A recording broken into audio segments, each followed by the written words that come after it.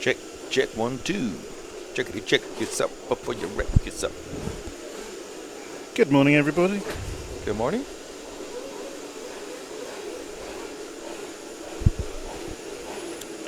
We're about to start qualifying round 4. Fabulous. Good morning. Welcome to the second day of the 1-5 on-road European Championships here in Lostalo, Switzerland. We're greeted by another beautiful sunny morning. There's a little bit more clouds in the sky today. You can hear the Formula 1 cars warming up in the background. We are starting round number 4 of qualification. It's the last round. So it's these guys' last chance to try to get their best run in. Long day yesterday. Some 11 hours or 10 and a half hours of broadcasting. Quite a bit less today. Morning, Brandon. Nice to see you. Morning, Mac now. I can actually see what you guys are saying today as the Formula 1 cars start their warm-up. So I can chat to you a little bit more. We didn't have any rain overnight, so the forecast I looked at yesterday was completely rubbish, so completely disregard that. And there is a few white, fluffy clouds in the sky, but we're not predicted for any rain today. As I say, looking over that way, there's some fairly dark clouds up that way, Paul. Up the pass. We have started warm-up for the Formula 1 cars. And this is the top heat of Formula 1 cars. So it's heat 2 of 2. Thank you, Ella. Yes, weather is looking good so far. We've got finals to do later today. Lower finals. Bonjour, Chris. I can see the chat screen now. Yes, Brandon. It was kind of on the other side of the table. When we got here, was today, Friday. When we got here Wednesday to set up, it was a marathon setup. And we just sort of chucked everything on the table here. And normally we sit behind the table and sort of look at the racing. But if we sat behind the table here, you wouldn't see any of the track. So Paul's got his back to the racetrack, and I sit facing the racetrack on my lovely beer crates and sort of flip back and forth between the chat room. I can look and see what's live, then I look up to my right and I can see live timing. And then of course looking around out on the track, I've got a great view. Do have to stand up and move around a bit to see it all. It's a big track. I mean, we probably could have done better setting it up. But after our marathon setup on Friday, when we got everything working, we didn't want to move anything. So never mind. It is what it is. Okay. I'm just listening to see what's going on. People are shouting. We start with heat number 2 of the Formula 1 cars. There's only 2. I don't know what the referee was shouting at. Maybe someone shouldn't have been on the track, but I don't see anyone coming down the pit lane, so I don't know. 30 seconds to the start of timing. The track today, Brandon, is looking good. Good morning, Carlos. We did a bit of a track walk earlier, and we got some good camera shots of how much marbles there are. And I literally got down on my hands and knees, and I peeled a small chunk of rubber off the curbs. And it was definitely sticky underfoot. Okay, we do have one car that's come in the pits. He's gone out in the wrong heat. Oh dear. Timing has started for the final run for the heat 2 of Formula 1 cars. And then after this we have heat 1. Then we go into the touring cars, and they are run in reverse order today. So it'll be heat 10 through to heat 1.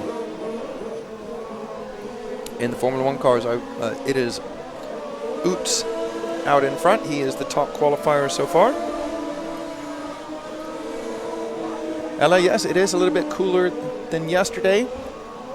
The sun has touched the track, but not long after the sun came over the mountain, we were having some clouds. And when I just spoke to you just a few minutes ago, there was almost no clouds, but I'm looking up the pass now, and have a look up that way, Paul. There's definitely some clouds rolling down from the top of the mountains. There is. I'm looking, yeah. up there now at the valley, and there is no sunshine at all. First time since we've been here, as far as I can remember. Exactly. Well, apart from when we were here at 7:30 this morning, and the sun was behind the mountain. Actually, there is a lot of cloud coming in over there. There is indeed. Right. Please show Andreas Blum. Let's see what number he is, and we'll get Harry to follow him. Car number 7, please, Harry. And I'm not even going to try to find the car quicker than Harry, because he's like eagle-eyed cameraman. He's got it. Coming up the straight. Exactly. Into the corner one. It's pointless me even trying.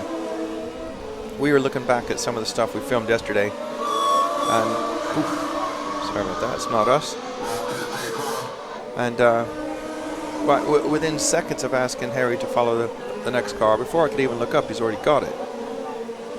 So he's doing a great job out there. 8.5 minutes to go.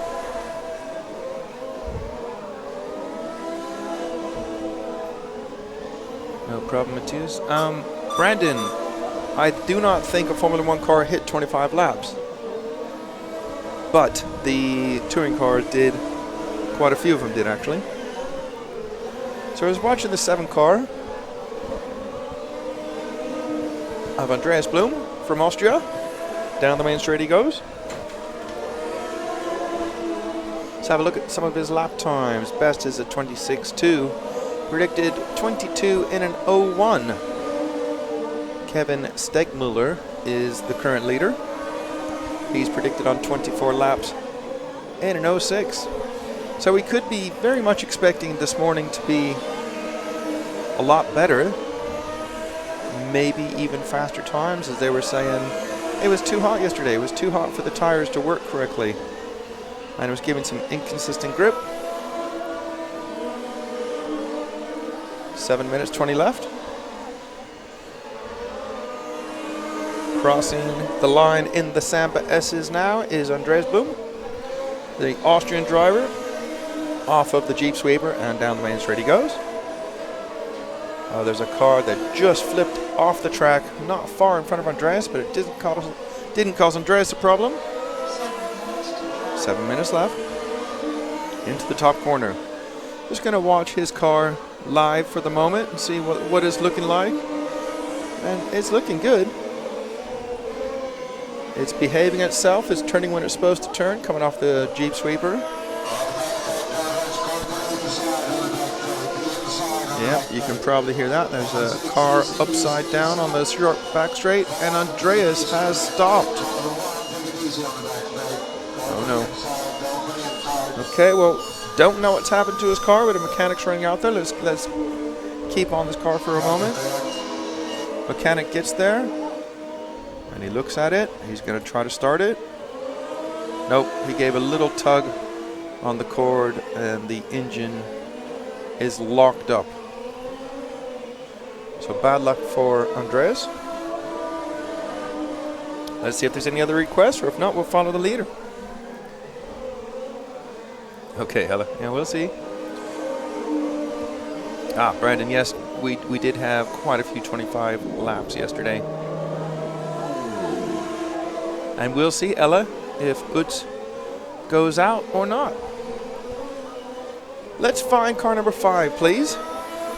That's Kevin Stegmuller, the Swiss driver, looking at doing 23 in a 0. In fact, as I say that, he's just clicked on the 24 laps. So he should be coming onto the main straight now. Indeed he is.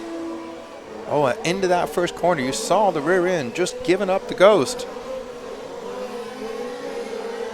Tire choice will be important here. As we were talking about yesterday, it's not just about getting your car to work, it's also driving it to the conditions. And I'm not making this stuff up, and I didn't figure it out myself either. I went and asked people. 5 minutes left. At the end of the main straight. Best lap for Kevin, 25.6. Last time around, 25.9.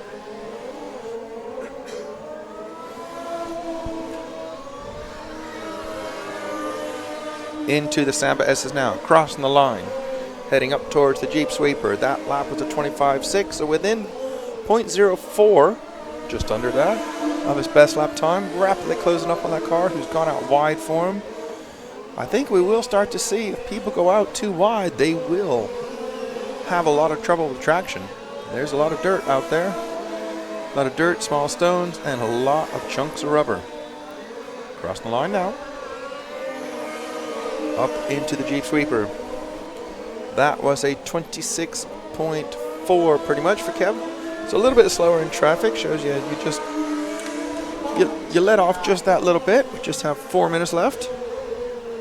Onto the top straight now. A little bit wide in that corner. Crossing the line now, coming out of these Samba S's, and that was a 25.8, so that's a good lap for him. He's looking to do a 24 in a 23. Silvo running second. Urs, Tony, and Reinhard Marone. That's your top 5. You missed that, Dave, but unfortunately the car that we're following had a really big flip as they went into the start, or as he went into the start of the main straight, but recovered it.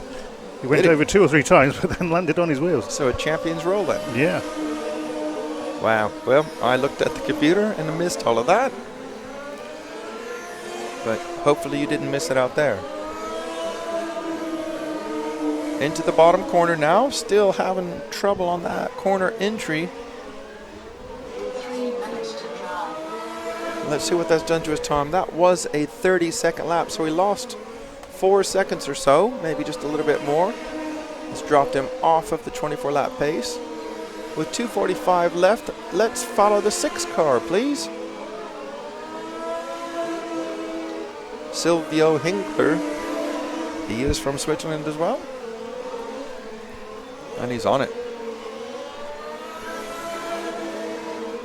Onto the Jeep Sweeper. I actually have to stand back a bit because the sun is poking through the clouds at the moment.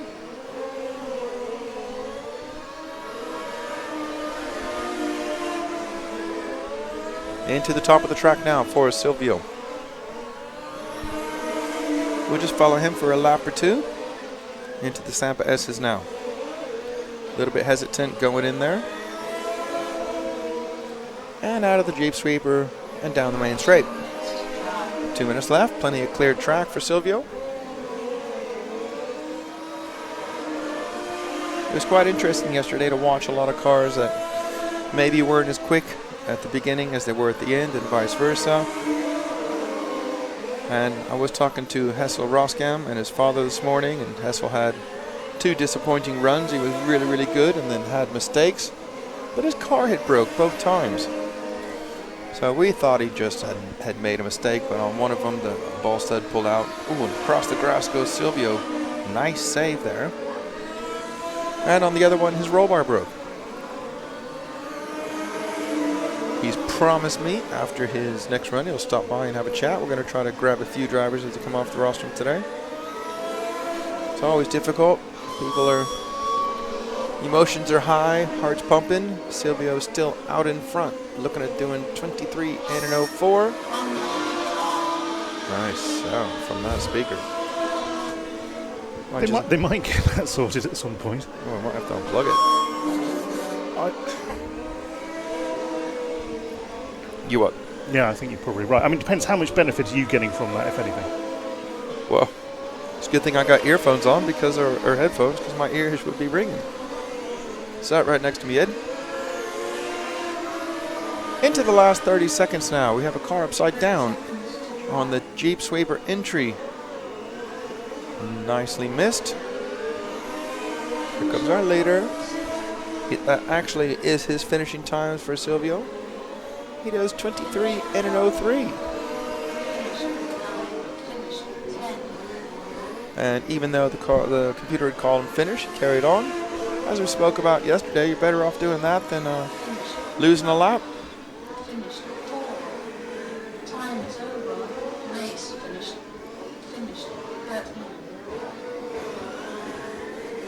And they're all bringing them into the pits now.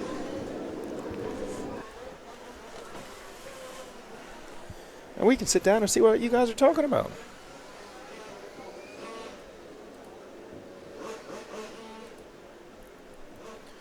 Look, Brandon, yes, sir. Number 5 seems like a seasoned driver. Andrew Marker, any good crashes tonight? Of course. Always good crashes. Carlos Ferro, lucky it has not rained. Yes, we are lucky. It's still some dark clouds out there. It is tinted glass, though, so it looks darker than it is. It is. But there's a lot of it. Can I check and see what happened to Andreas Bloom? That's a little bit tough because I don't know him. And it's a little bit tough to run away from my speaking duties and go try to find someone who I don't know who it is or where he is. If the opportunity comes up, I will absolutely do that. So you see the driver list up on the screen now. This is the second heat of Formula Ones, but it would be the first heat. Does that make sense? There was 2 heats of Formula One, and they went in reverse order, so the faster heat has just finished from seeding, and this is the slower heat from seeding.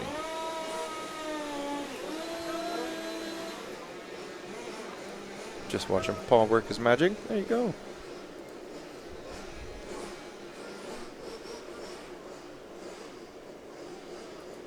So that's the best way we could figure it out. It says qualifying round 4, heat 1 of 2, because we just had 2 of 2. We don't have enough room in our little box to explain all that, so you're just going to have to trust us. And Brandon's asking, can we say hello to his wife, Shelby? Hello, Shelby. Thank you very much for watching. Nice to have you guys out there. And Mr. Savage, 35, back on the line. Can we follow Mark Grant? Well, why not? Hey, twist my neck and my back. It's car number 5, so if you could follow car number 5, please, Harry. When you get going, that's all right. Leave it on the wide shot, until timing starts, but we will follow car number 5 first.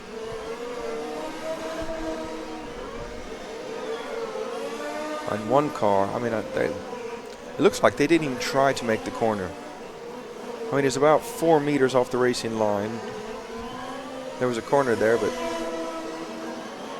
he didn't get anywhere near it. At least the mechanic ran out there.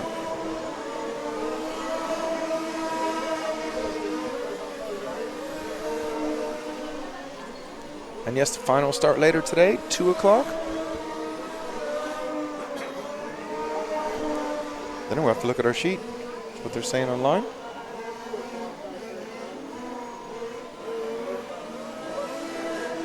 Yep, 2 o'clock. Excellent. We're down on the bottom.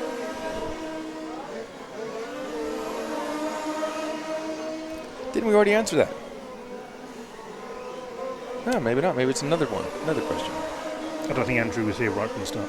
Okay. Yes, Andrew, we did break the 24 lap mark, but only in touring cars. Oh my goodness.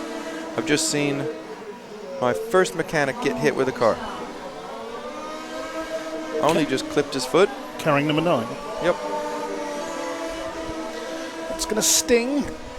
Yeah, I don't think it caught him that bad, but he did just run straight in front of a car, and it clipped his foot. Number 9 with 3 wagons on his wheel. Never a fast way to go. Mechanics running again. Now see, this is where it gets tough in my opinion. We're 30 seconds away from the start. And now yesterday and the previous couple of days, the weather was so hot. These guys were using harder and harder tires to try to do away with grip levels. Now we're on a cooler morning. If the tire is too hard, they're going to have no traction.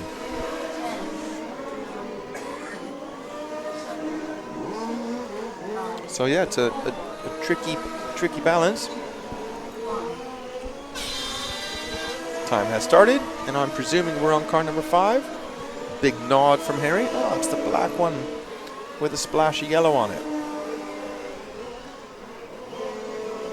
10 minutes, and this is the last heat of Formula One qualifying. Said that right. We'll give it a couple laps to settle down. You are watching the 5 car of Mark Grant. And I can't see what country he's from. Doesn't say. No, he doesn't. It's a bit odd, that. I think it's the only person in the entire field who doesn't have a country by his name. You're welcome, Andrew. Happy to help. And we are Central European time here. If you can't figure that out, Google Central European time and look and see what time it is here in Switzerland, and then relate that to where you're at. But once this Formula 1 heat is finished, we go straight into touring cars, and we start with heat number 10. So that's the fastest drivers in the touring class will be on the track. And Mark Grant doing quite well. Let's have a look. He is looking at doing 22 in an 03, running second in this heat. Quick lap of 27.0.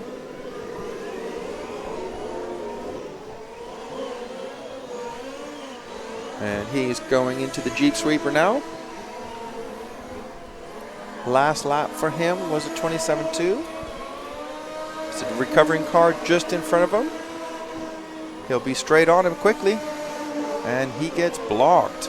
Really bad. That's bad driving. That's really, really bad. Oh, dear. Oh, and then he gets a warning. Oh, my God, that one's on fire. Well, they shot out some flames and a puff of smoke out the back. That was the one that the 5 car hit and then got a warning. I'm guessing the referee didn't see the fact that that car had completely blocked him. I wouldn't put any blame on the 5 car at all for that. 8 minutes left.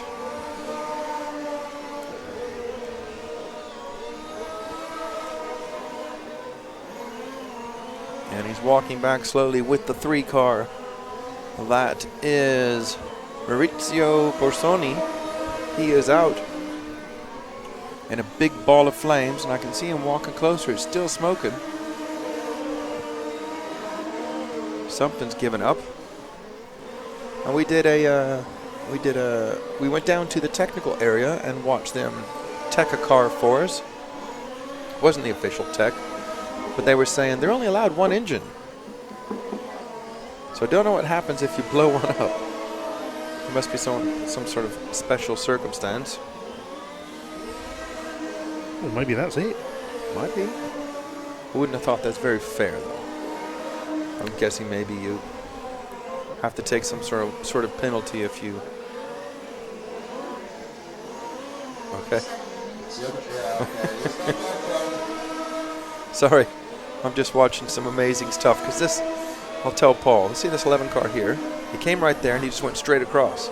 Okay. So he drove up the track and then cut across to come back around so he could go across the loop. Yeah, so I don't know what happens if they do blow an engine up. I suppose I'll try to find out maybe in the lunch break and let you guys know later. Ella's come up with an answer for you. Right. Yes, something like that, Ella. I expect that we're not going to... Well, they wouldn't let people not race for failed equipment, but there has to be some sort of penalty or else people would just blow their engines up on purpose or say they're blown up to put in a fresh one. 6 minutes and 10 seconds left. And our 5 car is in the pit, so Mark Grant has stopped. Let's pick up car number 10, please. Mario Data. Data?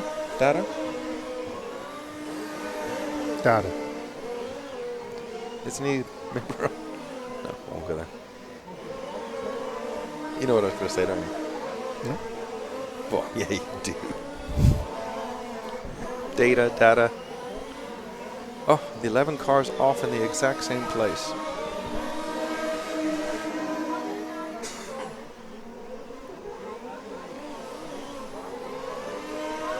Right, we are following the 10 car of Mario Data, we're going to call him, into the top corner. Now we've lost quite a few cars from this heat. Mario coming out of the Samba S's onto the Jeep Sweeper now, and down the main straight he goes. Halfway there, last lap was a 26-0 for Mario. Mario from Italy. Look at, there's a car in the fence over there, and there's a car in the grass there, and there's a car upside down there. These drivers are not enjoying this.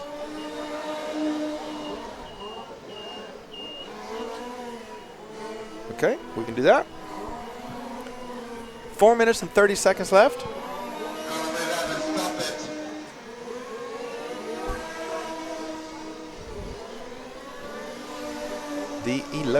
The 10 car of Mario Data out of the Samba S's now.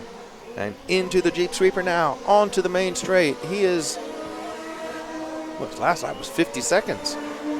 So he's dropped out of the lead, looking at doing 21 in a 29 now. Let's pick up the 1 car, please.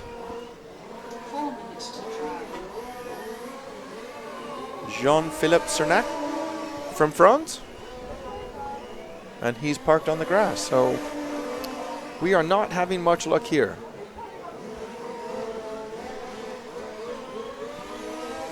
We'll follow him around for a little bit. He was the car in the lead. Have to get him around and cross the line and see what's happened.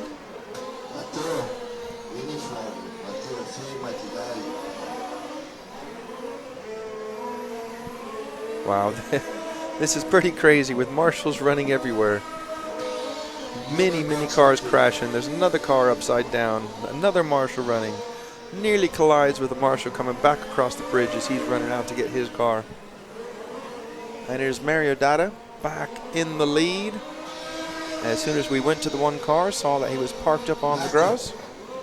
3 minutes left now.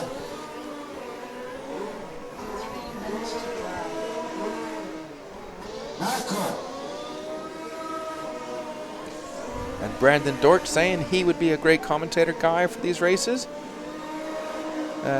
Could we give him a job? Well, apply to Nick Damon. He's the main man. Kevin saying, hey there, everyone on RCTV. Hello, Kevin. And as I look down further, we have just said, hi, Kevin. Fabulous. 2.5 minutes left. I didn't do that. Oh, you didn't? No. Oh, wonderful. See, I talk about it and it happens. Amazing. That can be our executive producer, Milton Keynes. Yeah, well, thank you for helping out there. I'm trying to keep on top of everything, but I'm going to throw my neck and back out if I keep twisting back and forth like this all day. Let's go back to the 10 car, please. Mario Data out in front. 1 minute and 55 seconds left. And I believe he's got him. As right on cue. He gets all squarely coming onto the main straight. I mean, if you've not raced this class, you know, these guys make it look easy. I don't think there's any form of class in RC racing that's easy. Into the Samba S's now, crossing the line.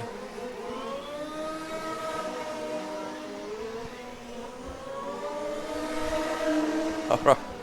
I wonder what's going on. I forgot that the timing screen I'm reading from is being controlled by the timekeeper. So I look over at Paul to say, what's going on? What am I doing? Yeah, what are you doing, Paul?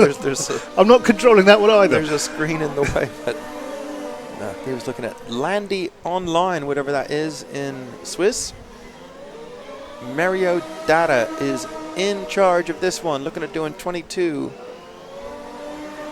in a 25, and no one else on a 22 lap pace. We're into our last 40 seconds now. We'll follow Mario Data till the end of this. Crossing the line now. Last time around was a 27, this time a 26.8. Improved on his predicted just a little bit.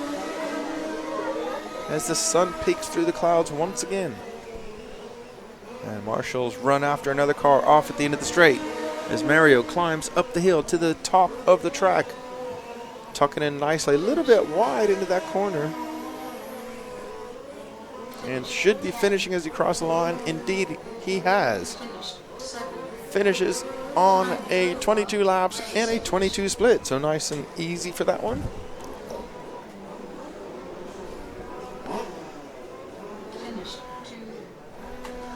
Let me get my phone and see what time it is for Harold. Harold asking what time is it over here. It is 26 minutes past 10. And yes, Avgas Stevie is asked. It says, "Wow, it's loose out of the groove." Indeed, it is. You'll have to watch our special later that shows a close-up of how much junk and dirt and marbles there is offline. Then a bit of filming earlier. Stephen Gordon says, "How's the weather? Any rain?" Weather's good at the moment, Stefan. No rain yet, and the clouds that were building earlier certainly have dissipated quite a bit. It's still looking darker up the pass than it is down here. I think, is it safe to say, Paul, we're near the bottom of this valley? I don't think it goes much further down, does it? I mean, No. It was such a long way to the top. Exactly. I mean, to get to the top of this, where our hotel is, it was just about above the tree line, is some 15 miles, I think.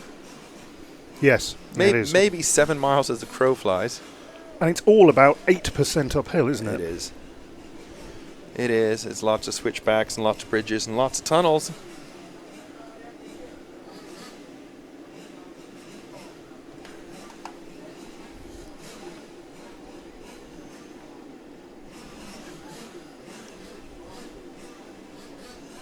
Up next we have heat number 10 of the touring car. So this is the fastest seeded heat. At the moment, the top qualifier is your number 1 car, Arnaldi.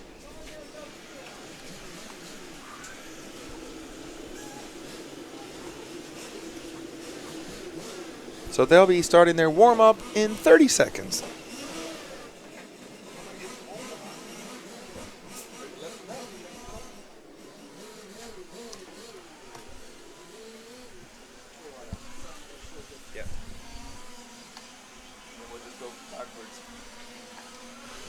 Well, it wasn't quite 30 seconds. I grabbed a mouthful of water.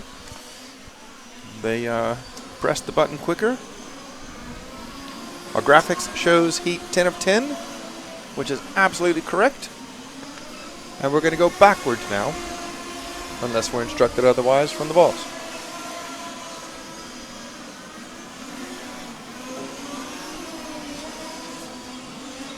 Three minutes of warm-up here.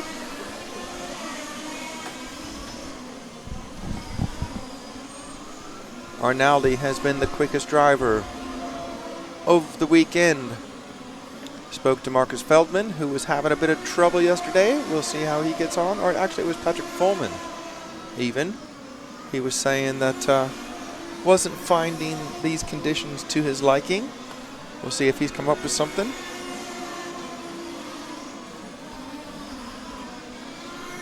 If you have any requests of who we should start with,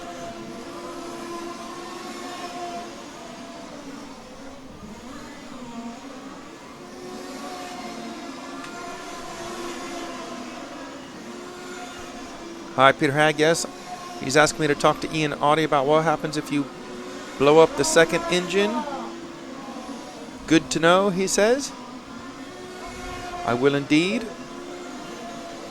Once we go to our lunch break, I'll walk down and talk to him and ask him about that. Coming up in our lunch break, we have three different small segments we did. One showing the track, one showing the pit area, and one showing technical inspection. And you'll be interested to hear what the chief technical officer had to say. Well, I won't give too much away, but yeah, it wasn't quite as strict as I was expecting it to be. Just to let the people in chat know that if you're getting a reply from RC Racing TV, you are in fact talking to Mr. Nick Damon. Nice to have Nick helping us out. He's very helpful. We'll just focus on these cars on the track, which timing starts in 30 seconds. And as I've not seen a request. Yeah, there was one. Oh, was there? Perfect. Okay, car 5, please. We can do that. Car 5 is Giovanni Fabrugier. He is, let me have a look. He is from Belgium. So car 5, please, Harry.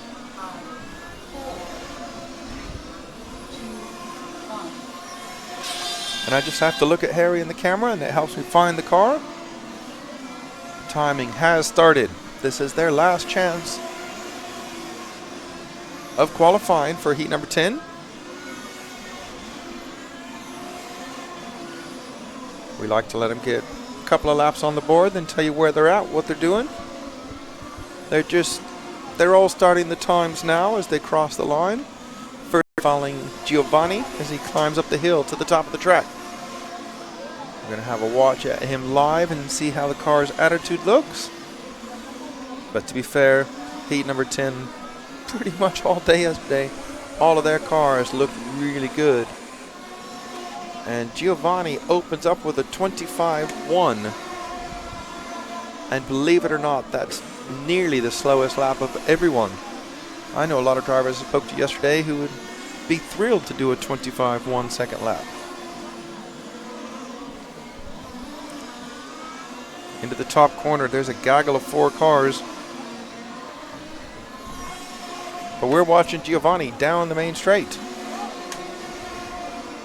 Into the infield now, hanging a right, climbing up the hill. Quite interesting. I was talking to Ernesto, the track owner, told me that this track was built in 1999. But he started racing, started a club in 1971. 8 minutes and 40 seconds left. Giovanni now predicted doing 25 and a 22. So a couple of seconds inside of the 25 lap mark.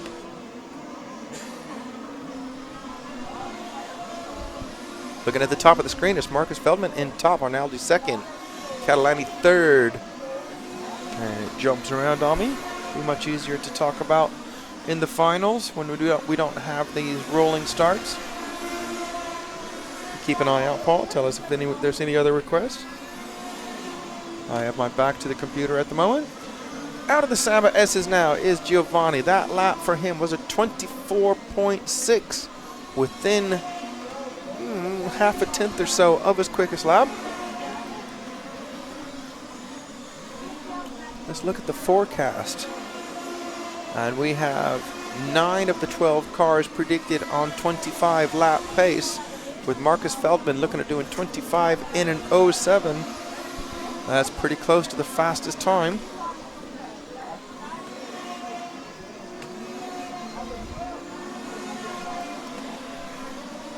Seven minutes, 25 seconds left. Giovanni enjoying some clear track. Into the Samba S's now. Crossing the line. That lap for Giovanni was a 24.9. So again, another 24-second lap. Down the main straight he goes. Attitude of the car looking good. Turning when it's supposed to turn. Rear end behaving itself. Climbing up the hill now. Into the top corner. Into the Samba S's now. And that was his fastest lap so far, 24.3. I was expecting to see a 23-second lap yesterday, and I lost my 20p bet with Paul, which I've not paid yet because I don't have 20p with me. 6 minutes and 35 seconds. I'll have to send it to you in the post. Crossing the line one more time is Giovanni. I'm dropping you off at your house, aren't I, on the way back? Oh, yeah. I'll get some. I'll wait till then. Another 24.3 for Giovanni. And looking now, Arnaldi on top from, wait for it. No, in fact, Feldman still on top. He is 1 second clear of Arnaldi. Then it's Catalani, Vesely in there. Giovanni running 5th. Martin Lissau 6th. Eduardo Rapetti, Patrick Follman, Gianmarco Mattelli, Marco Grigic, Alice Bayer, and Cedric Prevost. 5:45 left. Let's follow Marcus Feldman, please, in the 3 car, as this will be the first time we've seen anyone apart from Arnaldi in the lead of this top heat.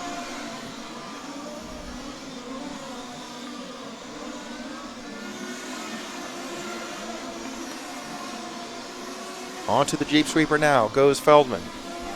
This is the German driver down the main straight. Has traffic in front of him. He is ahead of Arnaldi by 0.9 of a second as he's up at the top of the hill.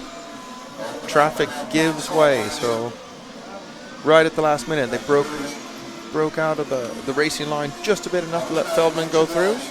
Onto the Jeep Sweeper now. Feldman down the main straight. 4 minutes and 45 seconds left. Last lap was a 24.1, and we've got a 24.038 from Arnaldi. So 0.038 off of a 23-second lap. In fact, I think that's a new lap record. It is indeed. That is an absolute lap record by Arnaldi. Of all time. Yeah, of all time.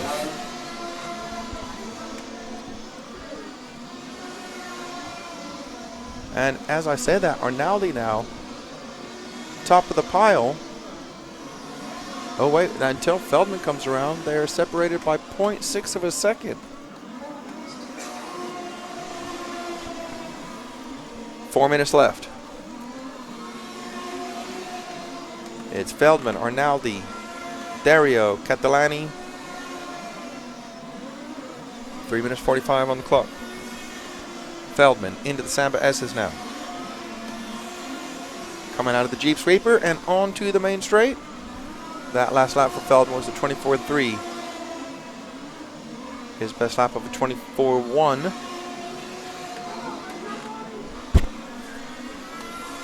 Into the top corner now.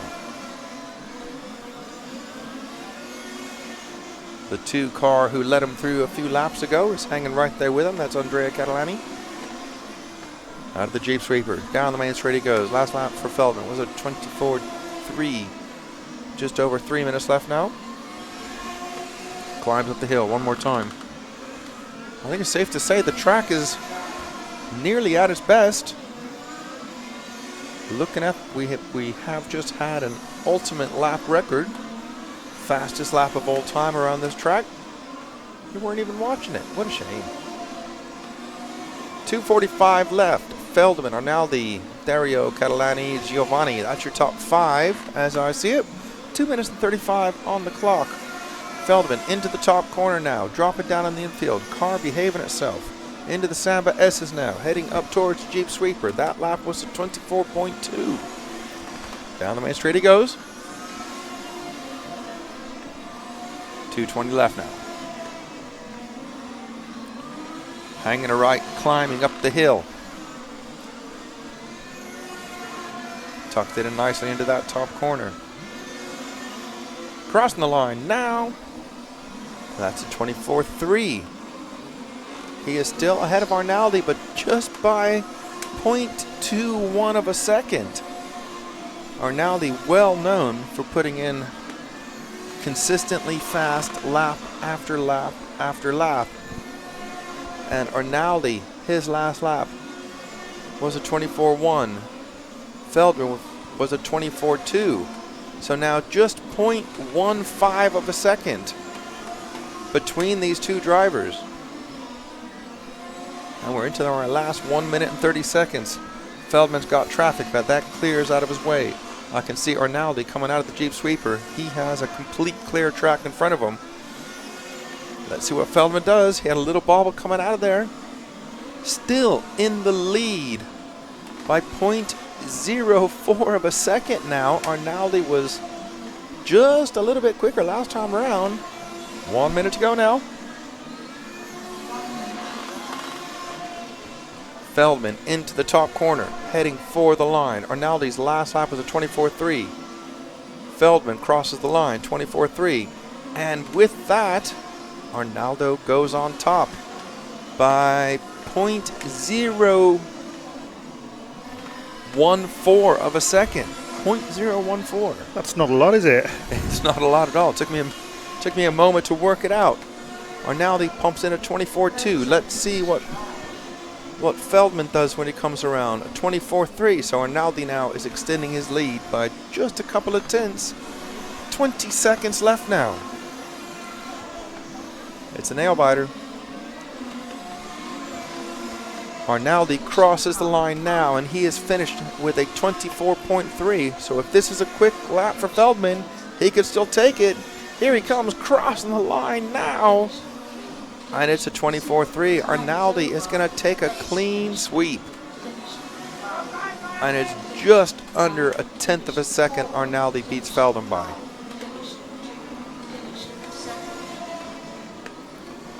So that was really, really close. So it's Arnaldi, Feldman, Vesely, Follman, Giovanni, Martelli, Martin Lissau, Ripetti, Marco Grigic, Cedric Privo, Andrea Catalani.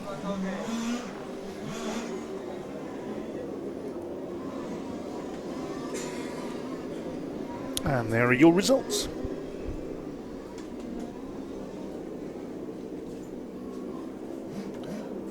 Of Heat 10. We have Heat 9 up next. I believe this is the heat that Hessel Roscom is in. I had to think about that for a moment. And he's promised he'll talk to me. Good. I was chatting to his dad this morning. He was telling me all the different bits and pieces he makes for these cars. He's quite the engineer. What sort of stuff then? Haven't got a clue. Okay. Shouldn't ask the question. Well,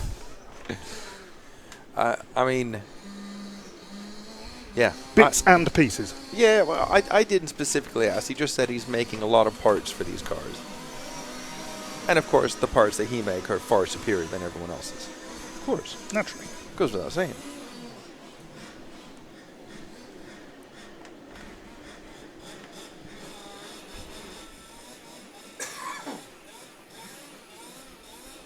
As I look down in the pit lane, I can see Hessel there at the front of the queue.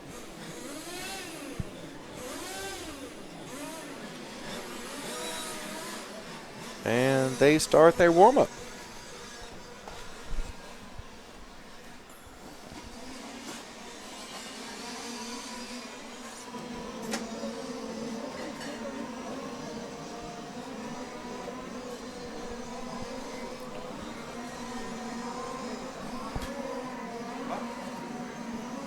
Yeah, apparently it's hot outside. Funny that sun does that. I wouldn't know. We have air conditioning in here. Of course I know. It's definitely warm.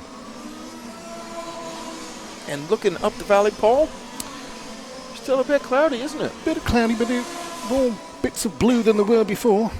There's sunshine on the mountain at the valley. There you go then. And down the valley as I look to my left. It's very clear down the valley.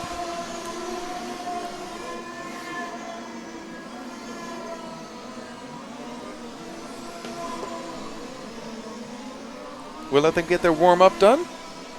And we'll have a look at what's going on.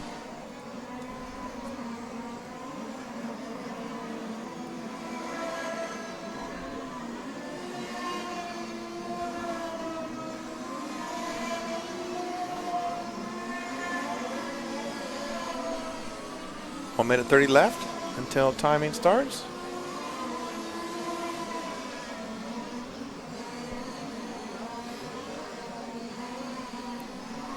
So after this one, Harry, we're going to come out and grab Hessel as he comes down off the rostrum. Just watching Hessel having a nice and steady on his warm-up. I don't know whether he's trying to find some clear track space or... Now he goes full blast down the main straight.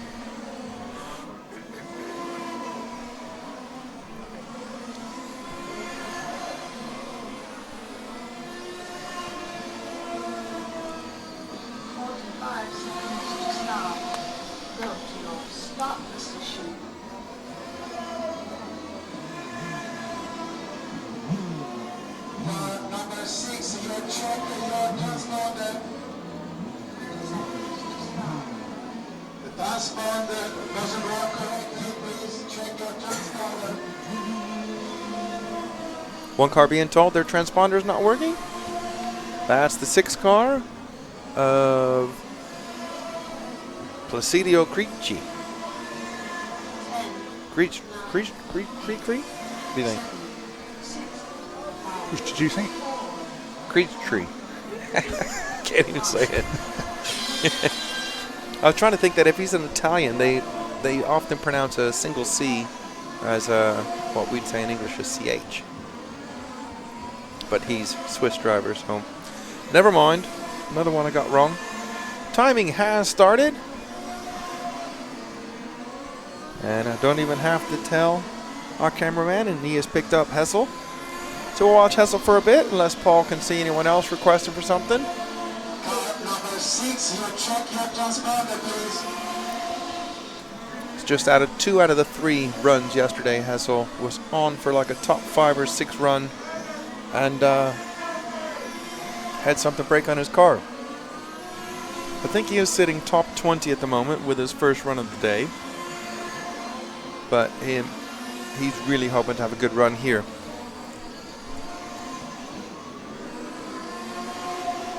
And the 6 car pulls on the pits to see what's wrong. And we're waiting for 2 laps on the board for most of the drivers. And Solon, the French driver, out in front at the moment.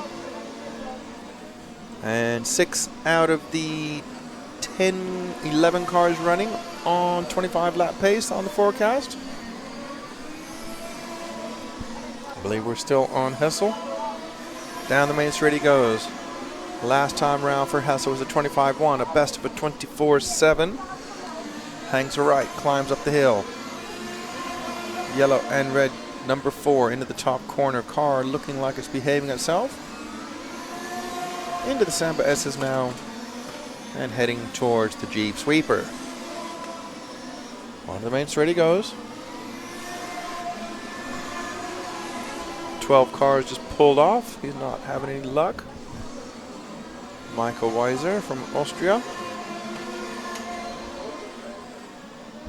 It's Mazzio out front. Now, I can't tell you anymore. Computers change. I can tell you, though, that Hessel's last lap was a 25-2. Down the main straight he goes.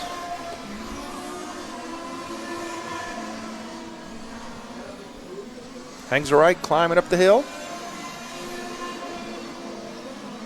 Hessel predicted 24 in an 02. Indeed, yeah.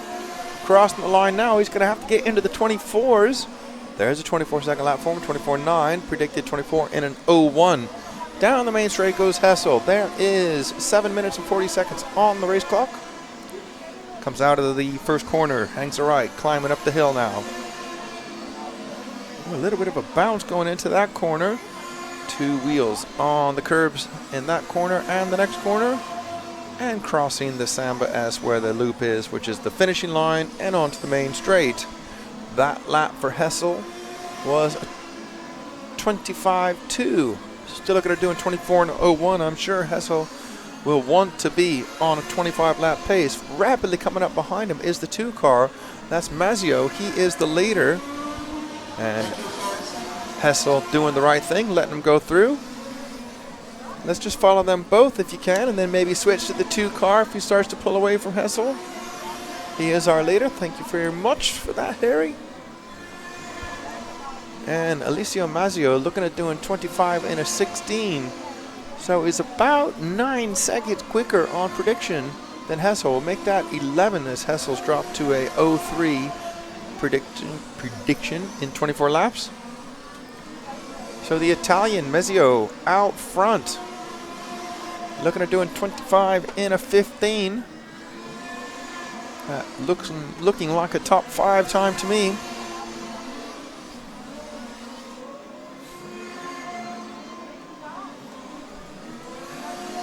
Crossing the line now. Mazzio 24.6 with the best lap of a 24.4. Looking at doing 25 in a 15. 6 minutes on the clock. Down the main straight goes the number 2 car.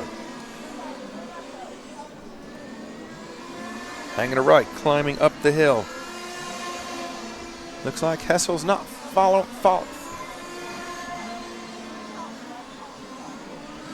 Hessel's not falling too far behind. Let me get it straight in my mind. On to the Jeep Sweeper. Messio. The last time round does a 24.8. He is about 1.6 clear of Mathieu Briere from France. Into the top corner. Hanging a right now and a left through the Samba S, crossing the line. Does that in a 24.6. Out of the Jeep Sweeper now. 5:15 on the clock.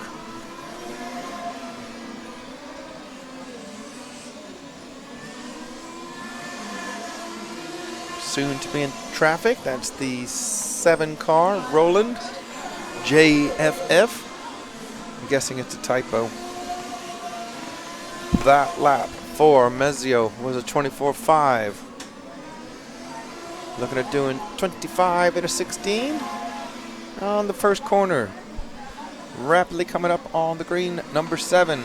Climbing up the hill into the top corner. 7 car does not concede, definitely costing our leader a bit of time there. Finally gives up. Lets him go through at 24.7. Still a 24.7 lap time for Mezio.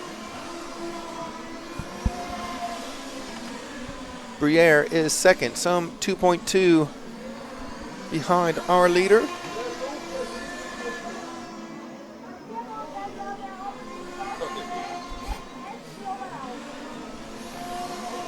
Four minutes left now. 4 minutes to drive. Messio out front. Briere second. Hessel Roskam running third. Roland 4. Salon, as I say that, Marco from Germany jumps up to the 4th spot. 3:45 on the race clock.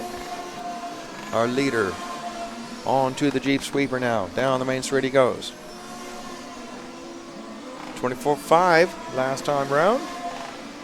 Back on a 25 and a 15 split prediction. Into the top corner. And over the line one more time. 24.4, so nearly matching his quickest lap time.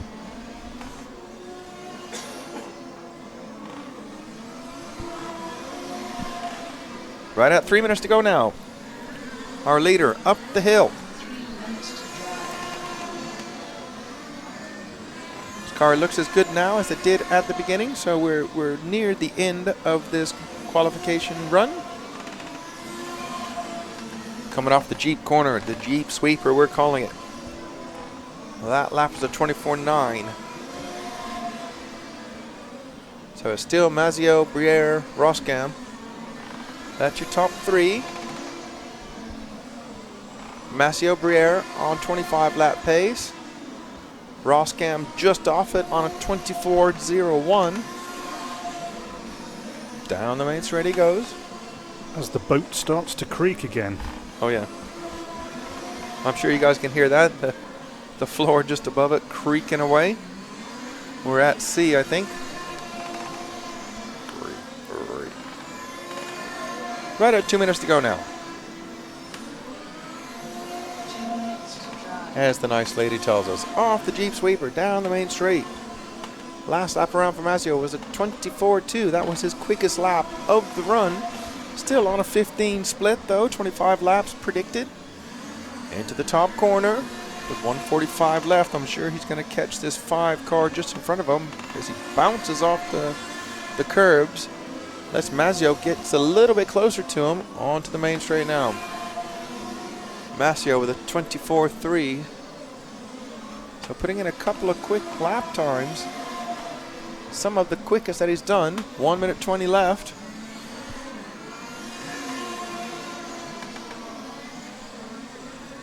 Out of the Samba S now. Nearly up with the 5 car. Hopefully the 5 car will concede. Absolutely. So I like to say, don't be a factor. Let the faster car go through. It's faster for both. Right at 1 minute to go now. There she goes.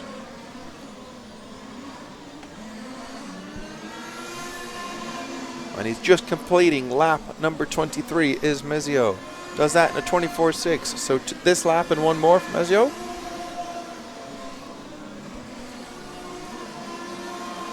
And we're looking down to see what's happened to Matthew Breer. Oh, there he is. He's still running second on 25 laps. Hessel Roskam 24.0. Let's follow Hessel, please, for the last couple of laps and see if he can get on to the 25 lap pace. Well, this will be a finish unless he does.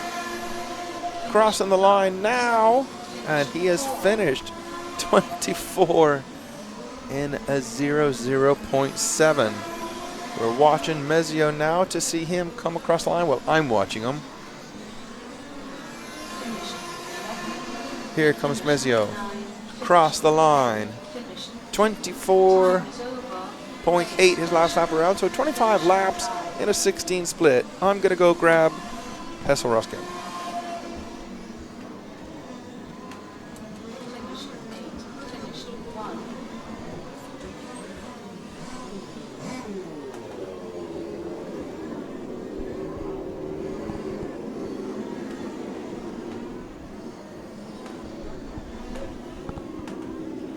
So let me know on the stream if we get to hear this, because as we've said before, I can't.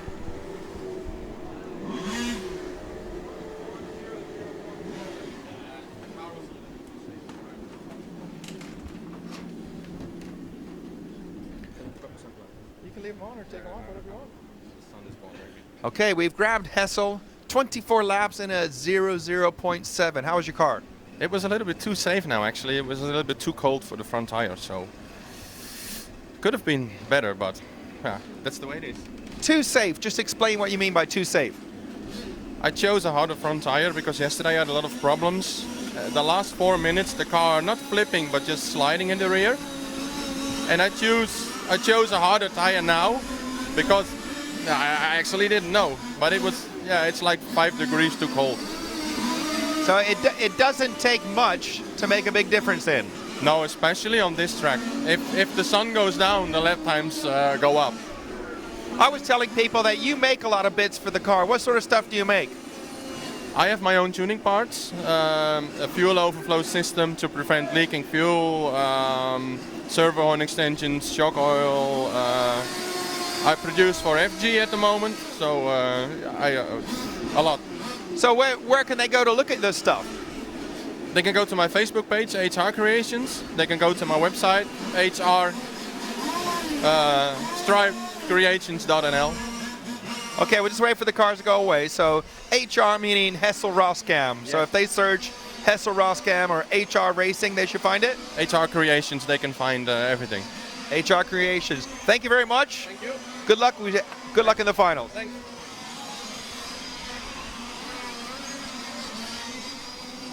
Well, that seemed to go well.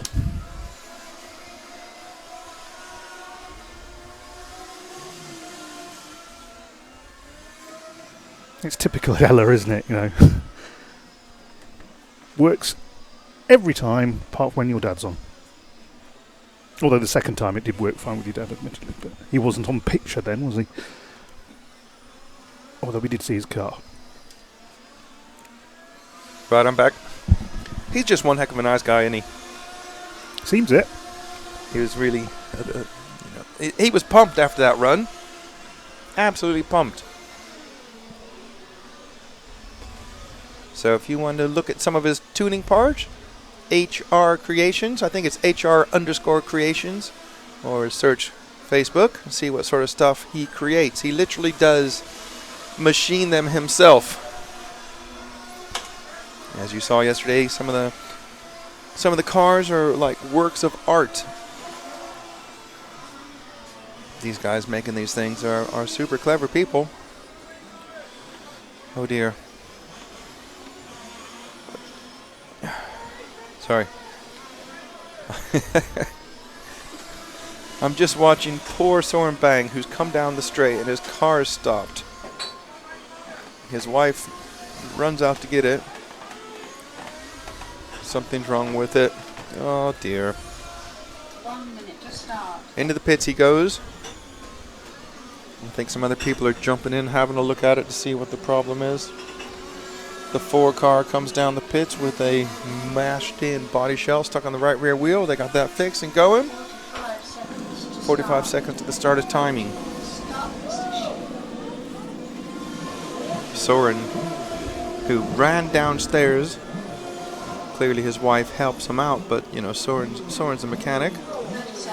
So 30 seconds to start, no problem. The car is running. Soren's back upstairs. She's holding on to the car. And then Soren, away he goes. That's good. We like to see everyone get their chance on the track. We don't want to see anyone break down on the warm-up lap. That's no fun. 10, 9, 8, 7. I've seen the locals have started early on the beer. Well, they're coming in and taking our beers. Yeah. How dare they? It's the second one already. How very dare they? It's only 11 o'clock in the morning. Well, I suppose it's close enough to afternoon to have a beer. I'm sure it's noon somewhere in the world. I think in Finland it's already. But further east it will be. Like Finland.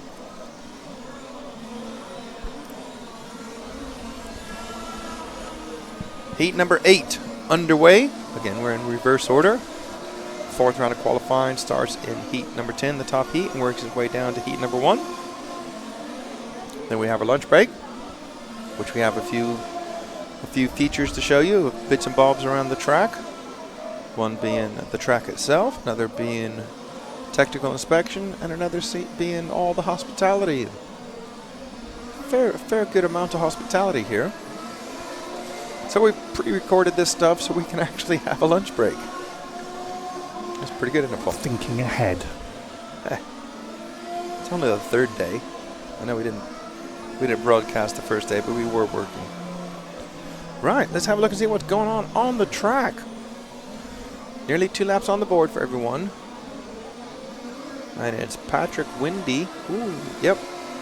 The number 8 car, please.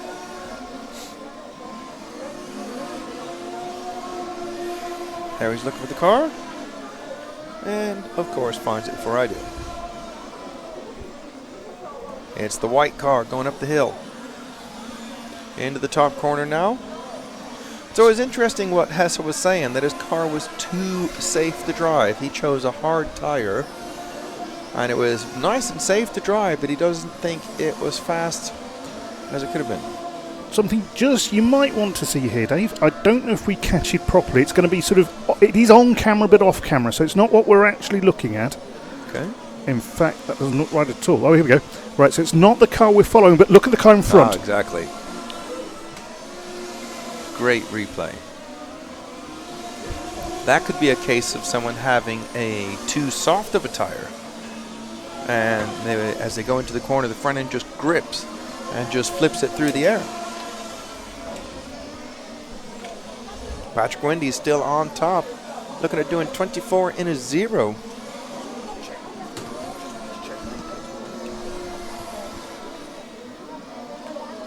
That's the time that Hesse Roskam just did, who we spoke to, very kindly popping in and seeing us as is on his way off the rostrum. 4 car in the pits. So that's Marius Hetland from Norway. Bad luck for him. Looking at the timing screen, it is now Ambrizio Vinder on top. We've got to wait for him to all become on the 7th lap. So I expect Ambrizio to jump to the top any moment now of the timing screen, which I'm watching. No, he drops to 2nd now. So it's Patrick Windy back on top, followed up by Ambrizio Vinder, Soren Bang, and Rick Vanderbol, Gianmarco Razzi, and Francesco Passini. 7 minutes left. We are following the 8 car, Patrick Windy, the Austrian driver who is leading this. He is now on 25 lap pace. Into the top corner, has a bit of traffic in front of him. Traffic runs a bit wide, doesn't concede. Referee's not saying anything. That made Patrick have a bad 2 corners. Down the main straight they go now. Into the first corner, 6:25 on the clock. And you can see that as Patrick had a compromised corner entry as he went into the Samba S's. That screwed up a whole lap. Referee is finally asking car number 5 to move out the way, which he's not done yet. Car number 5 is Rick Vanderbol from the Netherlands. And again, car 5 has pulled a bit of a gap. I was looking at the computer, so I didn't see what happened. Our leader to the top of the track. Into the top corner now. Heading for the Samba S's. Better entry and exit out of the Samba S's now. On to the Jeep Sweeper. Down the main straight they go. 5:35 on the race clock. Patrick Windy still in the lead. Gianmarco Razzi second. Francesco Passini third. As I say that, Soren Bang up to second now. Also on 25 lap pace. Everyone else on 24 lap apart from 2 near the bottom who are having a little bit of trouble. And you hear in the background the referee saying, next time the 8 car gets near you, you better open up and let him go through. 3 or 4 times now he's compromised, and that's just costing him time all over the track, because once you have a little mistake or your corner entry is hampered, it can take half, 3/4 of a lap to get back onto pace with that car. Momentum is everything in this class. Down the main straight they go. 4:45 on the clock. Nearly up with them now. Now it's always well and good for the referees to tell the car to move, but if the guy doesn't speak very good English, he doesn't even know that he's being spoken to. And he's not running a bad pace as the 5 car. It's just the 8 car is that little bit quicker. 5 up on 2 wheels, 8 through, job done. Now the 5 can see if he can follow him closely. 4:20 on the race clock. Let's get them all on the same laps. Waiting for last couple of cars to tick through to 14 laps. So it is Ambrosio Vinder out front now from Soren Bang, Patrick Windy, Gianmarco Razzi, Sven Muller, Francesco Passini. Let's follow Soren Bang, please. He is the 3 car, blue and white car. I know that because I know him. Heading for the Samba S's now is Soren Bang, this Danish driver. Him and his wife and kids here for a bit of a holiday / vacation. 3 minutes 35 seconds. Soren looking at doing 24 and an 04, so he was on 25 lap pace just a few laps ago, now dropping off of the 25 lap pace. Commentators curse and all that sort of thing. 3 minutes and 20 on the race clock. Soren into the Jeep Sweeper now. Down the main straight. Let's see what his last lap time was. 24.8, so he's back on 25 lap pace. 3 minutes and 10 seconds to go. I mean, that is everyone's goal. It's 25 laps. If you're on 25 lap pace, you don't need to race any finals today. You're straight into tomorrow. This will be the last run of the day. Off of the Jeep corner now. Down the main straight he goes. That lap for Soren, another 24.8. Still on 25 lap pace is Soren. 2:45 on the clock. Climbing up the hill is Soren. Maybe I'll try to grab him and see if he'll talk to us. If he has a good run, he might say yes. His English is very good. But I tried to get him yesterday, and yeah, he had done a runner. Down the main straight goes Soren. That gives me a chance to look at the computer. 25.0. So now he's on a 24.01. Just that one lap, 0.3 of a second slower. Sees him off of the 25 lap pace. Crossing the line now for Soren. 24.9. Now he's predicted 24 in a 0.0. Same split time as Hessel Roskam did. 2 minutes left. We're watching Soren into the first corner. Sweeps around there nicely. On the infield. Up the hill he goes. Rear end of the car came around just a little bit. Might have hooked on those curbs. Let's see if that cost him that 2 or 3 tenths of a second. A little bit squirrely on the rear end coming out of that corner. And that is a 25.2. Indeed drops him off at 25 lap pace. 1 minute 30 left. In order for Soren to be 25 laps, he needs 2 24 point something second laps. And he is crossing the line now. 24.8. That doesn't quite get him there. He is running second in the heat. Only Ambrosio ahead of him. Just over 1 minute left, 1:05. Soren is on lap number 23. So he needs this to be a good lap and his next lap to be very good. 24.9. Still looking at doing 24.01. It's looking unlikely at this stage. It could be Soren's in lap. He is on lap 23. So he needs this lap to be good and one more. I was 1 lap out of sync last time around. Hangs a right. And a left now. Crossing the line. 25.1. So this will be Soren's last lap. I can't see him making up that amount of time. Hangs a right. Up the hill he goes. I will go try to grab him, Paul. What do you think? Yeah, try. Can't hurt. Yeah. All you can say is no. And hanging a right into the Samba S's now. And Soren's finished 24 laps in an 01.2. Wish me luck.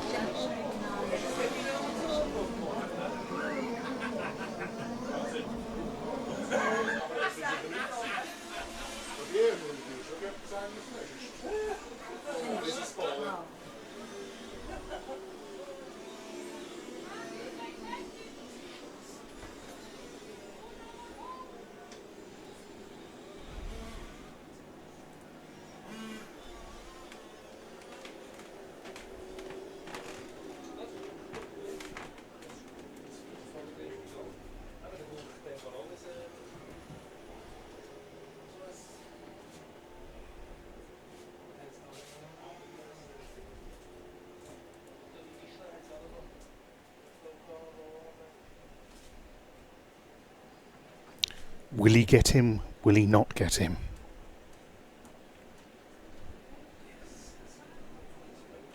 I think the answer is yes. Soren Bang, how was that run for you?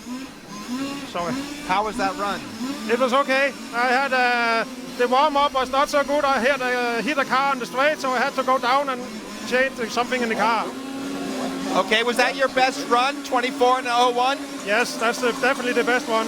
Well, that's got to be happy finishing off with the best run. Yes, because all 3 runs has been terrible for me. One mistake every time, so... So will you go straight to tomorrow now? Yes, I will. Congratulations. Thanks for talking to us.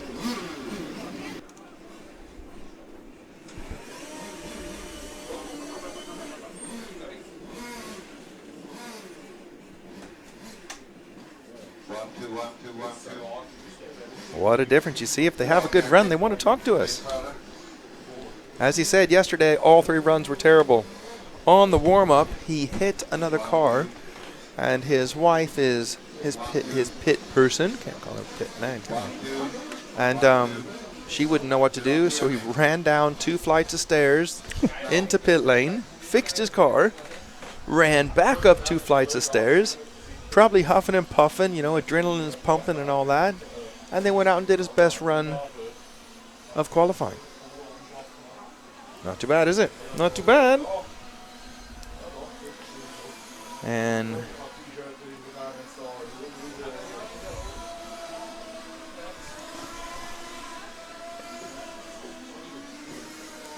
all right, yeah. Just reading what you guys are saying. Interesting to see you guys having a nice chat as you're out there watching. Hope you guys are enjoying it. Up next we have heat number 7. So we've already had 8, 9, and 10.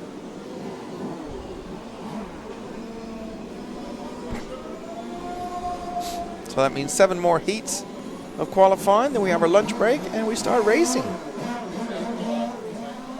Let's not forget the lap record was broken. Actually, I'm going to pop in and speak to the timekeeper and see if he knows that. I'll be right back.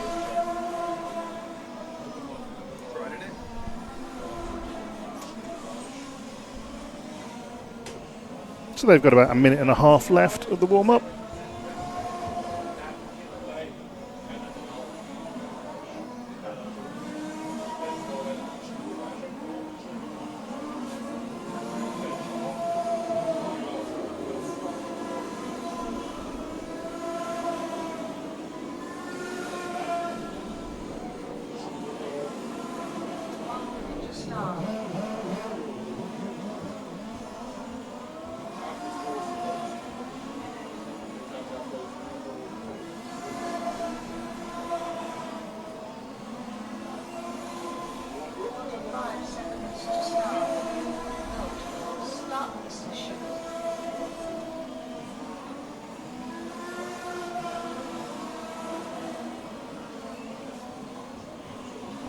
So I might just take this opportunity to thank our sponsors, Jeep and Samba, and those lovely people at EFRA for inviting us here.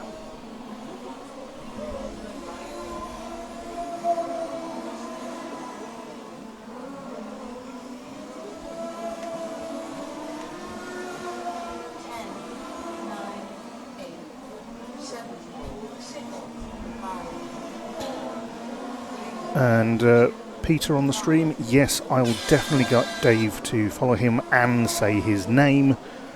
That I'm not going to try until Dave gets back, and then I'm still not going to try.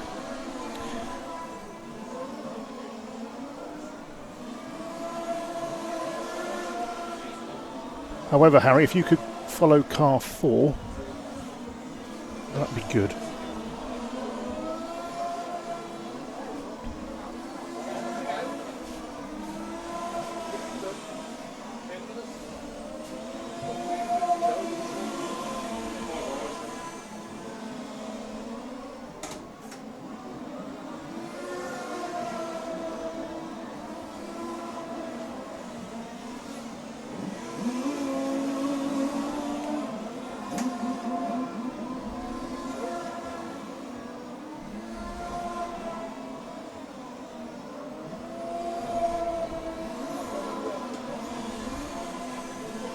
And Dave returns.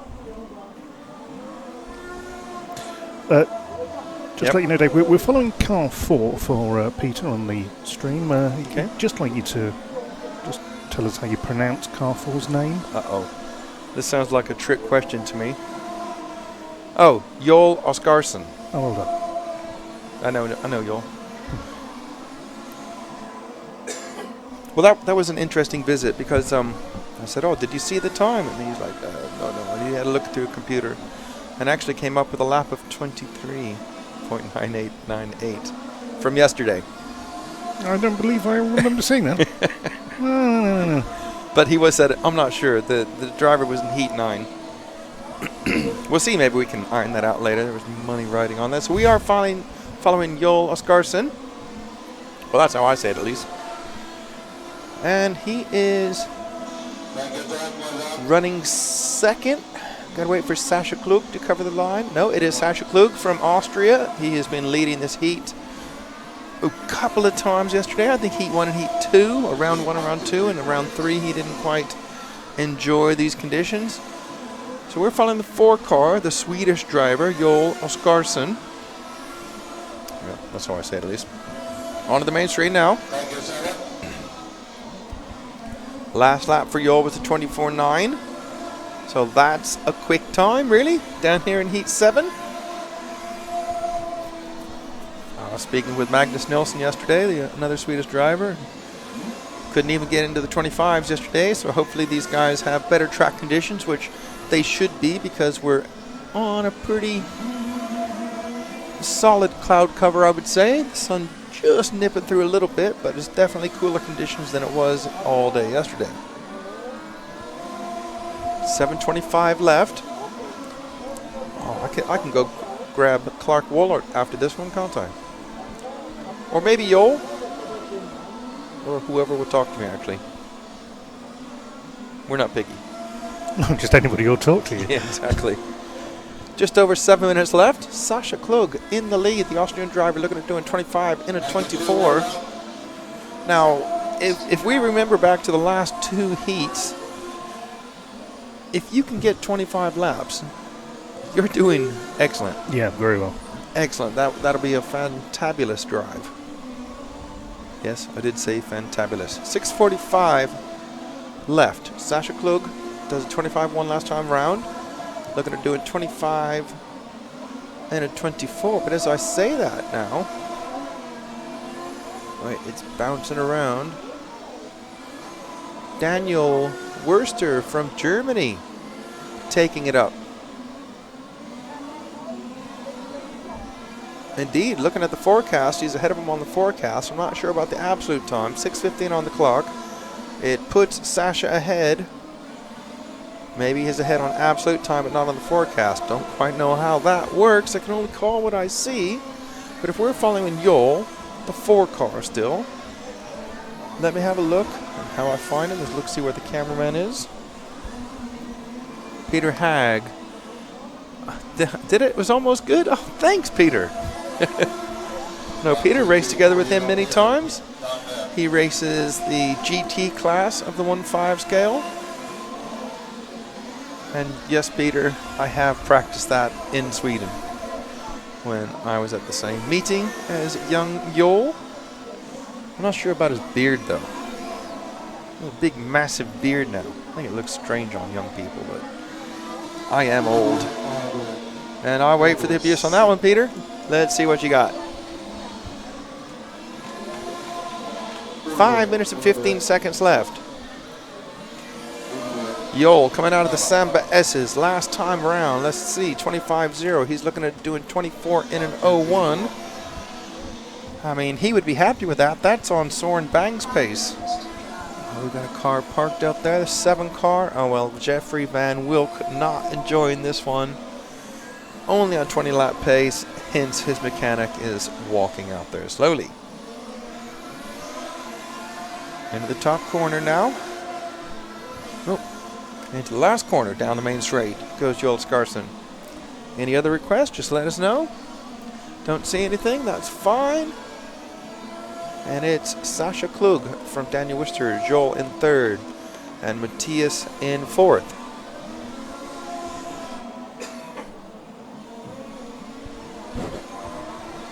.420 on the clock. Let's get everyone on the same lap.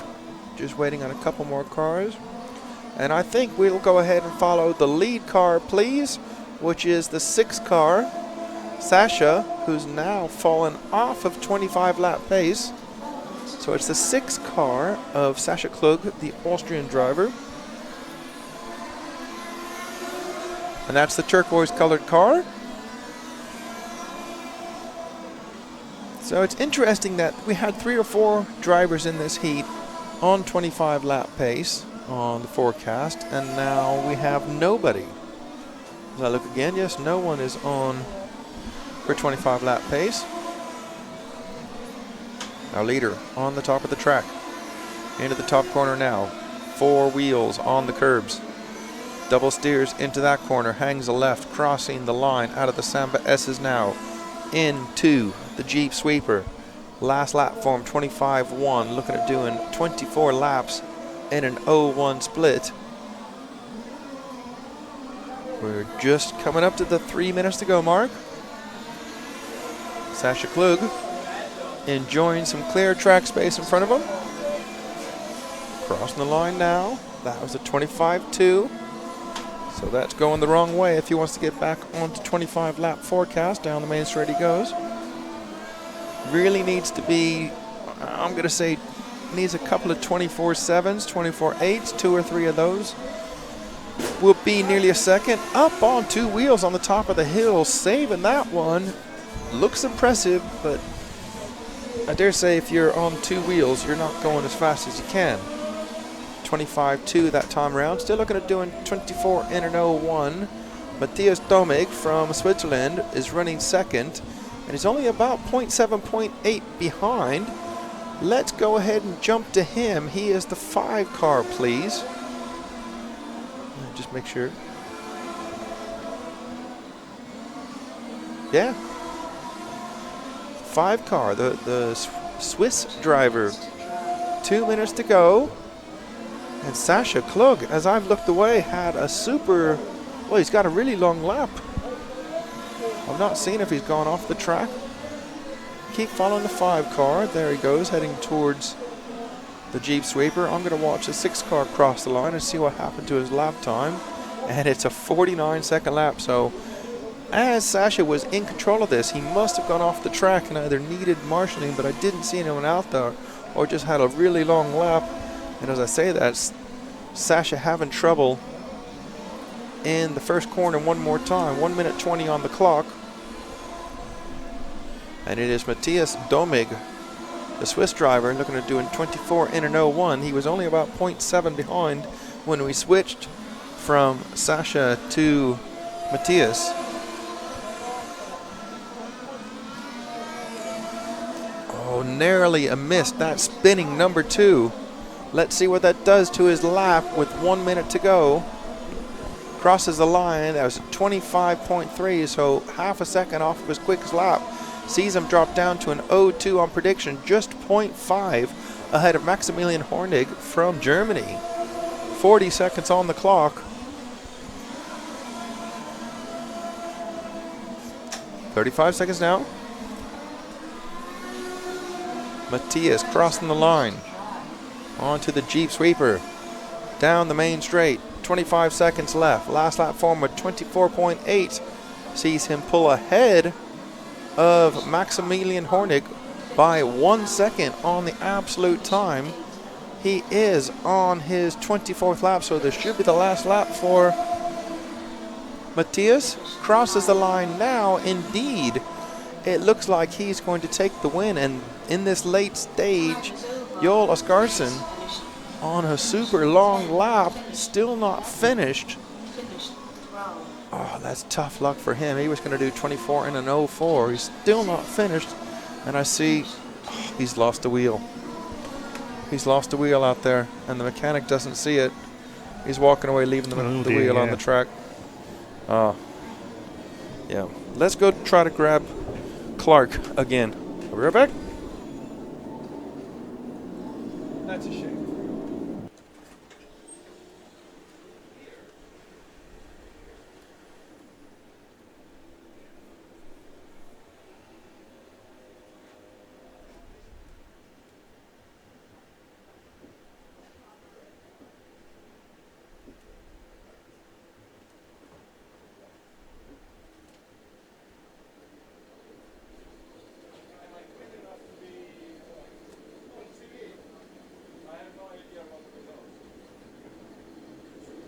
Clark's asking me if he was quick enough to be on TV. Of course you are, Clark. Okay, that's great.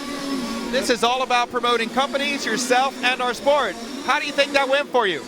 Well, it's a great opportunity to be here in the pits with 150 drivers and broadcast it on TV live. It's a great job you guys do, and I'm so happy you're there. Thank you. You're welcome. Why don't you give your company a plug? We're trying to get people out there to look at your website. Well, I didn't get that. The noise was... Tell us what your website is. Well, we have clark-s.de, and we promote our brands, Lightscale, Roadies, and Jobber on this website, and of course we are on Facebook. There you go. Have a look at what this guy does. Some amazing stuff. Thank you very much. Take care. Thank you.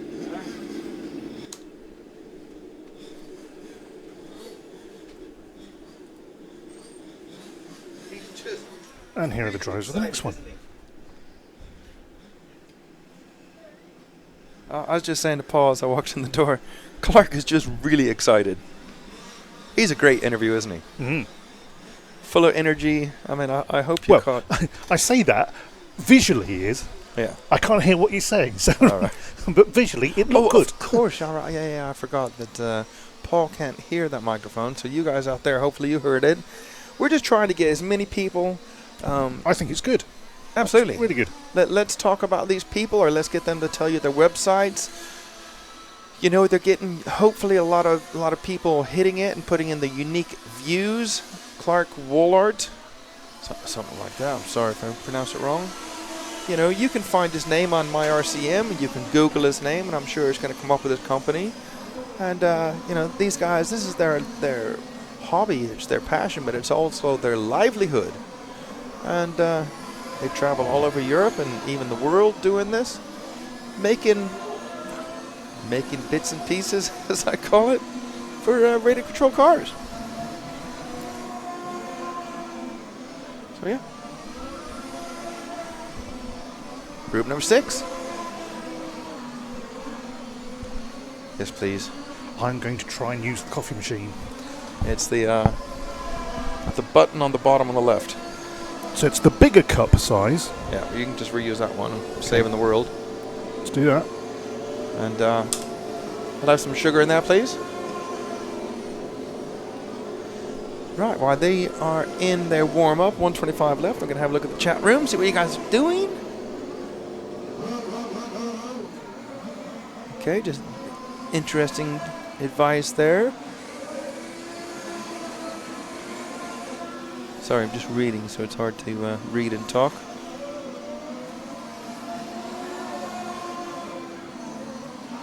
Yeah, some great advice being dished out on our chat room.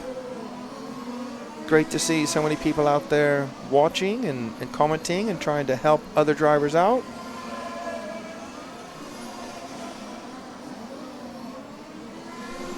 Fabulous. Fabulous stuff. 6 more heats of qualifying here today. And then we start our finals. We're going to have, as we did yesterday, I think it's about a 53-minute lunch break. I think we have about 25 minutes or so of features to show you. We'll just click those on while we go to lunch. We can have a civilized lunch today. Where yesterday we grabbed it and ran back over here to carry on, so we can go over there and actually sit down and eat our lunch. Which, this is our 3rd day here, and we've not done that once yet. So if anybody wants us to follow anyone, let us know. Car 11, Abigail Stevie saying car 11 also makes many parts for these cars. Do you mean car 11 in this heat? Michael Milky? M-I-E-A-L-K-E. Okay. Right, well, I'm going to turn around and watch the racing then.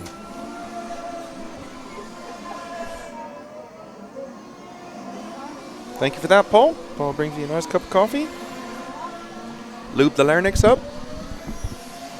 Still struggling a bit here with my throat. Feels like I'm been chewing on sandpaper, but it's fun anyways. Wouldn't want to be anywhere else right now. We got a 4 car going really slow. Maybe he was just letting other cars go past him, but he had already triggered the timing screen, so really nice of him to move out the way. Our early leader is the Norwegian driver, Havard Gulliksen. Gulliksen, yeah. Let's follow the 7 car, please, then. I see our mechanics running. Hopefully not for the car we just chose to follow. Indeed is not.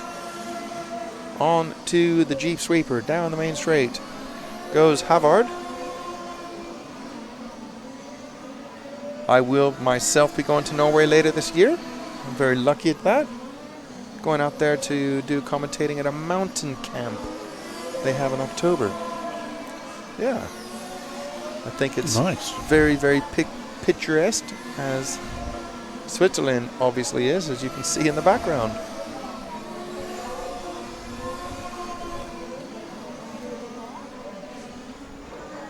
Okay. Velovshian is saying follow Emmanuel. Thinks she's the only female driver in this. Let's have a look and see what number she is. 4.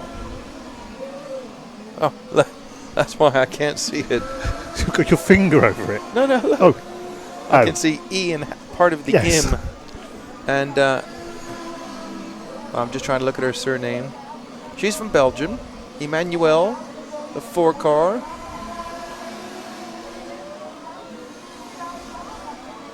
Van Housendonk. How's that? Yeah, pretty good. It took me like 30 seconds to process that. Never mind. It's the 4 car. That's the car I said was kindly moving out of the way of some drivers. Clearly Fabulous driving standards from Emmanuel. On the top of the track she goes, up on 2 wheels, into the top corner. Nice around that corner. A little bit wide there. Into the Samba S's, no trouble through there. Out in the marbles, and you can see, if you get out that far and try to put too much power on, you're going to be scrabbling for grip out there. Last lap for Emmanuel was a 27.5. It was her quickest lap of the run. Hangs her right up the hill. Now I'm sure she's going to move right out of the way as this driver. Well, she tried the best she could and just actually got caught a little bit out. I could see from here she was trying to move out the way of the 5 car. Didn't quite work out as good as she wanted, but no harm, no foul. Off she goes down the main straight. 6:45 on the race clock. Oh, geez, having trouble. Oh, it was the 5 car getting out of shape in front of her, I believe. And I'm looking at the background. Cars are just sliding off the track. The 5 cars off the track one more time.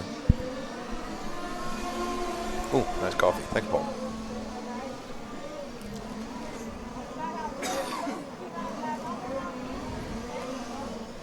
Let's look at Emmanuel's times. The 4 car.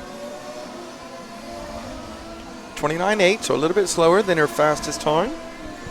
She's coming in. And she's coming in.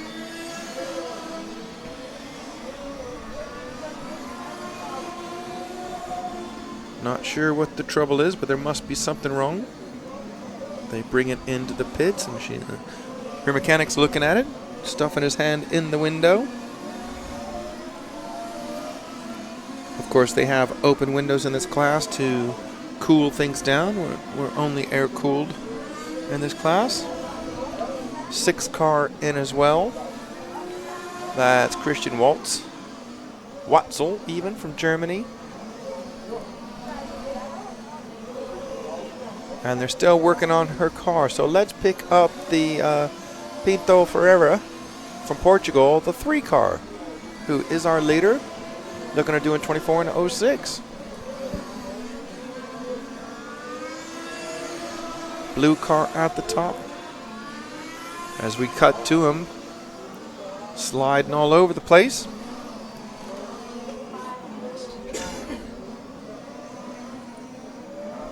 So 5 minutes to go in this. Thank you, Paul.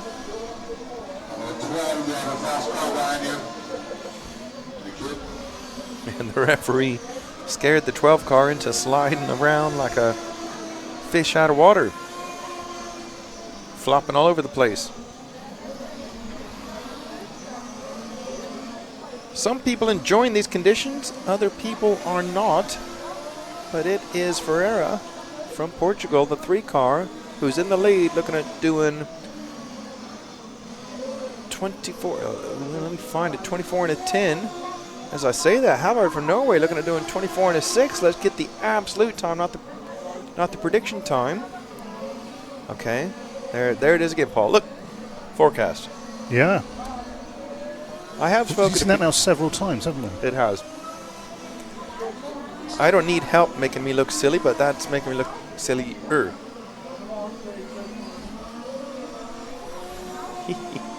3 minutes and 45 seconds on the clock. The Portuguese driver in charge of this one. As we have the sun popping out for the moment from behind a cloud. I wouldn't say it's heavy cloud cover, but there's quite a bit of clouds. But it's not solid, obviously, because the sun's coming through.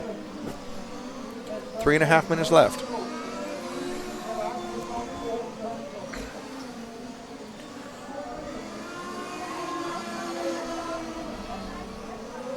Portuguese driver Pinto Ferreira still in the lead. At the end of the main straight, through the sweeper now. Hanging right up the hill to the top of the track. Up on 2 wheels. Nicely around that top corner. Again up on 2 wheels. Could have been partly caused by hitting the curbs on the inside. But I dare say he's got a lot of front end on that car, and the balance is just going away as he's struggling for a little bit of consistency now. Has a double take on that sweeper there. 2:40 on the race clock. As we say that, looking at doing 24 and an 06 still, so still in charge out there at the moment. heading for the line now, sliding into that. Look at him bouncing through the hole. That car has a lot of steering and not enough rear grip from what I would guess. Down the main straight, 220 on the race clock.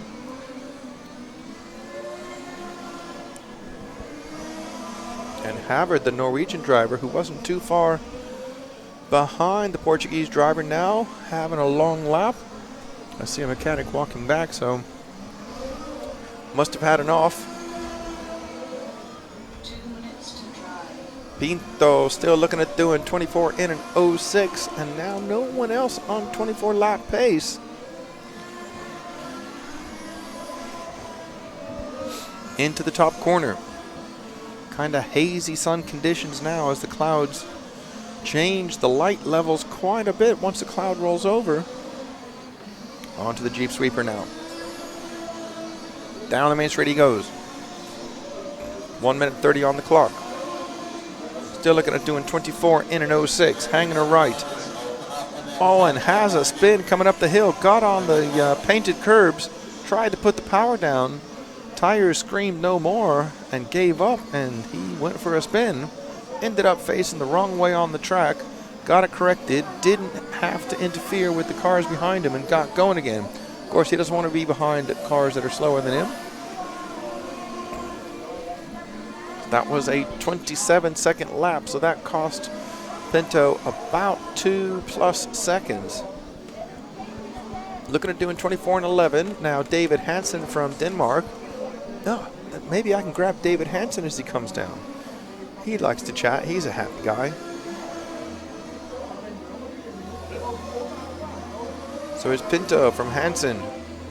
Jarrett Williams in third. Ramon Schmidt and Tobias Brandelhuber from Germany in fifth. 30 seconds left, so finishing time's coming up. Pinto starting his last lap now.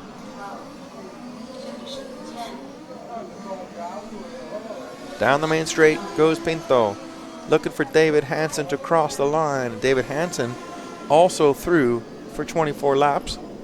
So 2 drivers in this heat doing 24 lappers. Pinto now gonna cross the line for a 24 in an 08. If you pick up the red and white car on the top of the track now, that's David Hansen, the only other driver to get 24 laps. Coming around, crossing the line, 24 and a 20. I'm going to go try to grab David.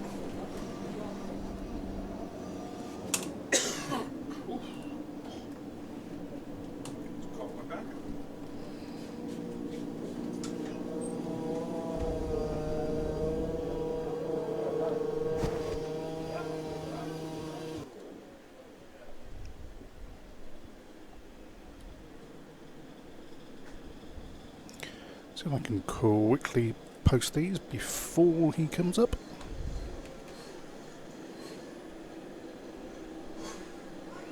Rip it off, I love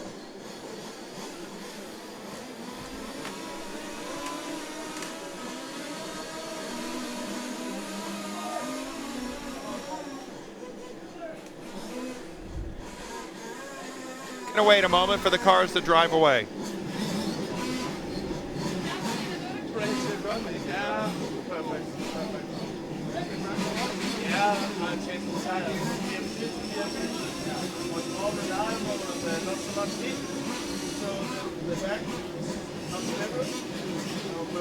I was so after yesterday because I'm not used to be 90. I'll get him to say that as soon as these cars drive away. Here we go. Okay, so we caught just the end of David Hansen's run. Tell us about your run. What did you do different? The only thing I had to do was change my tires from PMT to GRP, and it was so amazing from yesterday to today. For today, it was brilliant. So that was your best runs in qualifying? Yeah. Where were you yesterday? Oh, I was 90. And where do you think that's going to put you? In the middle, I hope, 50 or so. So maybe straight in tomorrow? I hope so. Okay. That's the plan. Perfect. Thank you very much. Thank you, David. Congratulations. Thank you. See you.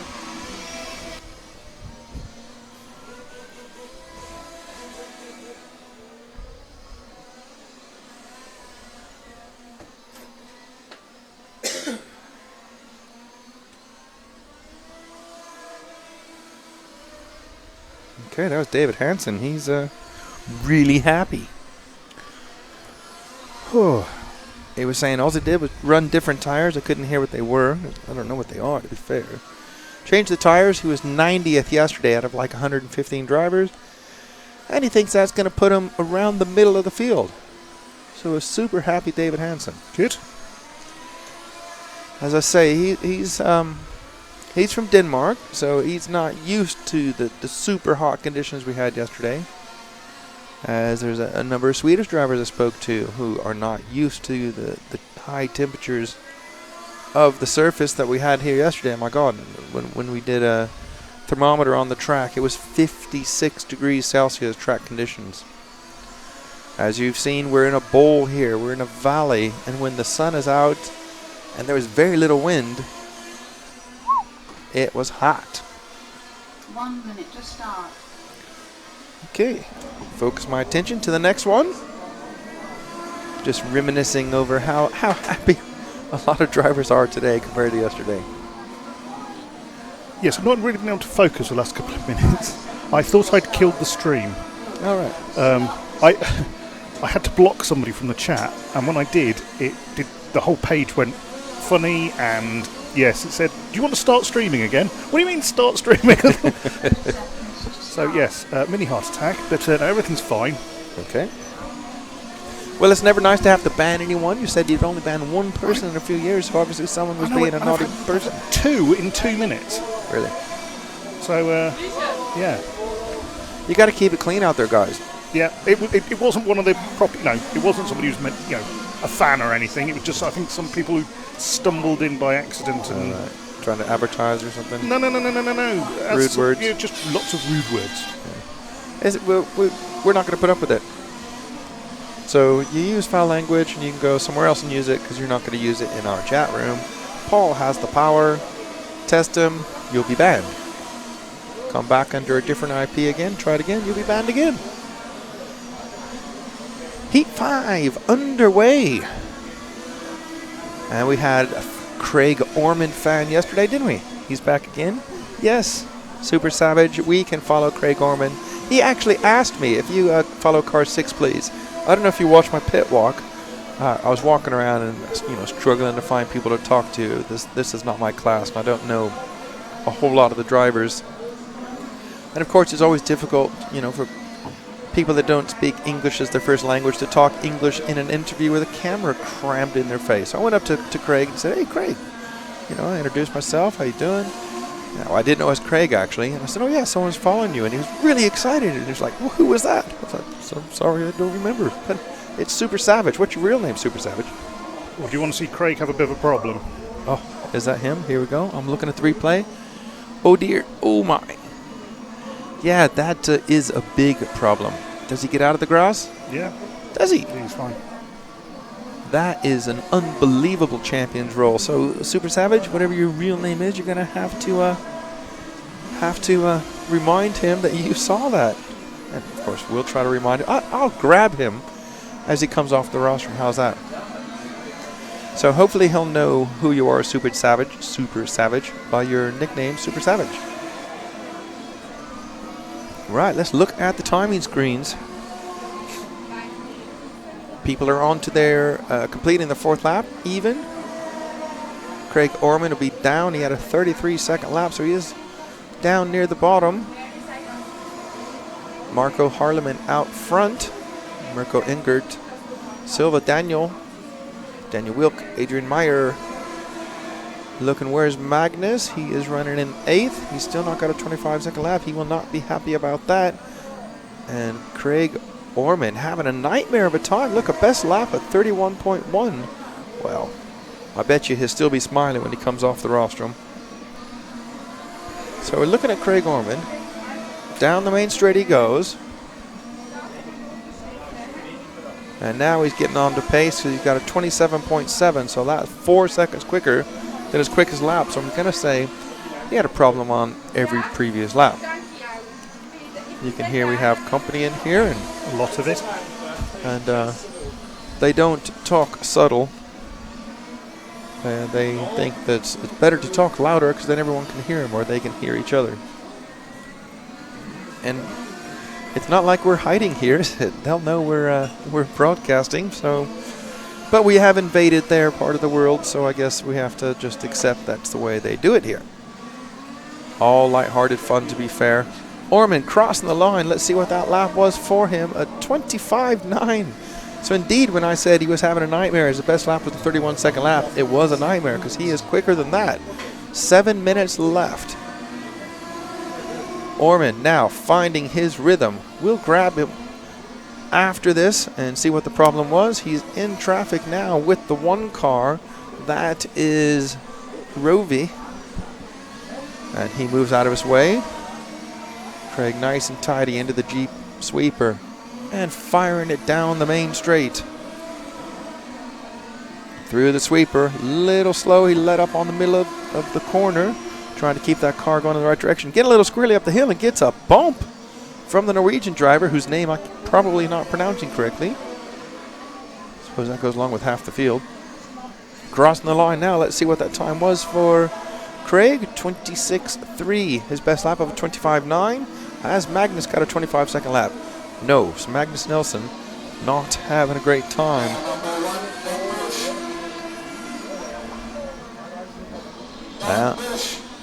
On the top of the track. Sorry, I'm chuckling because the referee was yelling at the one car as he was sliding off the track all on his own, telling him to not push. I think he got the cars wrong. Easily done. I did that yesterday. We're not going to talk about that one, though. It was a big mess up. And no one even pointed it out to me, so I was pretty pleased to get away with that one. 5 minutes and 30 seconds on the race clock. Orman still down towards the back of the field after a nightmare opening 4 laps, I would say. Looking at doing 23 and a 22, so I can't see him getting on to 24 lap pace, but you don't know because he had a lot of high laps, like 30, 31 on the first 4 laps, I'm going to say. We're right at half race distance. Having a little trouble turning in there. Let's have a look. Follow Marco Harleman, please, says Mr. Berins. Yep, no problem. Marco Harleman. Let's see what number he is. He is, oh, it's moving. Number 10, please, Harry. All right, I'm not even going to try to look for it myself. Just look, see where Harry is. He's already found him. Oh, commentators, or let's blame Harry for that one, for finding them so quick. That's nice, I can blame someone else. Marco Harleman on the top of the track now in the 10 car. And you see that car going the wrong direction. I was speaking about that before. He had spun out and might have missed the line, so he might not have triggered his lap, so he had to sit there and wait for every car to go by, and then go the wrong way on the track as Craig Orman comes into the pits, just so you know. Hopefully he doesn't go off the rostrum early, which you're not supposed to. I'll try to run out and catch him and see what he's got to say for himself. But we are following Marco, and there's 4 minutes left. Marco Harleman from the Netherlands. Best lap of a 25.1. Let's have a look at Magnus Nilsson. No, still not into the 25-second laps. Come on, Magnus, you can do it. 3:45. Harleman looking at doing 23 in a 14. Running third in the heat, so that's near the sharp end. Crossing the line now. Let's see what that lap was for Marco. 25.7. So 0.6 of a second off of his quickest lap. And he's out of shape coming onto the main straight. Manages to avoid all other cars, but that's going to cost him a chunk of time. Climbing up the hill now. Onto the top of the track. I mean, it could have something to do with the sun flashing in and out behind the clouds as Marco's up on 2 wheels. So you saw just a minute ago he was sliding coming onto the main straight. I mean, he might have had a little bit of wide entry, which will help that. 2 minutes and 50 seconds left. Marco with a 29-second lap.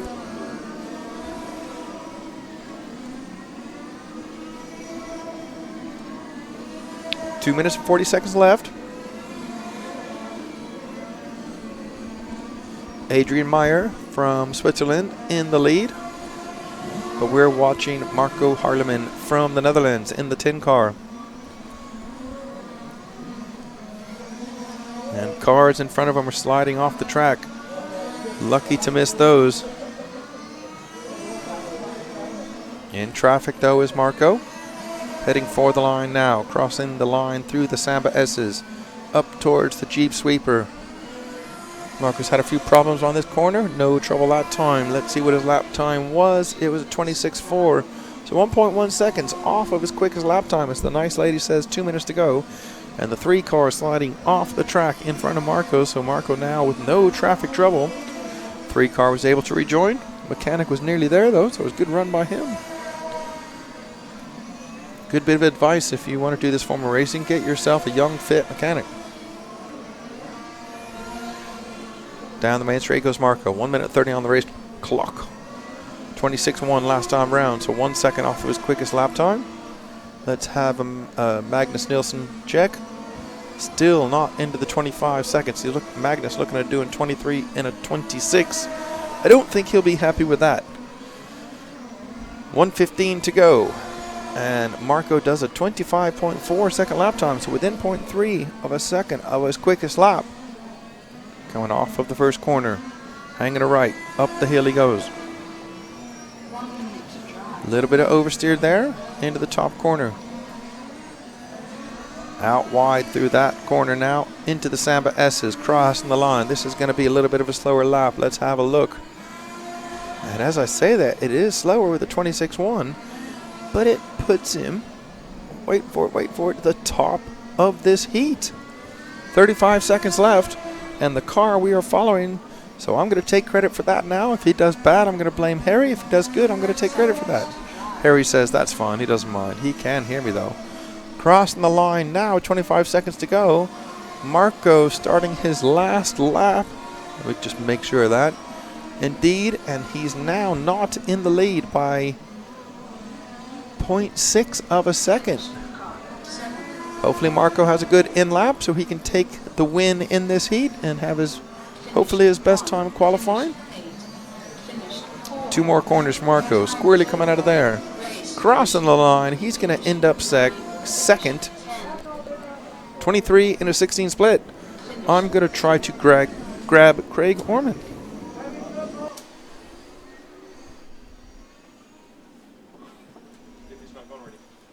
Finished 5.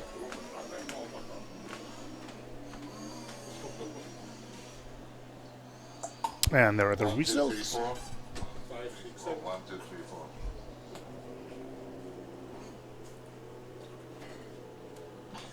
1, 2, 3, 4. But it's not good. 1, 2, 3, 4. 1, 2, 3, 4.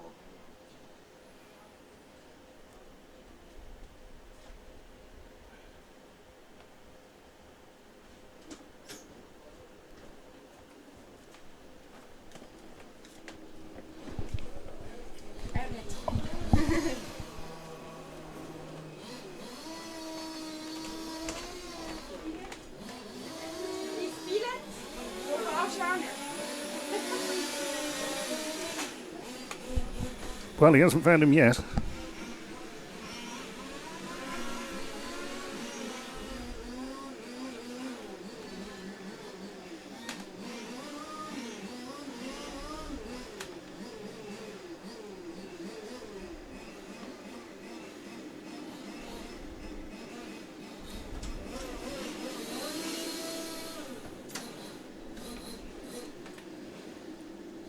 Apparently he's over 2 meters tall, Dave. You should have been able to spot him.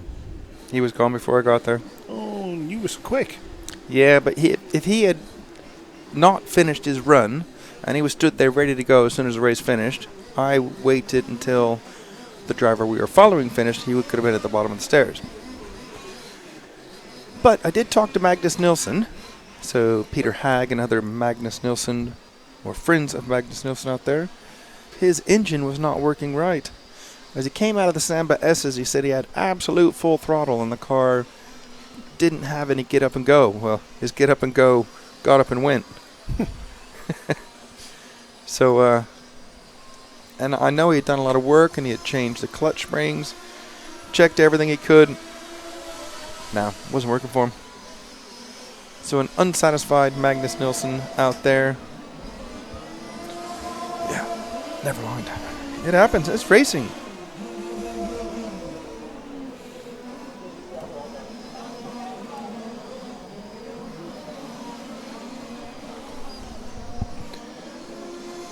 So yeah, Magnus Nilsson having a tough time of it out there. But we do have some other good drivers to follow here, which they're all good drivers, in my opinion. 4 more to go.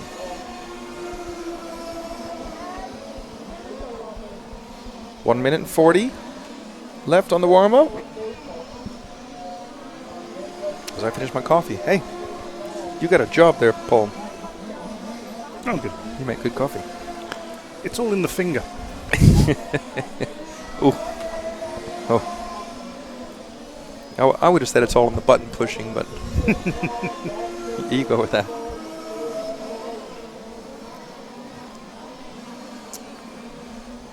So we got 4 more heats. That's a do the math. It's an hour. Yeah, that's it. Here I am trying to add 10 minutes plus 4 minutes. You had problems last year with it as well. Just do 15 times 4. That's an hour. Subtract 4 minutes. Call it an hour. About an hour left, and then we're going to have some lunch.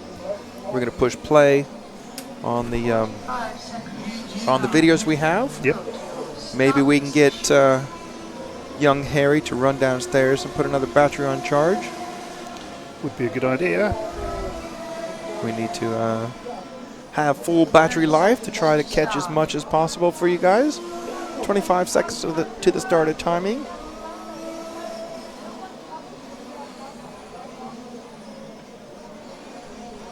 And then we'll see if anyone has any drivers they want us to follow. 10, 9, 8, 7, 6, 5, 4, 3. So we have 2. Cinder Undholm. I think I said that right. Maybe not. Wouldn't be the first time I got it wrong. Undheim from Norway. Car number 10, please, Harry. My God, it's been 4 seconds and you haven't found him. What's going on? Are you sure he's not found him? Doesn't matter. He's got him now.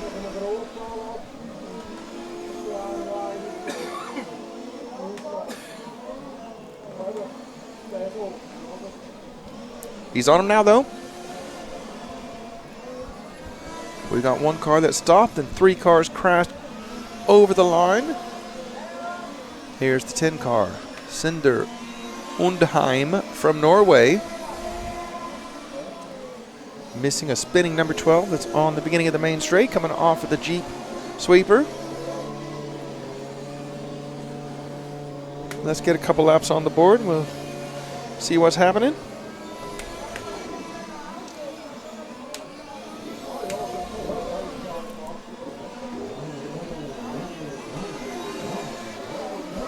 Early stage, only 45 seconds gone, and Cinder from Norway on top, looking doing 24 in a 19. At this early stage, only 2 drivers predicted on 24. Cinder and, well, Mikael Persson.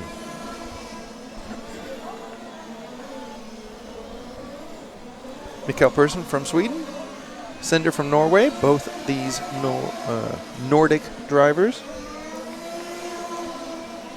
Down the main straight goes the 10 car of Cinder. I believe that's the 9 car just in front of him.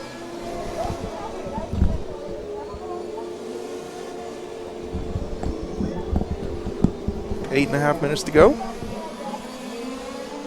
Getting past the 9 car is Cinder. Let's see where that puts him. He's still on top. 25.4 was his best lap. The only driver now predicted to do 24 lappers. Sasha from Germany looking at doing 23 and 01. What's happened to Persson? What happened there? Oh, here's a nice replay. Oh, look at that. Up on 2. And that's a big off. On his wheels, but facing the wrong way. Not going to get out of there. Right, can we please... I'm guessing that was Cinder. That was a car we were following. Looking at his time, yeah, it was a 42-second lap time. Let's follow, I believe somebody asked for Hugo Battier from France. Car number 5, please.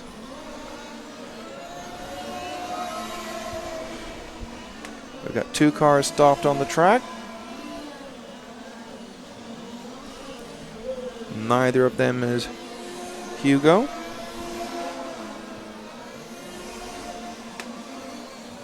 We're following the 5 car now. Hugo, orange, silver, and yellow.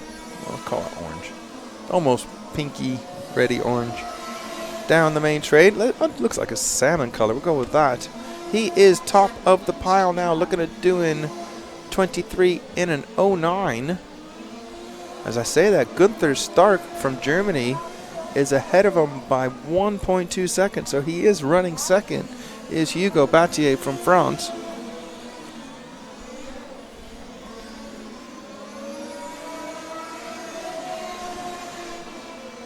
At the end of the main straight, through the sweeper he goes.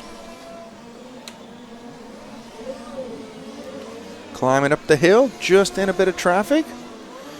And the traffic runs wide. Hugo going straight through. 4 wheels across the curbs there.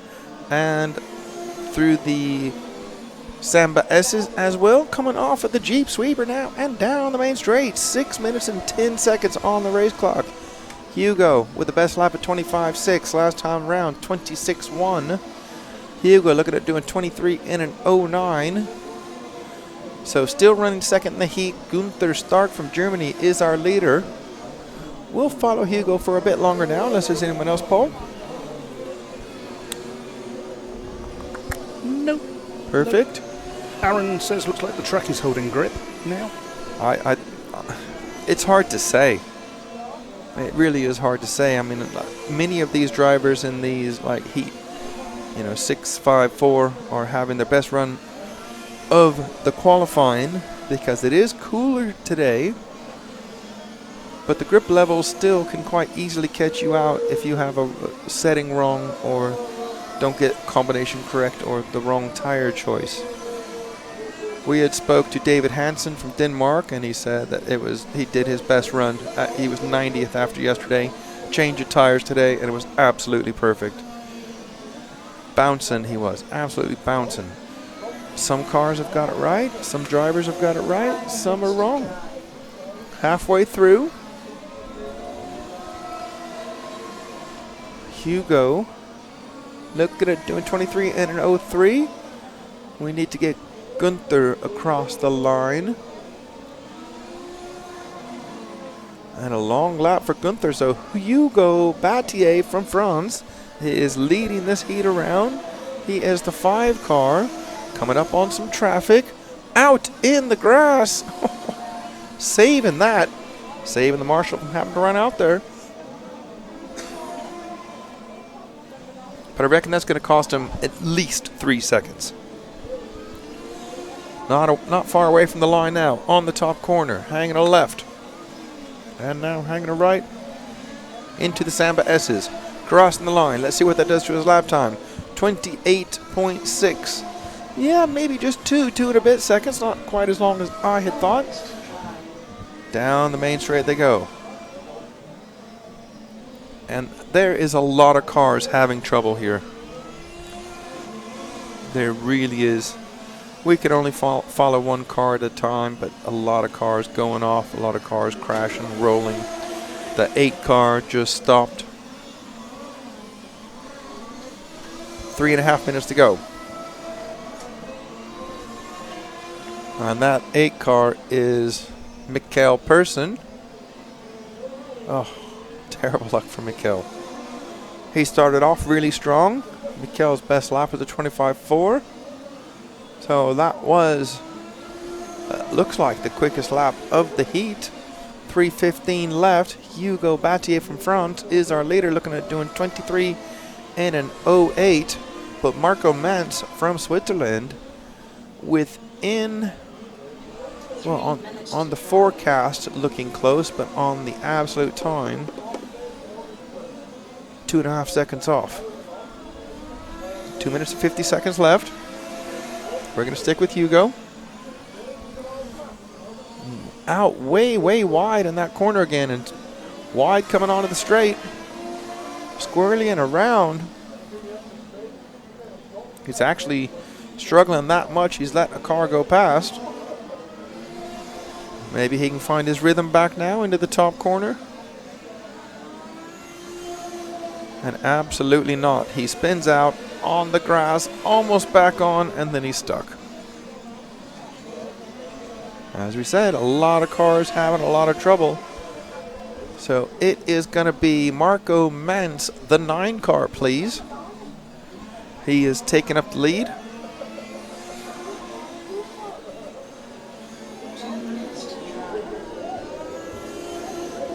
And the orange and blue car through the Samba S's now. 1 minute and 50 left. Out of the Jeep Sweeper, down the main straight they go. Marco Mance from Switzerland looking at doing 23 in an 07. Only 5 people predicted to do a 23 lap run here. 1 minute 30 left. Marco crossing the line. 25.8 within 0.04 of his quickest lap. 1 minute 15 left. So it could be a case that Marco's car is coming good in the second half and other people's car has gone off. So we're talking mainly tires, I think. Crossing the line now. 1 minute left. 26.1. Look at it doing 23 in an 07. Rene Genuit from Germany, not far behind. In fact, just 0.8 or so of a second. So it could be a run to the line between the 9 and 1 car. 40 seconds left. Marco is on his last lap now. Just started that. On to the Jeep Sweeper. Down the main straight. Through that first corner, no problem. Hanging a right, up the hill he goes. It's all about the in-lap now. Hanging a left, crossing the line. Marco's going to win this heat. 23 in an 07. Time is over. Race finished. Finished 7. Well, I'm not going to try to grab anybody. It's only a Mikkel person I know from Sweden, and he didn't finish, so 3 more than lunch.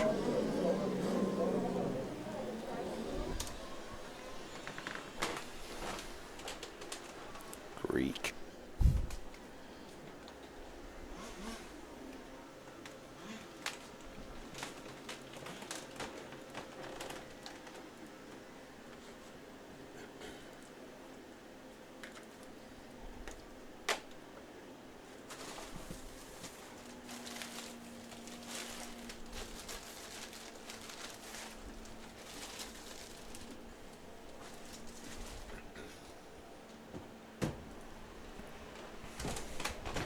Right, heat number 3 waiting to go out and do their warm-up.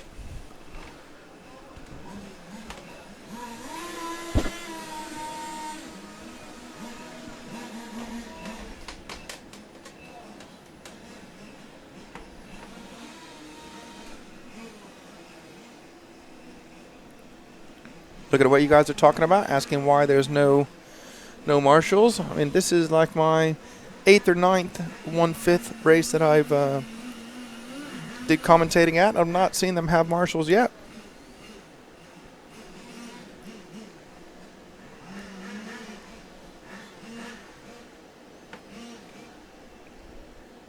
And from what I've asked people, they say it's just too dangerous. Cars are too big, too heavy. And they find that this works for them. I found it very strange the first time I watched it because I'm used to having a marshal. Must seem like a lifetime to sit there and if you crash on the top of the track, wait for your mechanic to run all the way out there to fetch you. But that's the way it is. It's the same for everyone, so that's the way it stays. suppose at least you've got a mechanic. It'd be even worse if you had to run down 2 flights of stairs, then sprint across 60 yards of Yeah. track yourself. It certainly would. Would be very difficult. But I bet they would make you drive different. Yeah, there is that. I don't fancy running all that way myself, No. so I'll be a bit more careful. Definitely.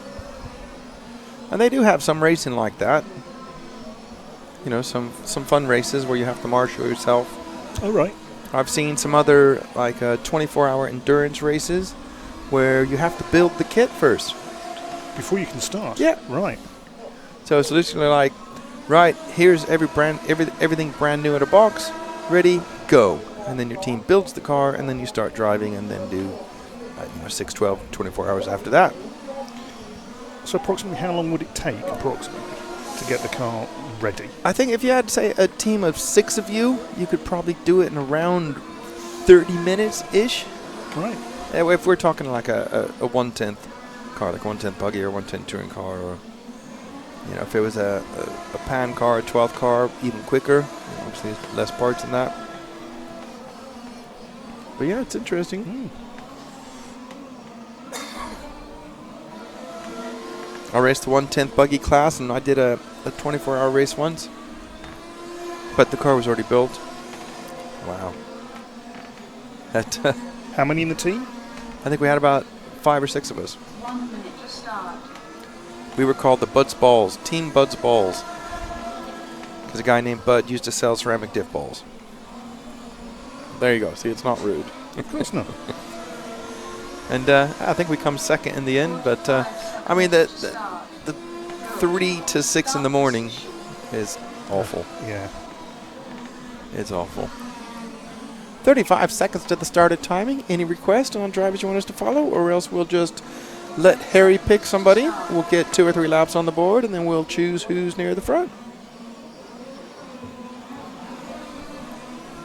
I gotta say, I'm looking forward to the racing to start.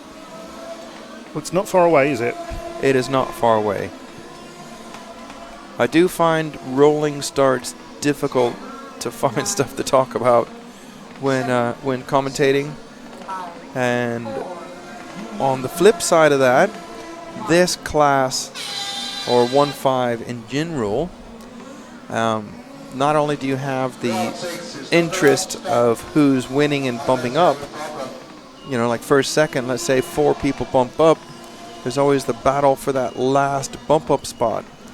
And the first meeting I did, I was calling it something like crunch time and super crunch time, because cars were running out of fuel left, right, and center. The last 3 minutes or 5 minutes of it can be incredibly interesting depending on how these drivers have tuned their engines, how heavy they're on the throttle. I mean, a lot of you will understand this racing, but this is endurance racing. We've had a bit of an incident with car 4 whilst you've just been talking now. So look at this. Right, see it. Oh, that car's approaching fast. It's not going to involve. Oh dear. That to me is something like, Wow. oh wow, That's the almost highest over we've the seen, fence. yeah. It absolutely is. That's something like the wrong tire choice, I would say. You're going in and flicking the steering, and boom, over you go. Right, Peter Hag is asking us to follow Simon.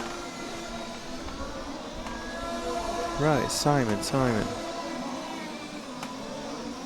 All right, well, Peter, there is no Simon, unless you mean Sebastian Mancia. But that would be Sebastian, not Simon. I guess that's what you mean, Peter. Is it?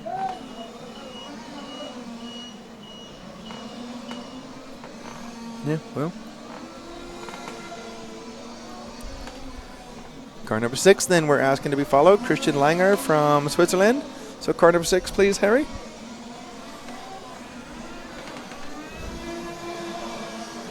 And it's the orange and black car. On to the Jeep Sweeper now. Down the main straight he goes.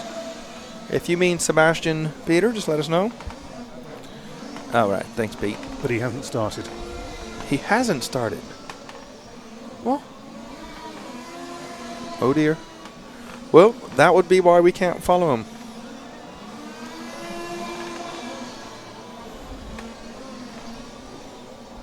2 minutes gone. Let's wait just another 20 seconds or so and get most of the cars on the same lap. 3 drivers choosing not to go. But it looks like Michael Schwartz out in the lead, the only driver. He is from Germany, predicted to do 24. Torsten Nilsson in second. Claudio Rossi, Bianco Trotman, Patrick Bidet, Christian Langer.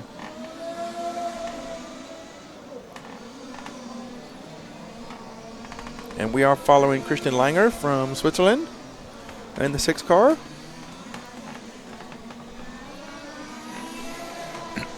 In the top corner now. 11 car trying to rejoin the track. Teetering on the track. He is stuck. 6 car down the main straight. Christian, this Swiss driver. Hanging a right, climbing up the hill. Last time round did his best lap of a 26.777. Heading for the line now. And that's a 26.2, so that was his best lap. So Harry's doing something right for this driver, following him.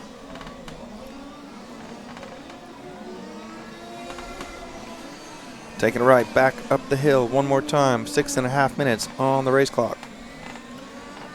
Nice and tidy through that top corner.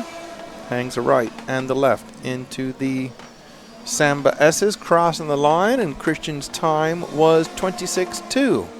So within half a tenth of his quickest lap. Looking nice and consistent now. Still Michael Schwartz from Germany on top, looking at doing 24 and a 24 actually now. No other driver predicted on 24. Claudio Torsten on 23. Bianca and Christian Langer looking at doing a 22.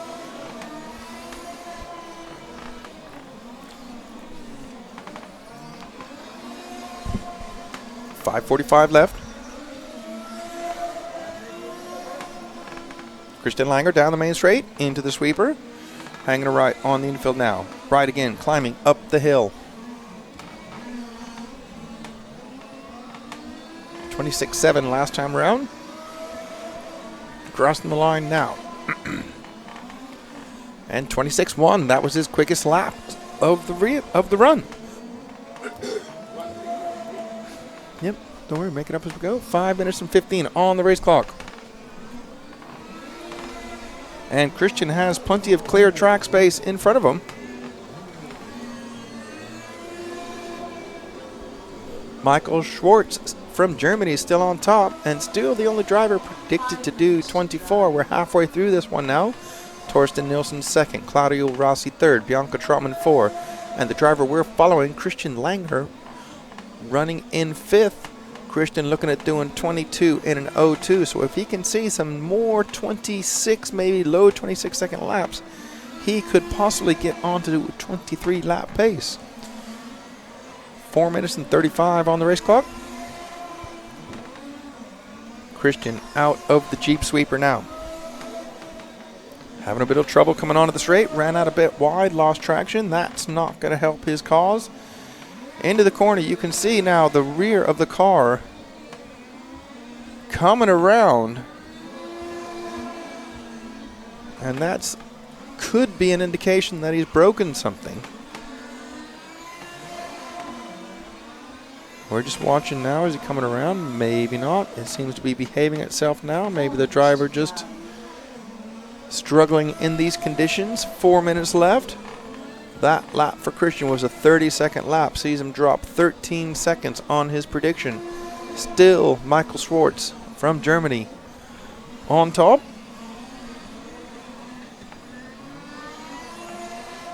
As Christian crossing the line now. And does his best lap of the race with a 25.9. So it does a 30-second lap the lap before, and then follows it up with the best lap of the run. And as we say that, that would be a good replay. I don't know if we caught that one. I don't know if we're quite there. Here it is. There you go. So after the slowest lap, then the best lap, then that lap. Shows you these conditions are not easy. 3 minutes left now. I mean, we have 1, 2, 3 Into the pits. 3 cars that have broken. 3 didn't start. 1 having a long lap. Christian Langer now into the pits. There's 1, 2, 3, 4, 5 left running out of 12 that should have started. Let's pick up Michael Schwartz, please, the 7 car. He is our leader. Still predicted on doing 24 laps. 2.5 minutes left.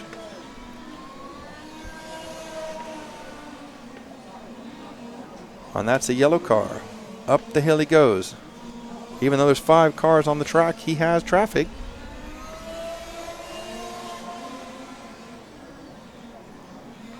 As I say when I'm a track speaker, don't be a factor. Let the faster cars go through. You know if someone's faster than you, you can tell because they've just cruised up your rear bumper. And the 8 car of Claudio Rossi running a bit wide and letting Michael Schwartz go through. 1 minute 50 on the race clock now. Still, Michael predicted to do 24 laps in a 22 split. Best lap of a 25.4. That last lap was a 25.9. And he had to contend with some traffic. 1:35 left. We are following the German driver, Michael Schwartz.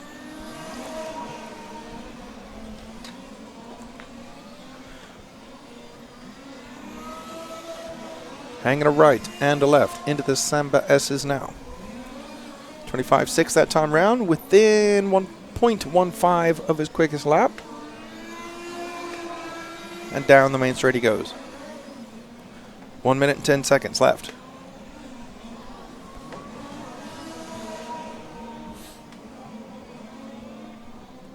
It's a 1 minute drive. 1 minute left. We still have 5 cars on the track. I don't know what happened, but 3 drivers did not start. I find that very unusual. During the lunch break, I'll go ask Sebastian Mansell why he didn't start. Quite curious as to that. Maybe he had some trouble. With 30 seconds left now, 30 seconds. Michael Schwartz starting his last lap. 25.7 was that lap. So this driver, Michael, getting it nice and consistent. The only driver on to 24 laps in this heat. A few more corners now to come home and take the win of the heat. Finished. 3 corners left. A left, a right, and a left into the Samba S's. Running wide, crossing the line, and Michael Schwartz is going to take it. Time is over. 24 laps Finished. in a 22 split. 8.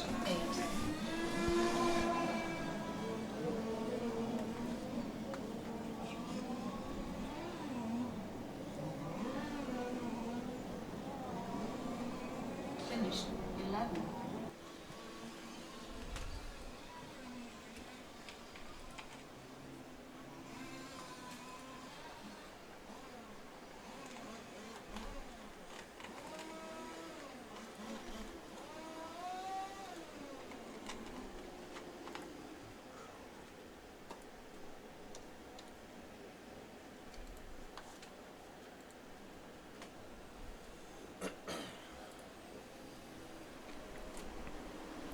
Up next, our penultimate heat of qualifying in the 1.5 European Championships 2017, Lostallo, Switzerland.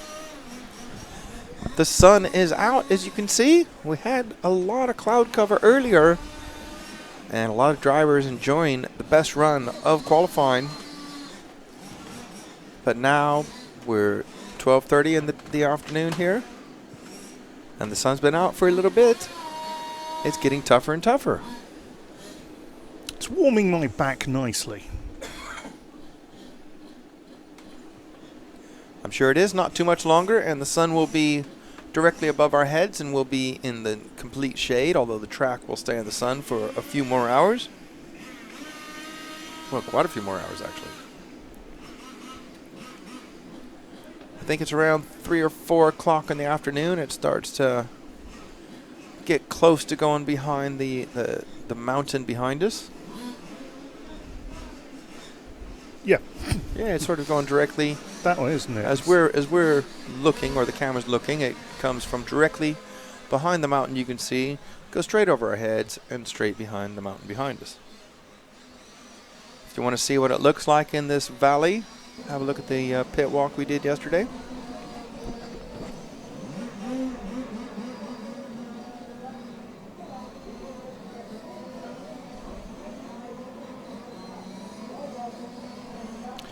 Harold Black says, are you going to stream the finals? I hope so.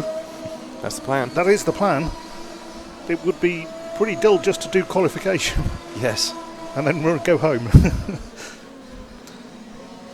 Yeah, exactly. We're not going to do all this work for 1.5 days. Well, I mean, it was best part of 10 hours on air yesterday. We've been on air for 2.5 hours today. So it's going to be the best part of 13 plus hours of qualifying. And we want to see the racing. As I said a little bit ago, they have a bump up, a Christmas tree style system. Maybe somewhere between 3 and 4 drivers advance to the next round. So it's always interesting to see, obviously, who's winning 1, 2, and 3. But let's say 4 people are bumping up. The difference between the 4th place driver and the 5th place driver is key, isn't it? Absolutely. And you're either staying or you're going home. You are. But what I've seen at the races I went, and it happened the first one I did ever, which was the Nordic Championships at Staffanstorp Raceway in southern Sweden, was a lot of people were getting it wrong with their driving style and running out of fuel. Not a few, a lot of people. Now, we're not going to have that with a 20-minute final. No. But it's tomorrow when we have like a 30-minute semi or whatever it is. We've not seen the timetable for tomorrow yet. It can get very interesting. And at the end of that race, it was Martin Lissau who had won, a former world champion. And I said, well, how did you look so fast, Martin? 45. And he said, I'll tell you what, Dave, because I didn't go full throttle once. Not once the whole race. And it was amazing to see, because clearly he was the fastest car on the track. But he didn't go full throttle. Again, we go back to this is endurance racing. I mean, I think it's different from, say, Le Mans 24 hours, which is endurance racing. I'm pretty sure they're going flat out. But they can refuel. Yeah. There's no refueling allowed in this. They do their warm-up. They come into the pits. The fuel is topped up. Then the mechanic takes them to the line, and that's it. If they run out of fuel, you're finished. 4, 3, 2, 1. Timing has started on the penultimate heat of qualifying for the 2017 1.5 European Championships here in Los Talos, Switzerland.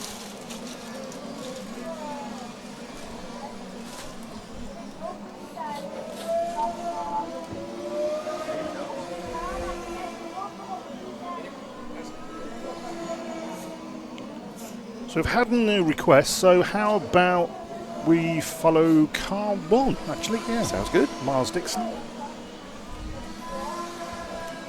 Maybe we can grab him as he comes off the rostrum. I'll just sit there and ask every driver, Miles. So we're following the British driver, number 1. When we look at the camera, it looks like he's in the middle of the track. I easily pick him up, thanks to Harry. Orange and blue car, out of the Samba S's, onto the Jeep Sweeper, and down the main street he goes. He's top of the pile. After one lap, opens up with a 26.6. That's a pretty good opening lap, I'd say, from heat number 2.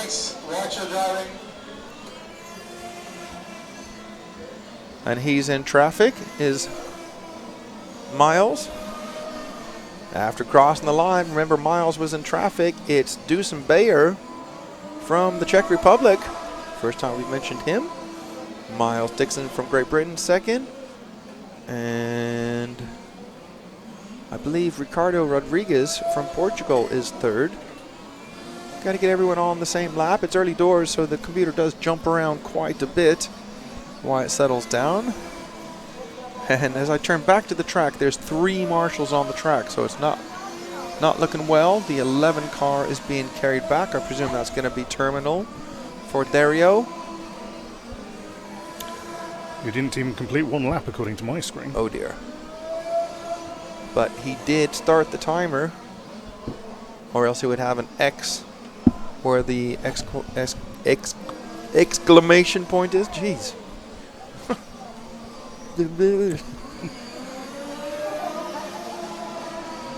Yeah, it's not as easy as it sounds talking rubbish all day long.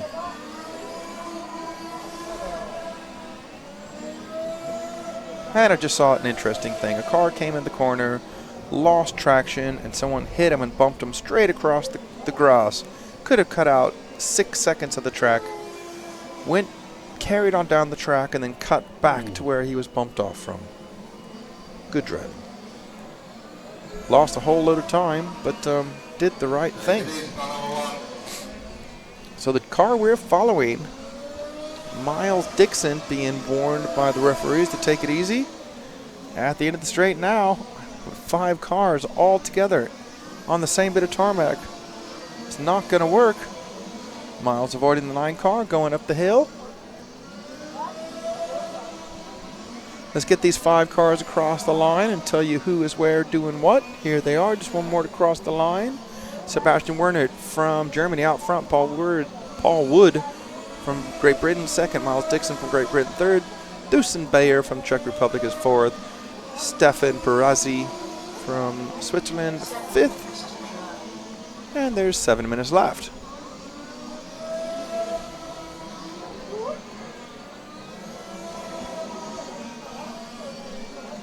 We're still on the 1 car, Miles Dixon from Great Britain.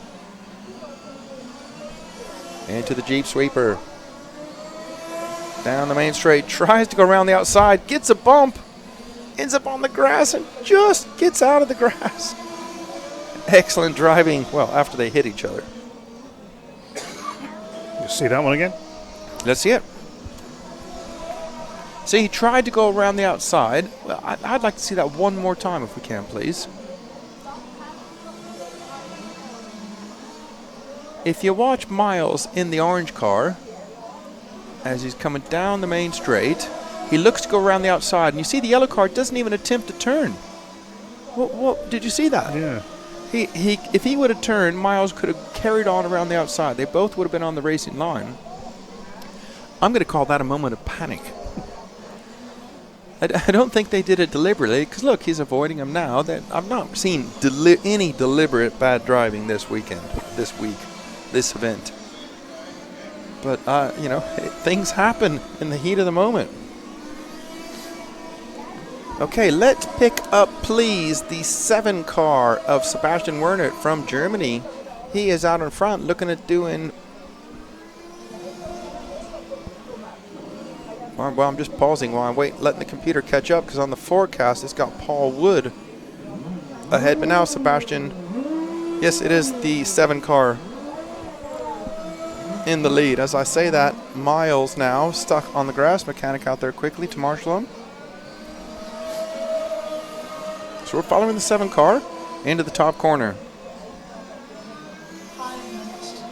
Halfway through now, crossing the line, is Sebastian Werner from Germany, doing a 28.6, so 3.3 off of his quickest lap time.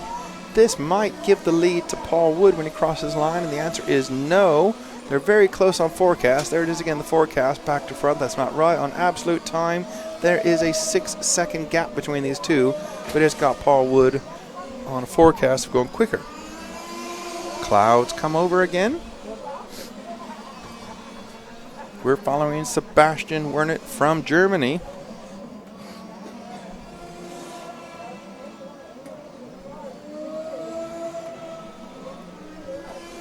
We have 4 minutes and 15 seconds left.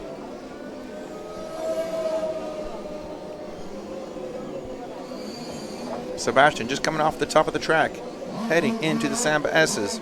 Crossing the line now. That lap was a 26.6.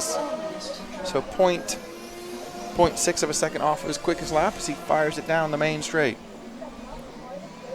Into the first corner, which is a big sweeper.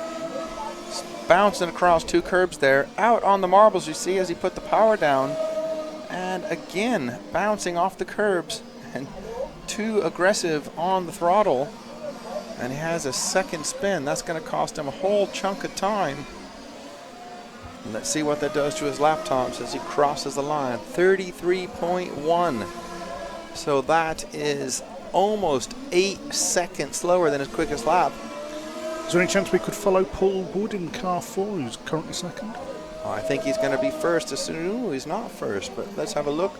They are just separated now by 0.6 of a second, so Paul Wood has every chance in the 4 car of taking top spot in this heat. Paul Wood heading for the line now.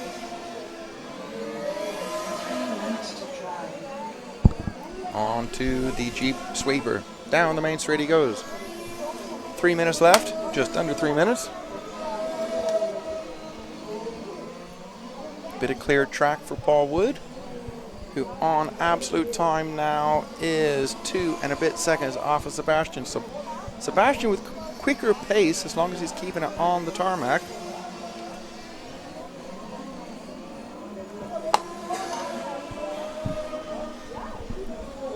Two and a half minutes left now. There's Paul Wood down the main straight in the 4 car, the British driver. He's going to pass his compatriot facing the wrong direction. Up the hill he goes. Into the top corner. Crossing the line now does Paul with a 26.9, within half a second of his quickest lap.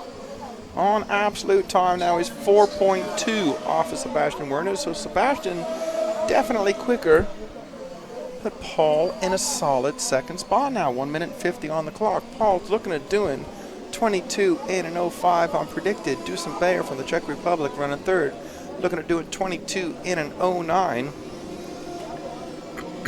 1 minute 35 left. Here's Paul Wood from Great Britain down the main straight. Up on 2 wheels. Good save there from Paul. Not easy.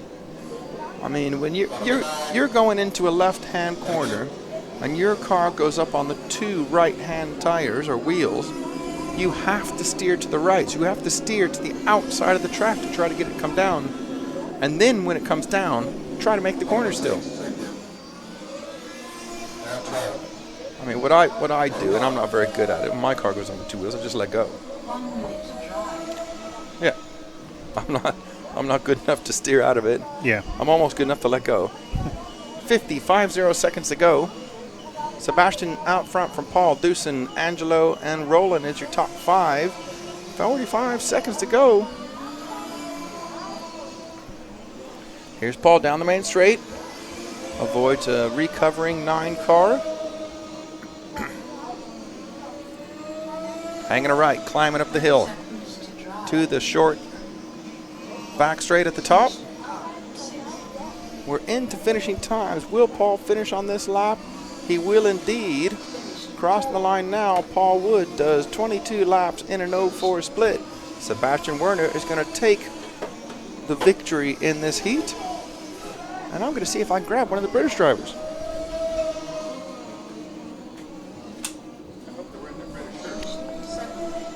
Time is over. Race finished. Finished 12.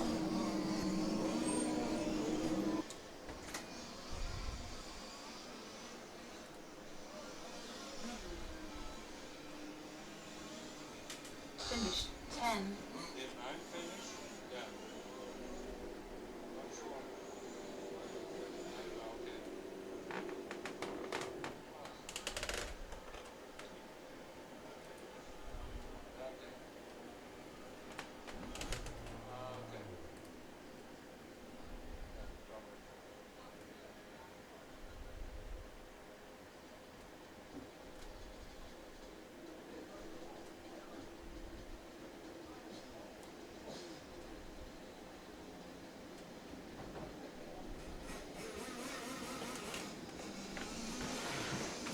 We grabbed Paul Wood, who finished second in the heat. How was that run for you? It was really good. It felt fantastic. I just don't know how fast I was. I don't know if I've improved. 22 in an 04. Wasn't an improvement, so it's still good. How was the car? What's the grip like out there? The grip's immense. We don't have this sort of grip in the UK at all, anywhere. Absolutely. I'm trying to explain to them out there that us Northern Europe drivers have no clue how to drive on this. Not at all. I mean, we had to rely on Genius, who have helped me out a lot, and all the rest of our Genius people we've set up, because this is like nothing else we've ever come across. Did Bologna last year. This has got loads more grip. And got a smile on your face? You having fun? Oh, definitely. Which is what we do it for. Hey, did you guys drive here or did you fly? Drove down direct. It took about, including the ferry, about 14 hours. And you're camping on site? Yeah, camping on site. Did you go to the party down there? No, not yet. Okay, well, thanks for talking to us. Good luck in the finals. Cheers, Paul.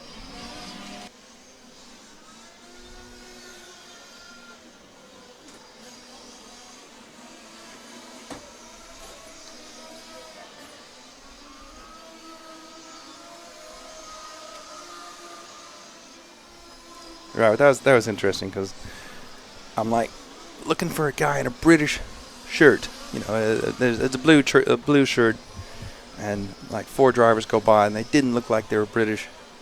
And the 5th kind of said, "Was that all right?" And he walked straight past me and goes, "I don't know." Wait, come out. Are you Paul? Are you Miles? I'm Paul. Come up here, Paul. And he didn't look at his time. There's a computer at the top of the stairs and a computer on this level, so he didn't know what his time was. So I told him his time. He said, it wasn't quicker. And he said what we've been saying all along, that there's nothing like this track in Great Britain. Absolutely nothing. The grip levels are immense. He said he's relied heavily on his Genius teammates to give them help and advice, but he said this is just, it's insane grip levels for him. And they just completely lost. Yeah. But had a smile on his face, a spring in his step. Told me he drove down here. It took him 14 hours because they took the ferry. And he's camping here, and he did not go to the party. He hasn't had any visitors from the party either. I didn't ask him that. From what we've seen, the party goers are peace, love, and fish sticks. Nice combination. 1 minute to start. In fact, now as I look to the other side of the track and through those trees, I think I can see a red minibus ferrying people back again. You're right, indeed, I see it as well. 5 seconds to start. Well, we thought it had stopped. We were told it was a 24-hour party. That was... I'm pretty sure it's an entire weekend weekend festival, I reckon. Oh, we're only on Friday. Yeah. Started 2 days ago. Did it? 2 days ago? Yeah. Okay. I mean, there's hundreds of tents and campers and camper vans, you know, half a mile down the road from us here. And we thought it would finish yesterday because we didn't hear the music, but, you know, we wouldn't have heard the music because we have the cars going, and then during the pits, or during the lunch break, I mean, they turn music on the PA system here. But anyways, here we are, the final heat of qualification for the 1.5 European Championships. 2017, Los Talos, Switzerland. Gotta say, you know, I've heard this track described as the mecca of 1.5 racing, and I gotta agree with them. You know, the weather's been perfect. And some people might say it's too hot, but as we're not racing, I think it's perfect.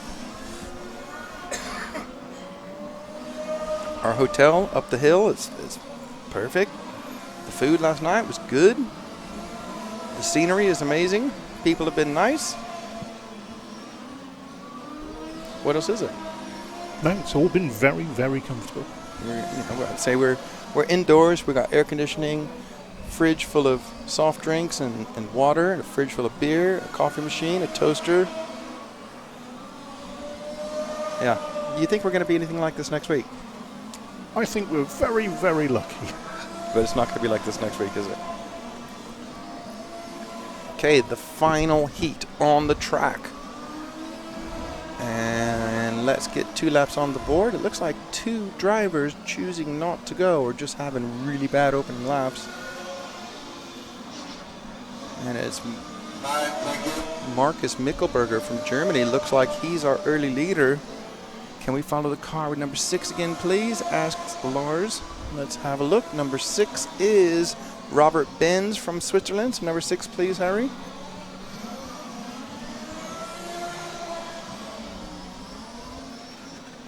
this is your last chance to follow a driver in qualifications. I'm sure we might follow a few people during the finals, but when it gets down towards the end of the final, we're going to want to focus on either the battle for the lead or maybe the battle for the final transfer spot.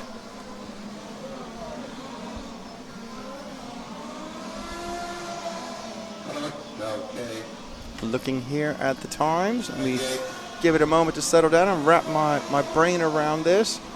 Yeah, it's going to be too tough to call an accurate order as the rolling start has really mixed things up.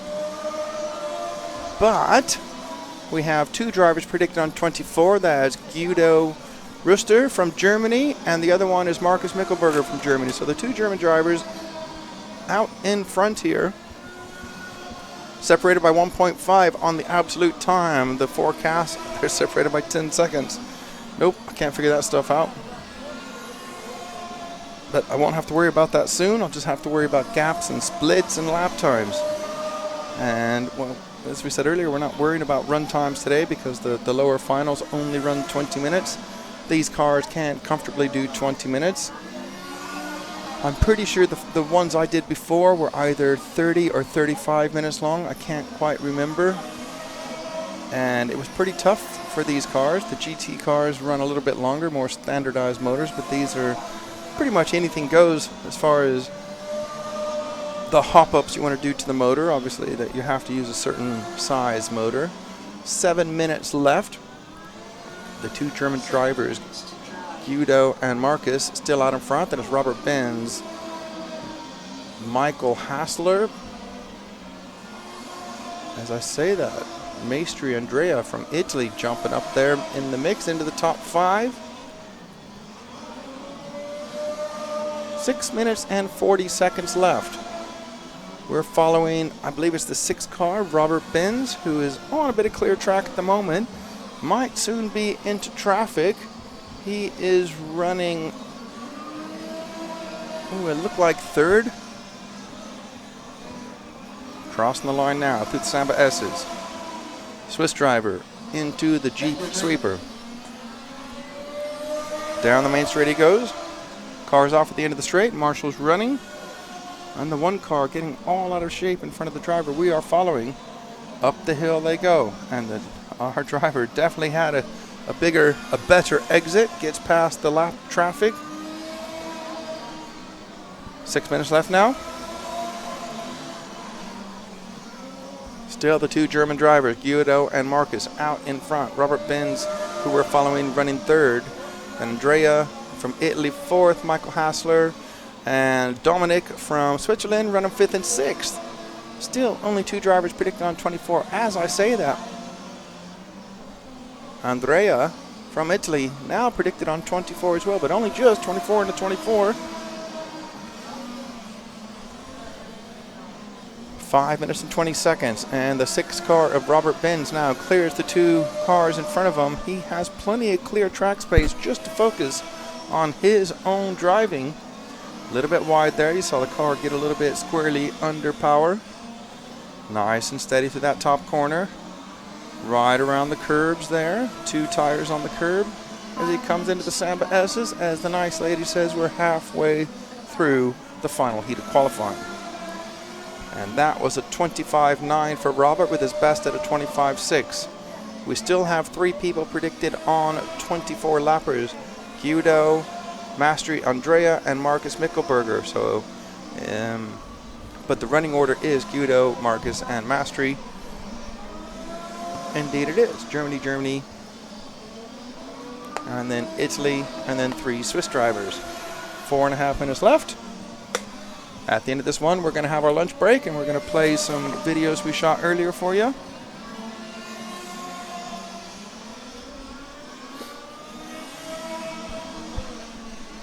And our driver into traffic once more. So I said a few laps ago he had plenty of clear track space. He's closed all of that gap down and right with them as it goes down the main straight. 4 minutes left.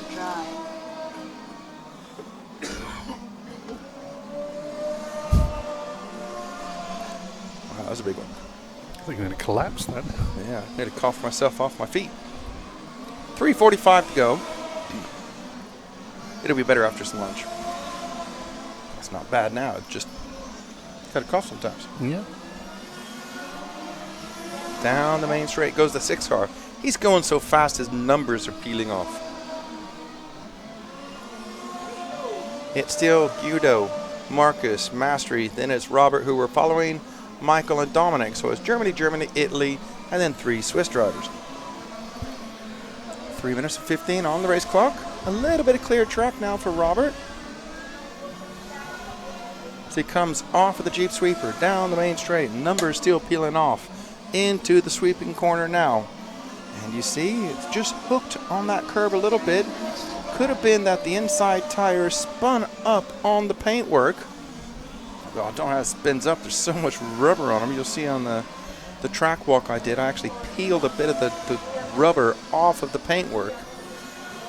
I couldn't get any more. It was stuck so good. 2 minutes and 40 seconds left. Still Guido, Marcus, and Master Andrea, Robert Benz, who are following, Michael Hassler, and Dominic Free. 2.5 minutes left now.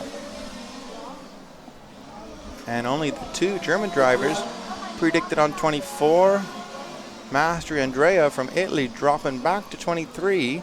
Robert, who we're following, 23. Michael, 23. And Dominic predicted a 22.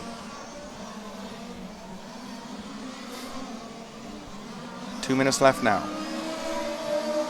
Robert Benz heading for the Samba S's now and triggering the loop. Out of the Jeep sweeper now. Down the main straight he goes. Last time round for Robert was a 27.4. So a bit slower lap. I didn't see what happened to him, why it was slower, but he's back on the top side of the track now. Into the top corner. 1:35 on the clock. Crossing the line now. See if that's a better lap for him. Indeed it is. 25.9 within 0.3-ish of his best lap time. I'm not going to break it down to the smaller numbers. No point, no need. 1 minute 15 on the clock. Robert getting a bit squirrely down there. I mean, if you go offline, the tires are so sticky, you pick up all that trash, and it could take half a lap, you know, or maybe even longer to clear those tires off. 1 minute left now. Robert is on lap number 22 of a predicted 23. And Guido still out front, followed by Marcus, Mastery, Andrea. Then it's Robert, Michael, and Dominic, as it has been before. Then we have 3 British drivers, James, Steve, and Joe. And a long lap. I can see the one car of, it's actually Joe in the pits. 30 seconds left now. On his in lap is this Swiss driver, Robert Benz. Up the hill he goes. 3 more corners. Hangs a left and a right. 1 more left to come on to the Samba S. And crossing the line, Robert Benz goes 23 laps in an 06 split. Time is over. Race finished. So I'm going to pass you over to Paul. He's going to explain what's happening, and we're going to have some lunch. See you in a bit. Okay, so there should now be a break of about, hang on, 53-ish minutes. So we will be back in 50. But between now and then, we're going to play in a couple of clips that we created this morning before we started qualification. And hopefully they're going to run smoothly, Harry. You've got to press play.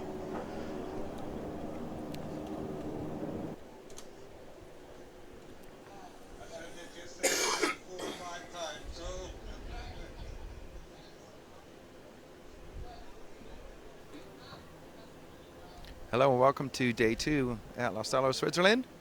We're coming out on the track before things start to show you some of the surface. We just get Harry to turn around. We're in pit lane. Have a look at the this nice facility they have here, which I've learned today was built in 1971. or no, they started in 1971. Let me get that right. And this was built in 99. That was the year my cameraman was born. We're going to take a walk across the bridge and go out and have a close look at some of the corners on the track.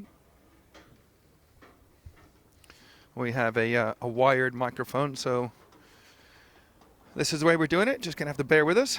So this is where the mechanics run across the bridge to try to right the cars. Now we're going to just have a close look. You can see all the discarded rubber and stuff on the outside of the track. Let's pick some up and have a look at it. I mean, that's someone's tire.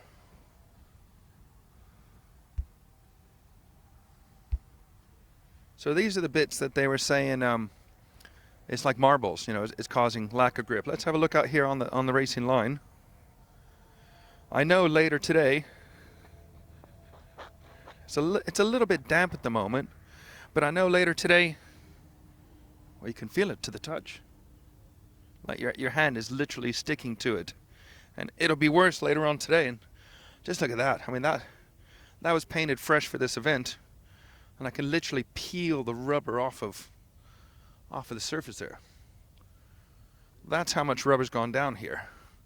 Just have a look over there at all that marbles on that little bit of infill track. That little infill track doesn't make sense.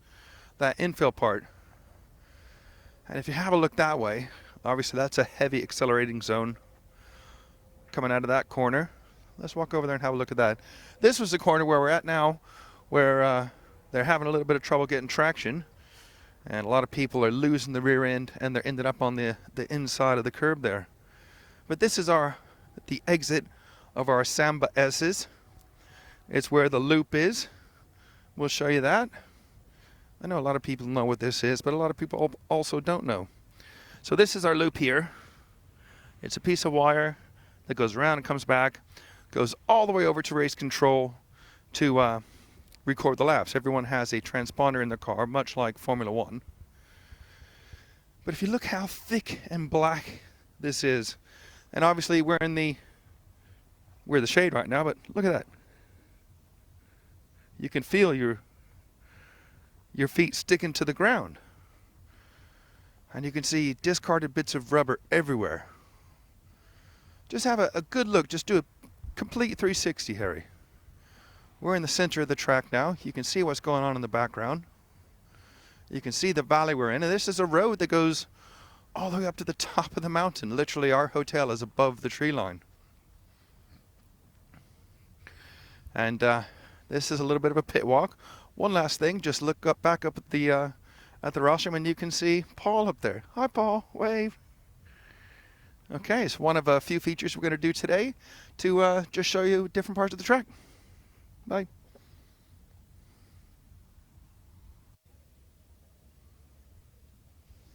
Okay, here we are. Sun is out now. We thought we'd come to the other side of the track and just show you around a bit.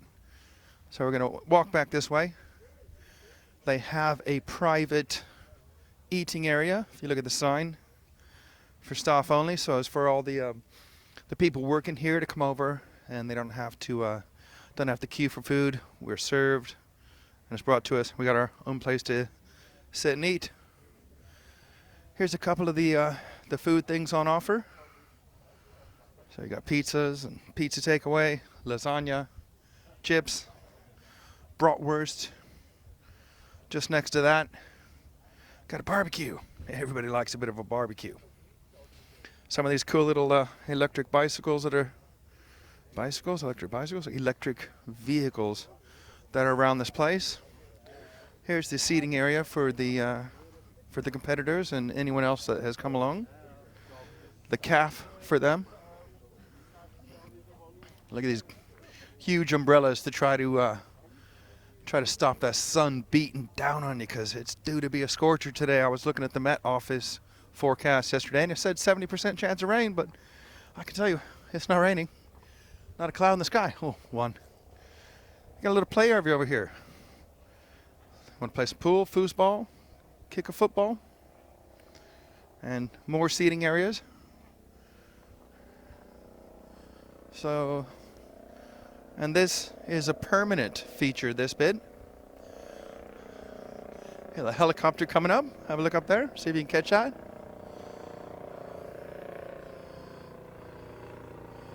And I'm sure he's slowing down to have a look and see what's going on down here. Very colorful down here with all these different teams and everything going on. Now we're going into the hospitality area. Mechatech, one of the big main teams, has some of the different vehicles here. This is obviously just like a rolling chassis. This is what they come like, all the machine bits. Brand new. It's got a GT3 RSR shell there ready for it. Mechatech, one of the big players, all the different option parts. Little disc brakes and stuff here. Is it disc brakes? No, it's not. Well, steering crank. My bad. So they got 2 cars there. And we are out quite early. Some people haven't quite set up yet. This is one thing they also race around here is radio-controlled go-karts. And they don't have the same type of craftsmanship as the rest of it. Carry on down a little further. This is just one of a couple of features we're going to do just to, just as a filler, maybe when we're having lunch. Here's another go-kart, different team.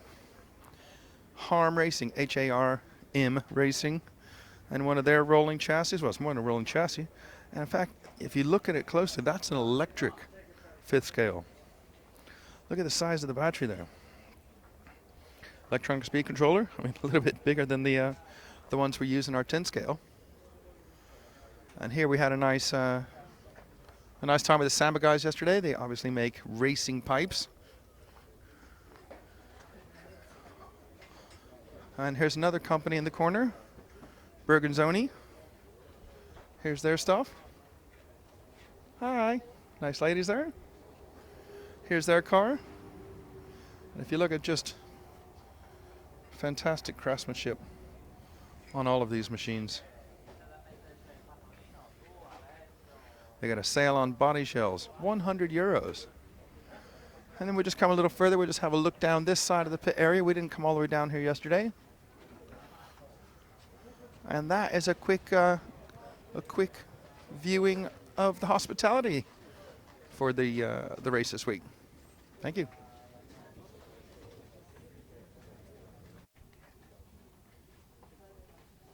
Okay, we brought you down to scrutineering to show you what happens over here.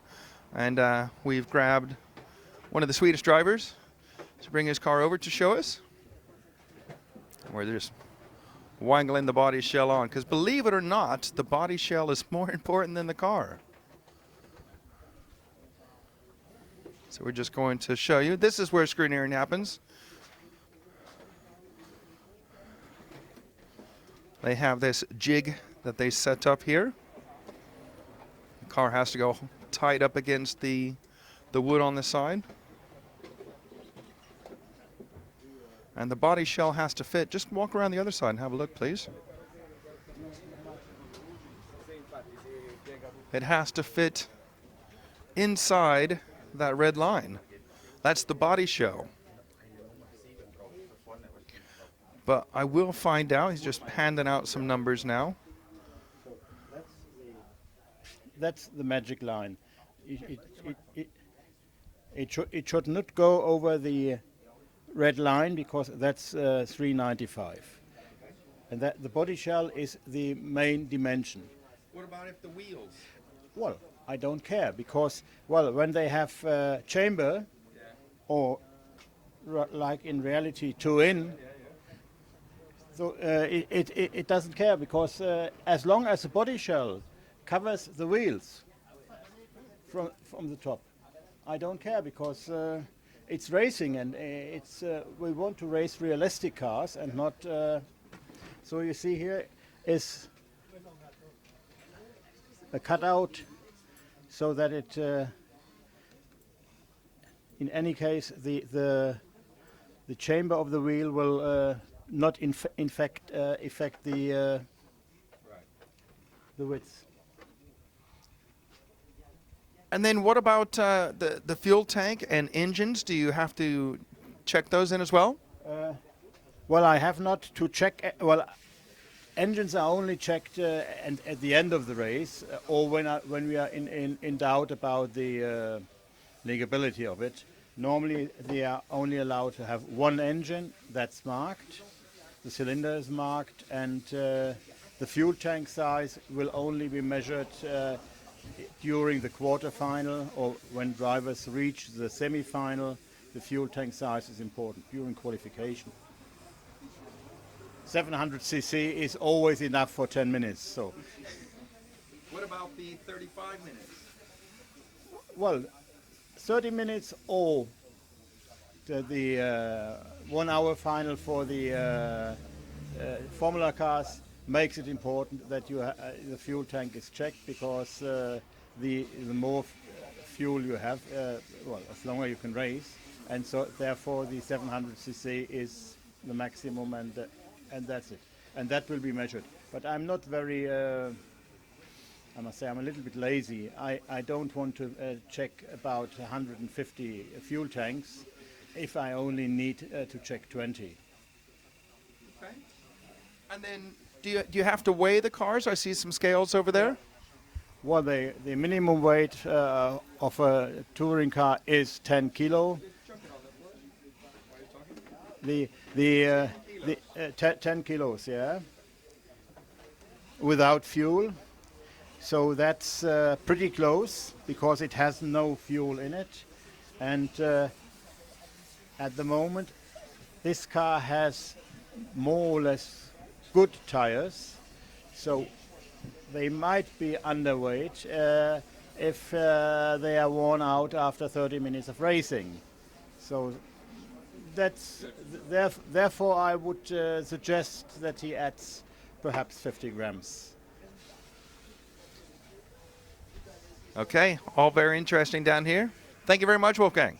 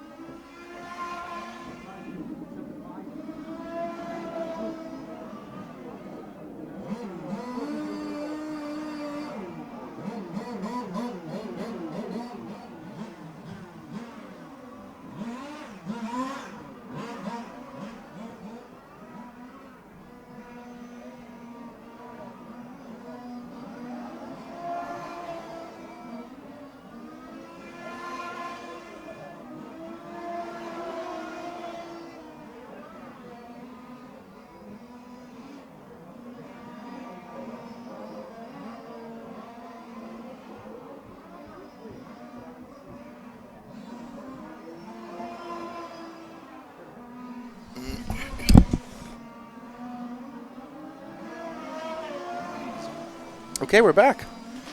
We've had a bit of lunch. Tried to rest the old vocal cords, still struggling a little bit. Got a nice hot coffee, and we're getting ready for some hot racing. As you can see, it's the 1-2-5-6 sub-final B. 3 drivers to bump up. The race is 20 minutes long, and it starts in 2 minutes and 10 seconds. I was saying to Paul that I've seen this type of racing be pretty crazy on the start. You know, they start in 2 minutes, and we're like if they have a good lap, 26, 27 seconds. So they have to get back to the pits, fuel up, and then it's a pretty good walk to get to the grid. So, I don't know, I find it amazing. And they're going around again. Yeah. It's going to be interesting. I'm sure our eagle-eyed cameraman, Mr. Harry Styles. I was going to call him Harry Underarms. Yeah, that's my type of humor, Paul. Had to turn the microphone down for that joke. Maybe we'll drop that one in later tomorrow or next week sometime when we're at the in Italy at the 110 European Championship. So with just 1 minute to go, there's still cars starting a lap. That means the 27-second lap. Then they got to come down the pit lane, so it's a bit slower. Then they have to get fuel. Then they have to get out to the starting grid. I don't see how it's going to work. I think if you could be ready for this, please, Harry. I think they'll see what I'm talking about. Watching these drivers. Okay, they're okay. Well, yeah, they are coming into the pits. I mean, it's only 20 minutes long. They can do 30 minutes, so they don't really have to refuel. 30 seconds to the start, and everyone's in the pit area. I mean, they don't start from the pit area, do they? I wouldn't have thought so. Maybe they do. No. Oh, that's what they're lining up. Get a shot of that, Harry. They are lining up in the pit area, 10 seconds to go, and they're going to start from the pits. How does that work? This is a race. I'm confused. Ian Audio's there. No, this is them going to this. Yeah, they have stopped the timer. You are correct. That's what I was thinking. What the heck is going on? Because they all were late coming in. Remember I said earlier that it's a little bit hectic, these starts. They've stopped the timer because there was no way they are going to get around and get to the grid. Now, the next problem they have is getting their car into the grid box. What happens if a driver goes half a meter forward? Do you just leave it, or do we wait while someone runs all the way out there? And it's a good 50 meters, isn't it, to get to that far side? Well, I always thought there was the guy with the flag went out and sort of just put them back into position. Well, we were supposed to start some 30, 45 seconds ago. Maybe they've called for a delay. There looks like they're working on the 2 car down there. But that's what I was saying earlier. I've always found the start of 1-5 finals a little bit chaotic. And here, lo and behold, the very first final, I'm proved correct. All right, now they're letting them out one at a time. So I'm guessing they put more fuel in, and they actually have to take them off of the track, so behind that wooden bar down there. So this is their out lap, and they should go around. They've let them out in numerical order. 1, 2, however many there are. Let's have a look. There's 9 of them, and they're got to go around and try to get into their starting box, but no one's walking out there. Oh. They don't know where the starting box is. Sorry, I'm cracking myself up, Paul. You know, is it making sense? I said, look, and there's one stalled out there already. The other races I've been to, the mechanics walk out there with the car. So let's watch and see if they actually hit their grid box. Here's the first car. Oh, he's inching closer, and he's done a very good job, as has the 3 car. The 2 cars stalled on the out lap. He's going to have to start from the pit lane. There is somebody walking down there. Okay, to be fair, they've all done a good job getting in the pit box. Although we only have 1 car that stalled, and we're missing number 1, 2, 3, 4, 5. So I guess 5. And looking on the computer, he has not checked in. Here we go, the first race of the 2017 European Championships. Lostalo, Switzerland, Underwell, the 1 car scrabbling for grip off the line. And that is Emmanuel. That's the only young lady in the race running wide up the hill. Into the top corner now. We're going to try to keep it a bit subdued, people. The throat is hurting. It's getting better day by day, but it's still tough, so we're going to just keep it a bit mellow and try to talk, and we'll try to raise the tone as it gets closer towards the finish of the race. Trying to save myself. I'm saving myself for you people. I do it all for you. Oh, such commitment. It's Emmanuel. Oh dear, no, what's happened? It's not Emmanuel. So number 2's got a stop and go penalty. And it's definitely the 1 car down the main straight for the lead, but oh dear, look, Paul, it's not giving Emmanuel a lap. So the young lady who's clearly leading, it's clearly the 1 car in the lead. Here she comes, crossing the line. And she's not counting. She's not counting. And she is driving away at the front. So we'll watch. Okay, they've just started her time. 53 seconds. Let's not get too ippity over it. How can she check in during the warm-up and then not start her time? I mean, is this something they can change later, or is this it? I don't know. I don't know what the rules are. In the 1/10 buggy, I know that if your transponder does not start your qualifying and or race, they cannot give you a time because it's impossible to say when you started. Mm-hmm. And the difference of a couple of seconds can make a big difference. Don't know what they're going to do. They can give her a lap back. You can clearly see her first lap was some 53 seconds, so she missed the first lap, and I think even we watched her go across the line, and it was another 5 or 7 seconds before they actually pushed the button, didn't they? Hello. Got some company in here. The number one man, the boss, Ernesto, in here. So 17:25 on the clock. So to my mind, Emmanuel van Hoezendonk is the leader, but her transponder checked in during the warm-up. Then when she went to the line, she went off, came around to complete the first lap in first place, and it didn't pick up her transponder. And looking on the track, let's try to pick her up. She is. I mean, she's 8-10 seconds ahead of the car in second. I suppose she's got a chance. She could come around and unlap herself. At the rate she's going with 16:45 on the clock, let's look at her lap times. Well, no.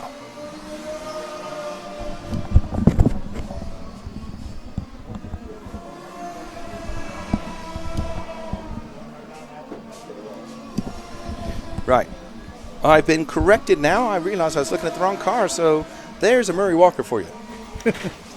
Never mind, we got people in here opening the windows. It is Stefan Strausner out in front. It was Emmanuel, very similar looking shells, and she had pulled into the pits, and she got the stop and go penalty. So it's Emmanuel number 2, my bad. At the front, Stefan Strausser from Austria is pulling away. It wasn't until I actually looked at lap times I realized I was screwing up. So yeah, I am a Mongo. Never mind. 15:50 on the race clock. We'll try to just brush over that quietly and wait for the abuse on the chat room. Thanks, guys. Appreciate that. Although I was promised a lot of abuse from my friends, and I think they're too scared to write it because Paul might ban them.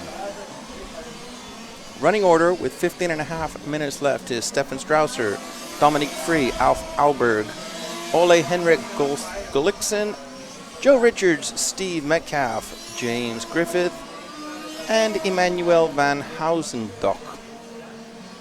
Yep, said that right that time. Good. 15 left to go. 15 minutes, 15 seconds. So 20-minute race. And it's the 6th car of Alf Alberg. I know that's how you say his name because they've not put it on there right. It's an A with a little circle above it because he's a Swedish driver.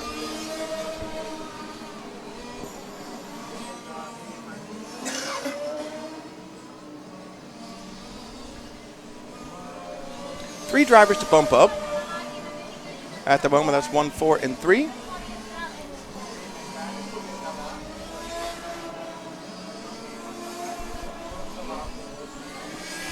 And you can hear the tutorial Ernesto's giving his friend here. They've opened up the window, letting all our cool air out. But I suppose he owns the track, so he can kind of do what he wants. You can hear some yelling from the rostrum. 14 minutes, 15 seconds left. Stefan Strausser from Austria, our leader. And he is way out in front. Over a lap ahead already.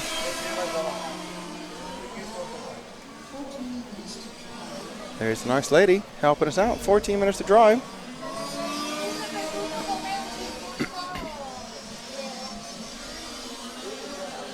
Did you know that in Switzerland they have 4 official languages? It's the 4th. Yep, exactly. I googled it last week, but I can't remember what it was. Munchausen or something like that. I just made that bit up, but it is an unusual dialect that I think less than 1% of the country. It's like the old language, you know, like the Gaelic of the Irish or whatever. Forgive me if I'm wrong. We have 4 official languages. Switzerland is not part of the European Union, which I didn't realize before we came here. And the party over the back is still going on. It is into its 4th day. 13 minutes left. Stefan still out front from Dominic. Ole Henrik. Then it's Joe, James, Steve, Emmanuel, and Alf Alberg has gotten running again. And the one car of Stefan Strausser is pretty much a lap ahead of everyone else.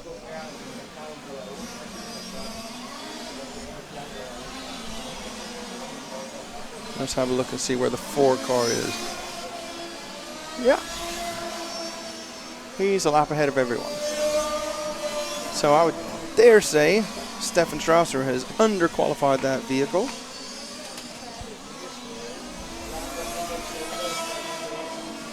We've still got our tutorial going on in here. It's all right. It's his track. 12 minutes left. Any requests to follow anyone? No.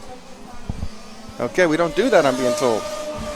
We're just going to follow the leader, and then as we get closer to the end... Are there any battles out there in a minute? Let me have a look on the timing screen and try to decipher it. There could be a good battle between Ole Henrik and Joe Richards, so that's 3 and 9. Let's see if we can pick them up on the track. The battle for 3rd and 4th. And here they are crossing the line now. Up to the Jeep Sweeper. Oh, you know what? I've got to get them to change this, actually. I forgot to do that. I want to get a split and a gap put up there. Forecast medium time is pointless. We need to know how far behind the other drivers are. I'll do it in between races. It looks like it was about 3 seconds or so.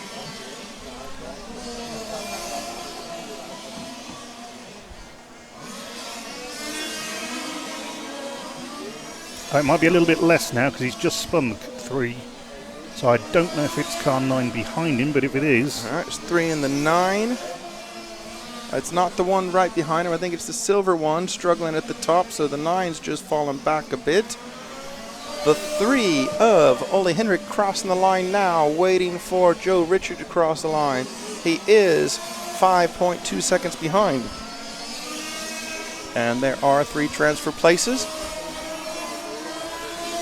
And then after the 9 car, it is Emmanuel who's making her way back up, but she is a lap behind these drivers.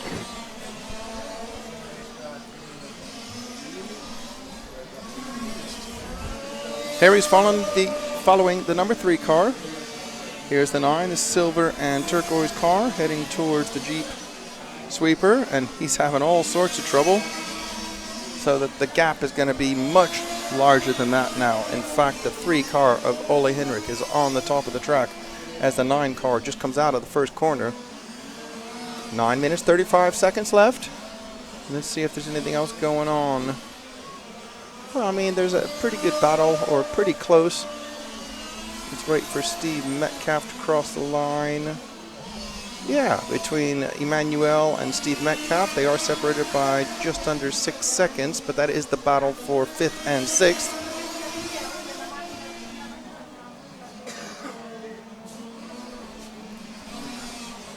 Nine minutes left. 20-minute race. We don't expect there to be any traffic trouble or any fuel problems even. Wow.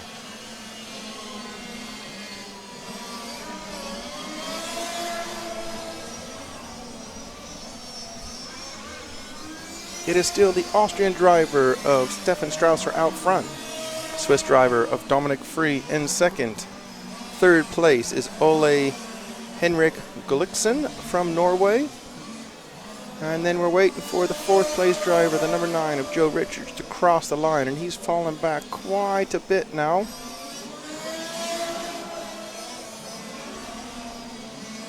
Yeah, in fact, he is 14 seconds behind. So the first 3 looking safe at the moment.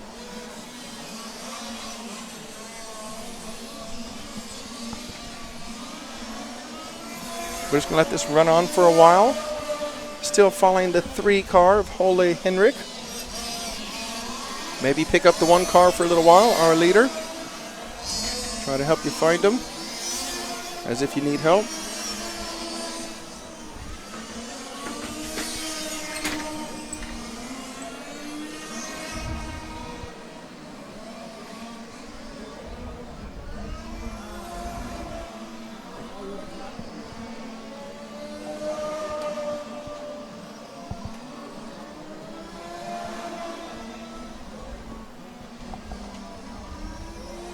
Was it me? Just our headphones. Yep. Okay, good. The one car, red, blue, and white, of Stefan Strausser is our leader. 7 minutes and 10 seconds on the clock. It's Stefan, Ole Henrik, and Dominic.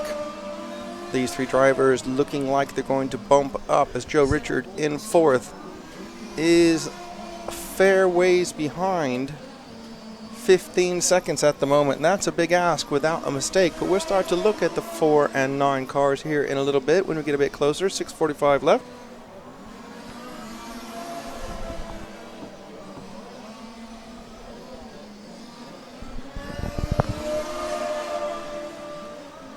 We're following the one car. He's our leader. Stefan Strausser from Austria is way out in front by a couple of laps, it looks like. I need to get the gap and split put up, or the split and gap. I'm not sure which one. I think it's a gap. And we got a car over. That's the 3 car, I believe.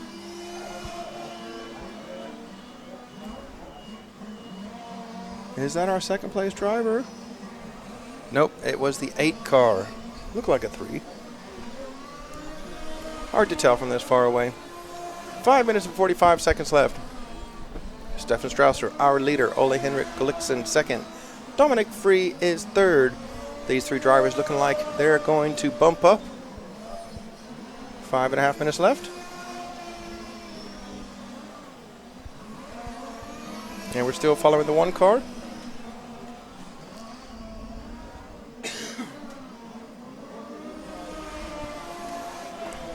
Five minutes and 15 seconds on the race clock.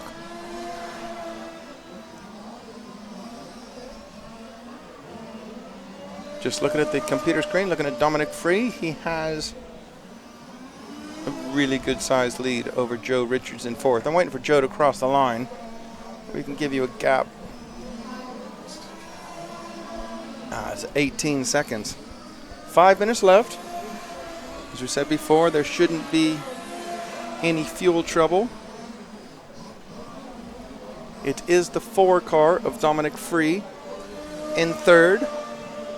We'll watch him to make sure he doesn't have any problems. I think he has actually lapped the 9 car, and he has indeed.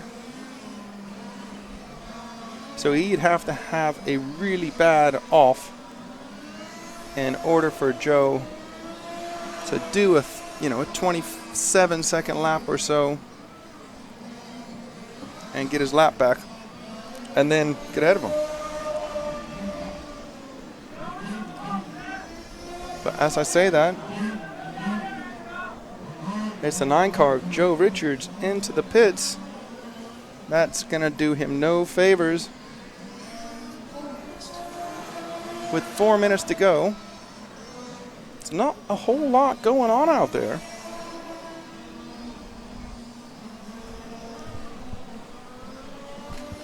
Okay. I do have some news about engines and stuff, if we can talk about that. Go on, then. I'm speaking to Ian Audie, the 1.5 EFRA representative. If your engine blows up and the cylinder is damaged, you are allowed, and it's damaged due to the blow up, the explosion, whatever you want to call it, you're allowed to change that engine with no penalty. If you decide to change your engine because you're not happy with the performance or any other reason and it hasn't blown up, i.e. the cylinder's not damaged, in your first final you get a 5-second stop and go in the first 3 laps. So the penalty is not that bad. Let's look about it, in the lower. Isn't it? I mean, Emmanuelle had a stop and go, didn't she? And she was from second. Yeah. And that's cost her. I mean, she's not going to qualify now, is she? Yeah, but she's also pulled in a couple of other times. True. Yeah. But 5 seconds in the lower heats is not that big a punishment. Because a lot of people, are going off the track and having mistakes, and there you go. If I was in the bottom heat or the second bottom heat and I wasn't happy with my motor, I would put a new one in. Obviously, if you're happy with your motor or engine, there's no point changing it. But if you weren't happy with it, I'd change it, because 5-second penalty is not that big a deal. Now, if your second engine blows up, heavy penalties come if you want to change it and keep on going. He didn't tell me what they were. He just said, just forget it. There's going to be so big that you might as well just go out there for a bit of fun or pack up. But let's looking back at the track now, and it is our third place driver who is parked on the grass, the number 4. And here comes the number 9. Let's have a look on the computer. But the number 9 is still a lap behind him, so Joe Richards is a lap behind him. Now remember, Joe came into the pits, cost himself a good 10 or 15 seconds while he was talking to his mechanic. Had a chance there, half a chance. 1 minute and 30 seconds left. No real battles on the track. What's the gap between those two cars now then? It's just over a lap. Still just over a lap, yeah. Right. Yeah, that's what I mean. If he wouldn't have come into the pits and spent that 10 or 12 seconds, whatever it was, he would have easily got that lap back. And don't get me wrong, he's way off the pace compared to Dominic in third. Like way off the pace. Like the difference last time around was 4 seconds. But, you know, it was a chance. So we're into our last minute. There's nothing really happening on the track as far as battles or bump up spots. I mean, we will watch, but as I say that, the 4th place driver of Joe Richards is on the grass. So unless something happens, in fact, I mean, you could almost call it now that the 3 have bumped up. The 3 that have bumped up is Stefan Strausser from Austria, Ole Henrik Gulliksen from Norway, and Dominic Free from Switzerland. There's not enough time for anyone to complete more laps than them, so that's it, done.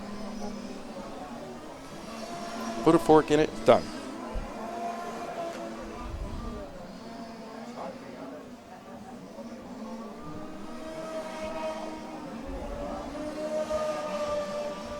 Now, what do you think? Well, we're just going to let this run out. As I say, that the top 3, who I just mentioned, are the top 3. Everyone's still going around. They're all spaced out by, let's have a look here, 2 laps between first and second, and 2 laps between second and third. That's it. Dominic is finishing now. Joe Richards has already finished in 5th. Dominic finishes in 3rd. Waiting on Ole Henrik. There's Stefan Strausser, finishes in, takes the win. Just waiting on Ole Henrik Gulliksen from Norway to claim his number 2 bump-up spot. There it is. Now we got to wait for it to time out. And it's not going to beep or buzz. That's it. It has finished. So I do think it's a very interesting starting sequence. Interesting. Yeah. Okay. Well, you've got your 3 minutes of warm-up or whatever it is. And then they came back in the pits, and I was expecting them to pick up the car and walk out to the line, put a bit of fuel, just make sure it's topped up, take it out to the line. And no, they just let the timer count down with 11 seconds to go, put the countdown on hold, and then I know someone was trying to fix their car, but even if he wasn't trying to fix his car, he wouldn't have made it to the line. There just wasn't enough time. So let's see what happens now. We don't even have a timer yet. We've got a divergence to time schedule, so we're plus 4.5 minutes.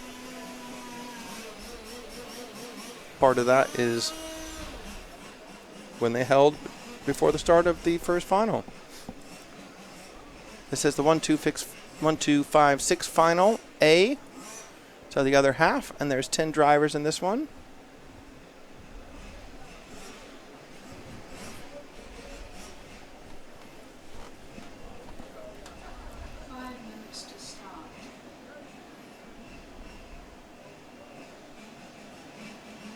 So there's 5 minutes to start, 4 minutes and 50 seconds yet, and they're letting them go. That's a lot more wise. If you're going to give them 3 minutes to warm up, let them have the 3 minutes, then give 2 minutes to get them back in, check it over. If they want to top it up, top it up.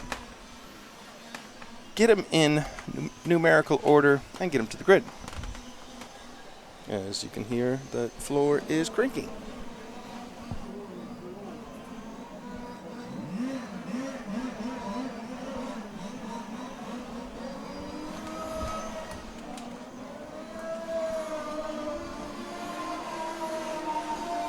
And I dare say it, in that last final, it looked like some cars ran out of tire. Well, we have a car stopped in the middle of the track. I think he's just waiting. I don't think he wants to do the full warm-up. But why'd you drive out of the pits then? We still have one car that's not checked in. Car 2 is on the way back to the pits. And that's the car that is not checked in yet.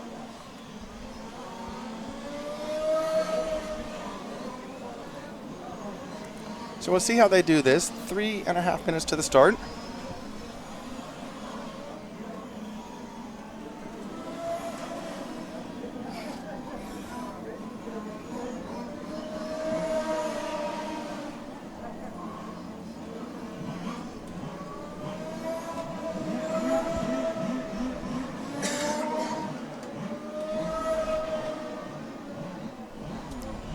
I suppose until the pit lane closes, you can go out and do your warm-up lap anytime you want. Once the pit lane closes, if you're brought back to the pits under, someone has to fetch you back, then you have to start from the pit lane.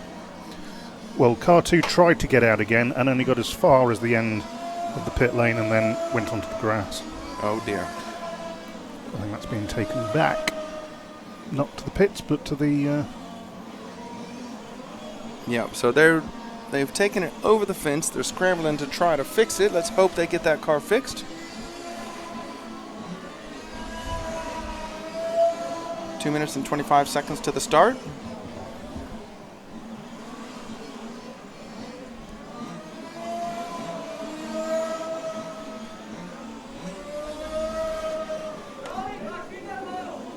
Some cars bringing it into the pits now. That's the 8 car coming in nice and early of Miles Dixon from Great Britain. Let's have a look. Nope, they're not putting any fuel in. Well, that was the car that was in the middle of the track waiting, wasn't it? The car 8. I'm going to say some cars in that last final ran out of tires. That 9 car seemed to have zero grip towards the end, so maybe he started on a pair of used tires. I don't know. But we're 1 minute and 35 seconds away from the start, and they're starting to come into the pits now. I've not seen anybody put any fuel in. Number 6 is being taken, and walking down the pit lane. And nope, nobody's putting fuel in. You're not allowed to put fuel in on the track. If you're going to do it, you have to take it away from the edge of the track. That's the rules.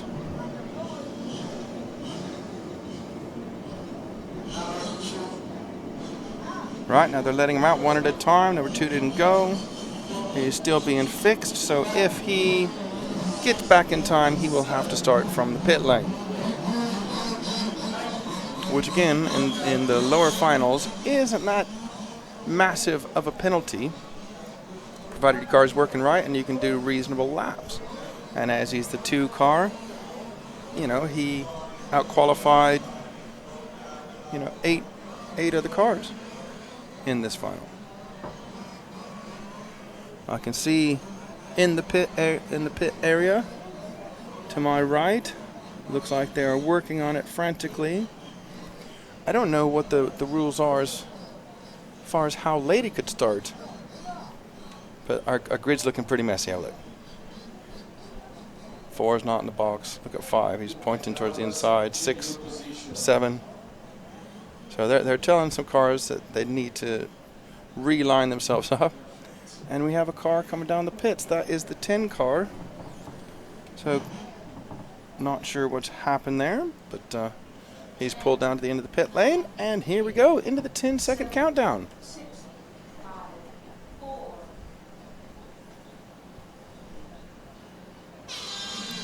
And away they go. Good start for the 3 car, closing right up onto the 1 car, but the 1 car gets his momentum and maintains his position. Always in these type of racing, the opening lap or opening laps can be very exciting, and of course the ending laps can be very exciting. We have a car off on the top of the hill.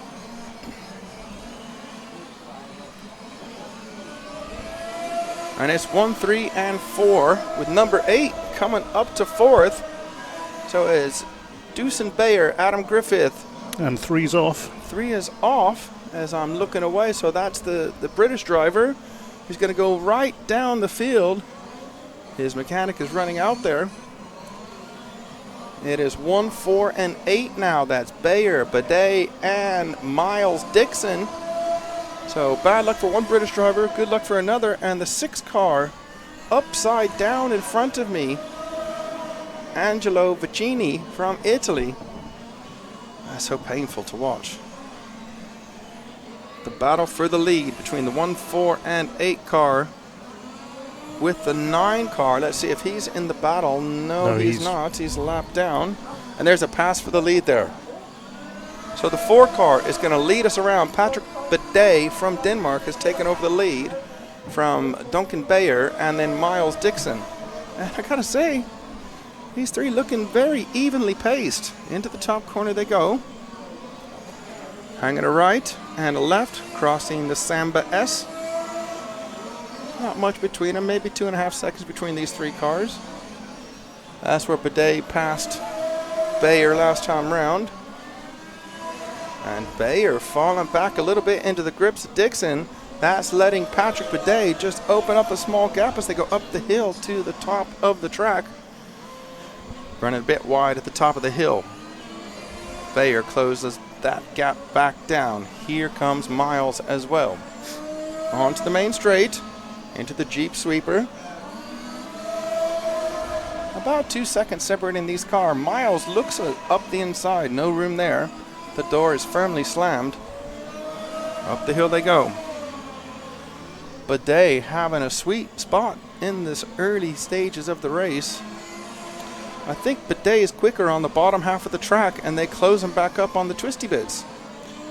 Car 10 that is in 4th place was closing up on the group, but had a spin on the last lap and fell well back again. Thanks for that. That is Almagro from Spain. And in fact has span off again, so... Oh dear. I see the mechanic frantically running. It is Bidet, Bayer, and Miles. Miles Dixon, 1, 2, and 3. Going on to the main straight. 4th on the track is the 6 car, but he is a lap down. We're going to focus on this battle for the lead as it's shaping up to be a ding-dong good battle. Oh, a little bit of trouble for Miles Dixon, though, coming off of the sweeper at the end of the straight. Sees him dropping back about 3.5 seconds now. And Bidet at the front opens up a small gap on Bayer. Here comes Miles. Down the main straight they go.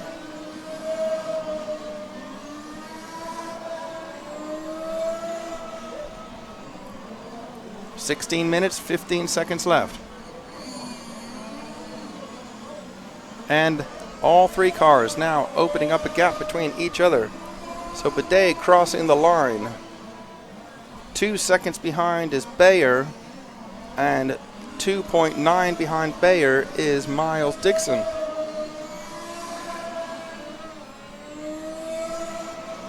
So that's 1st, 2nd, and 3rd. Running 4th is Dario from Croatia.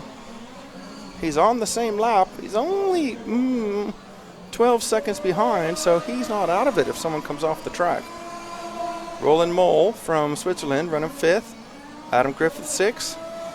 Angelo Vicini 7th. Stefan Perazzi from Switzerland is 8th. And Almagro from Spain is 9th. Number 2 never got going, so bad luck for him. But it's the 4 car, the Danish driver, Patrick Bidet. Down the main straight.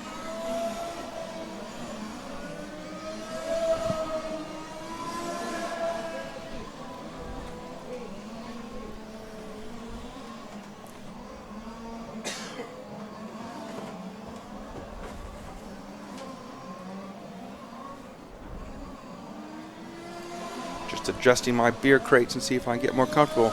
We've got a 6 car off the track. That is Angelo Vicini from Italy. He's rescued and going again. But it's the 4 car, the orange and white of Patrick Bidet. Up the hill he goes. And Miles Dixon looking really close to Duncan Bayer. They are together on the track, crossing the line now. Let's fall back to that battle, please. Going on to the Jeep Sweeper now. Down the main straight they go. This is the battle for second. 14 minutes left.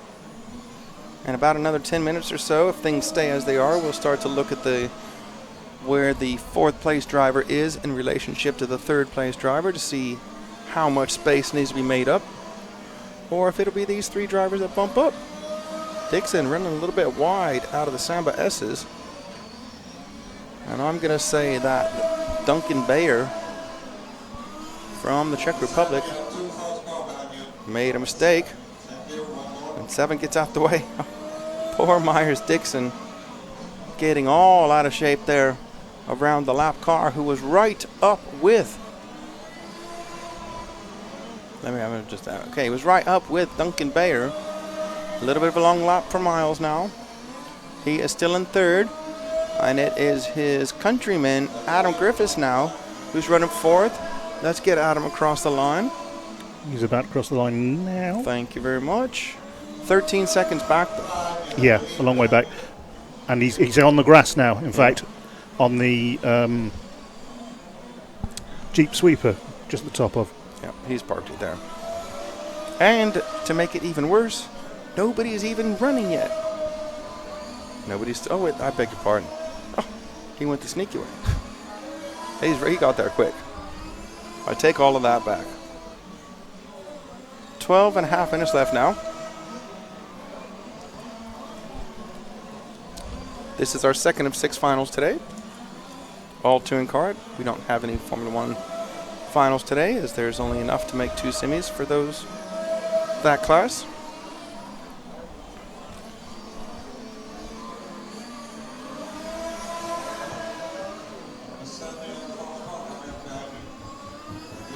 First, 2nd, and 3rd, there's a good gap between all 3 of them. And let's see if we do have a new 4th place driver. That's Roland Moll from Switzerland. As he's just coming onto the straight here. Thank you. That's the 5 car.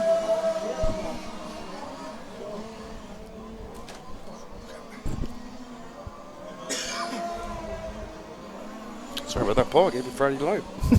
You're going to jump on me. I was trying to knock the place down. That's Roland Moll in 4th. I'll try to look and see how far behind. And it's 18 seconds. So, not really much in contention even.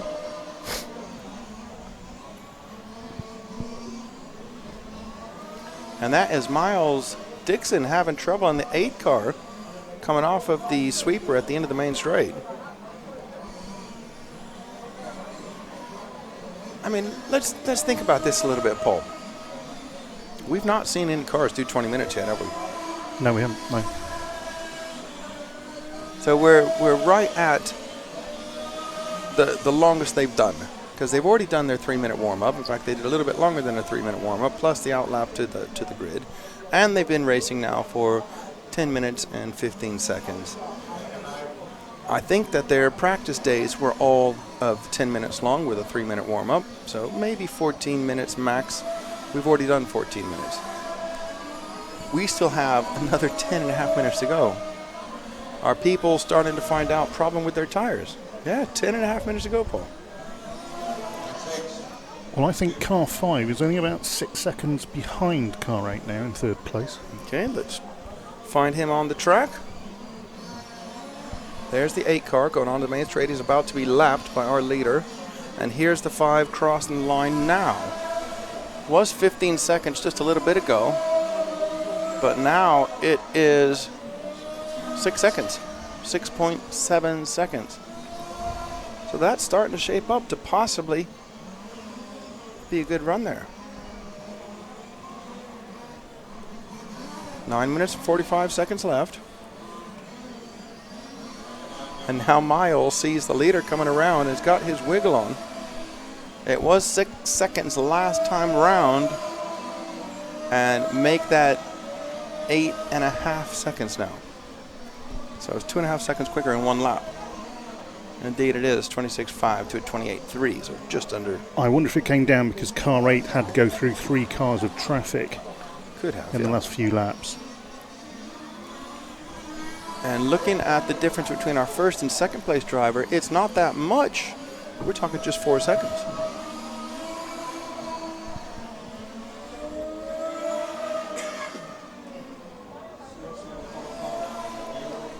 But I think the most interesting thing is going to be at the moment in this race is going to be tires.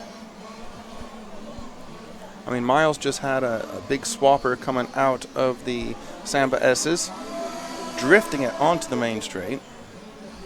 And he's clearly pulling away from the 5 car in third, so Roland Mole from Switzerland is falling back, you know, second a lap or so. Yeah, it was second and a half, 1.5 seconds last time around. And now our leader, Patrick Bidet, has lapped Miles Dixon in third. Let's have a look at the gap between first and second. That is just over 6 seconds now. I still didn't get the timekeeper to change that. I'll make sure I do that this time. Forgot. Oops. I'm going to do my mathematics manually. Make it up sometimes, though. People aren't checking, really, are they? I do that when I speak at the track. I just make it up, and they don't know. It's probably not best to say that, though. Why not? No one's ever said to me, you made that up.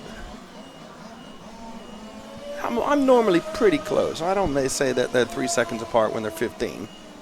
You can kind of tell. You sort of get the hang of it. 7.5 minutes left.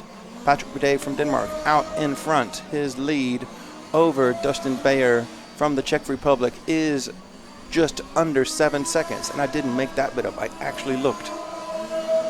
Miles Dixon from Great Britain is running in third. He is way behind our second place driver. So we need to look at Roland Mole from Switzerland as well. And there is 11 seconds between them. So it's not over.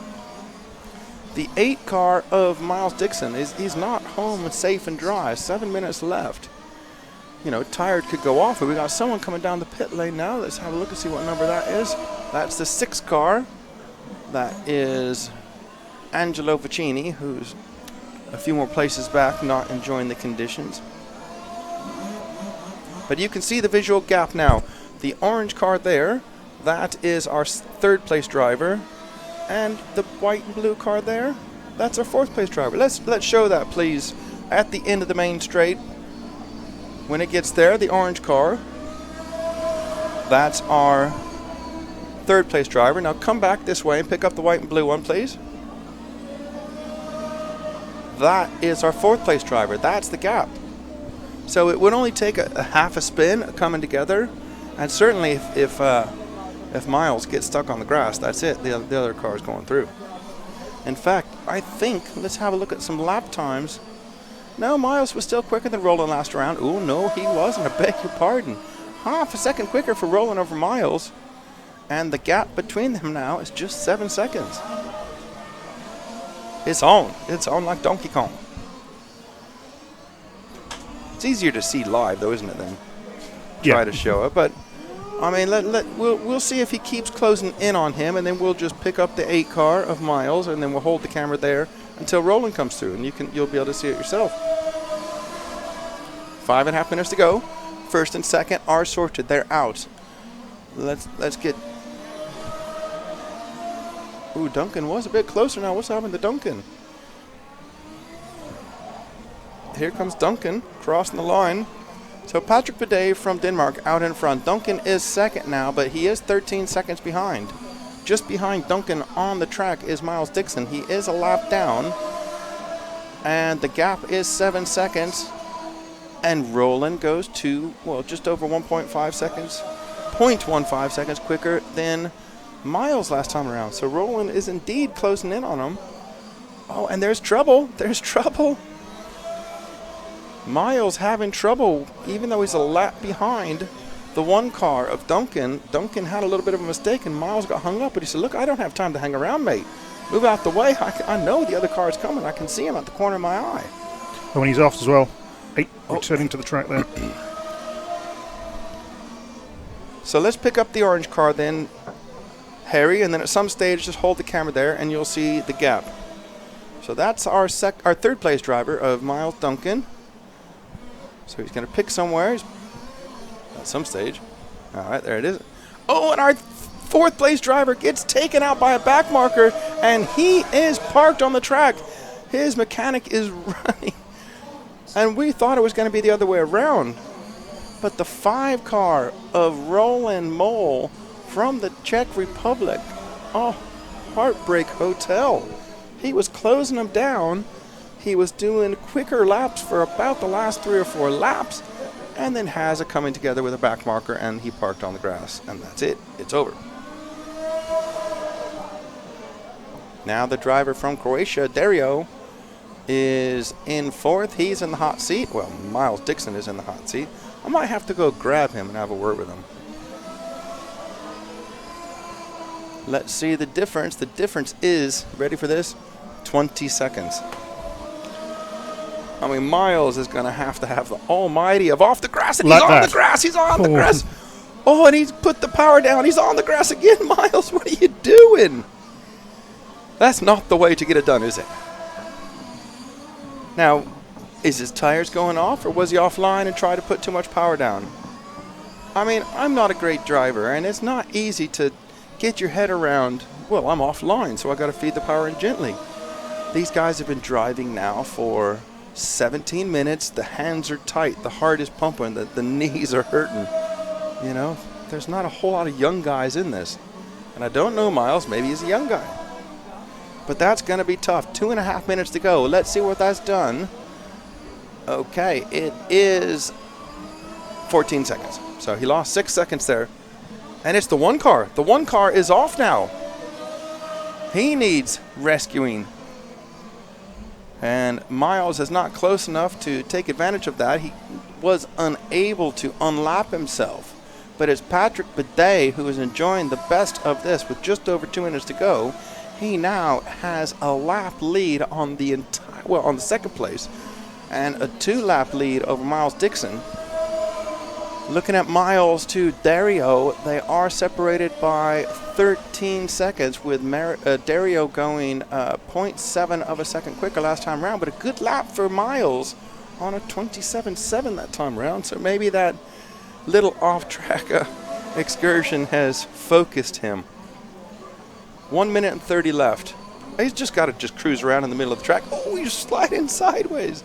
You following the 8 car? Yeah, perfect. Okay, I'll have to ask. And I think that's the one car off again. It's a number 1 Marshall running out. If he's there too long, that's twice in 2 laps or twice in 3 laps. And the Marshall, just go ahead and put it back on any side you want. And, well, he's just holding it. He's telling him to give it some throttle. Nothing's happening. It's died, is it? One car is stopped. The Marshall's looking. Car 8 has just gone past him again. And our leader's off now. Our leader's off at the top, so right here at the depth of this, with 1 minute to go, and they get the second place driver going again. Well, he's not second anymore, is he? It's too much of a mess to wrap my head around. I'm going to have to wait for the end of this. 40 seconds on the clock, and the one car has stopped again. And I'm looking at someone else who's saying, no, that's it, you're finished. So Patrick Bidet is our leader. Miles Dixon in second. And Dario from Croatia, Lovrin with a question mark. Lovrin, question mark, Evie, question mark. Yeah, you've tried to figure it out. I can't figure it out. Looks like he's going to get the bump up. So it ain't over till it's over, but I can tell you it is over for the one car of Dusan Bayer from the Czech Republic in the dying moments. 10 seconds on the clock. Wow. Time is up. You're racing to the line. Miles Dixon is going to bump up in second. And we got 2 cars off at the end of the straight. Oh, dear. And one mechanic's out there quick. I don't know who's who. I wasn't paying attention. Here comes Patrick Bidet. He's going to come around and bump up from the 1 spot. We're looking for the 7 car now. That's 5. Has 5 got in front of 7? He has indeed. He did. He had. On the last lap. The last lap. In fact, the last half of the lap. Roland Mole from Switzerland getting through in the 3rd and final bump.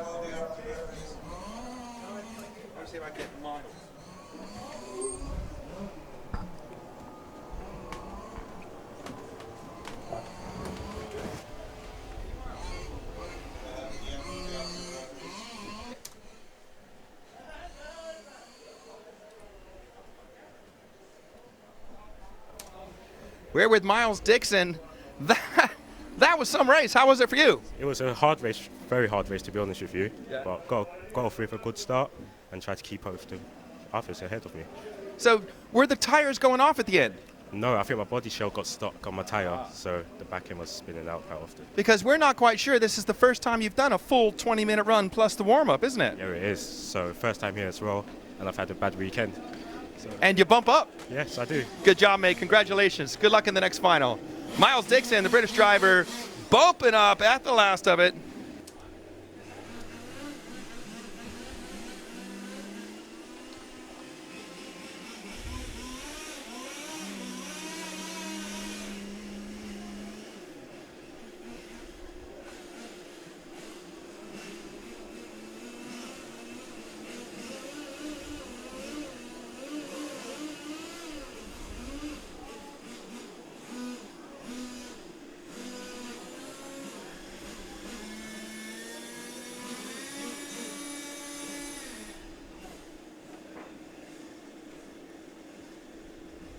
So you can see the results on your screen. Roland Mole taking that 3rd spot on the very last lap.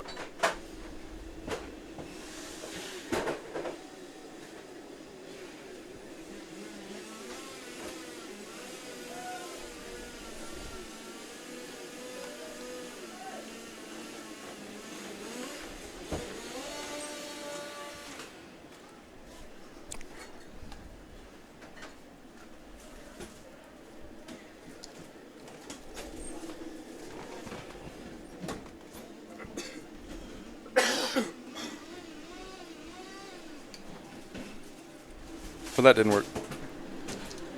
But I did run in there and see myself on the. He's watching us. That was a very relieved Miles Dixon from Great Britain. He said he's had a bad weekend. It's his first time ever here, and he bumps up. Yeah, he might well do it again. He might well, indeed.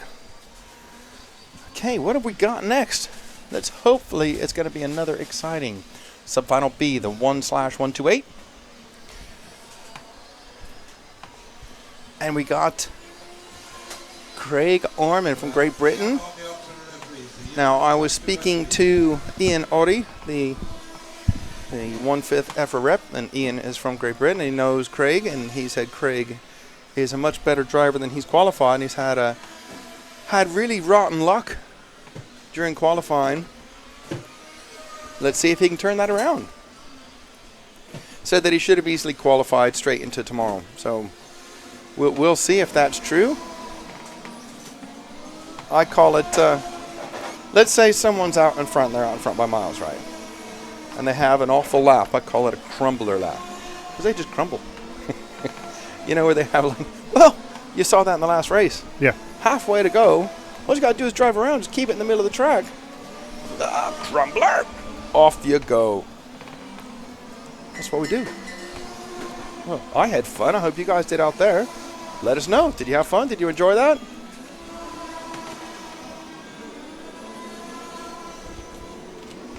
Wow, nothing from Paul. Thanks, Paul. Sorry. I'll tell you what, mate. Just lie to me. Make it up. That's fine. I'm not looking at the chat room. It's too much for my little brain to... No, it's relatively quiet in the chat room. I was just having another little look at the see who's around and all that kind of stuff. Is it good? Yeah, it's not bad. That's good. We want more, though. We want more. Get your friends and family. Let's see, what time is it here? It's 3 o'clock, so it's 2 o'clock in the UK on a Friday afternoon.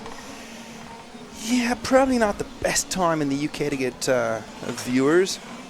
Now, I couldn't say about other countries. Well, I could say about Sweden. I lived there for 2 years. Ah, hang on, I got the timekeeper here. You must aim order of classement. No, excuse me, people. Let me just turn this off for a second.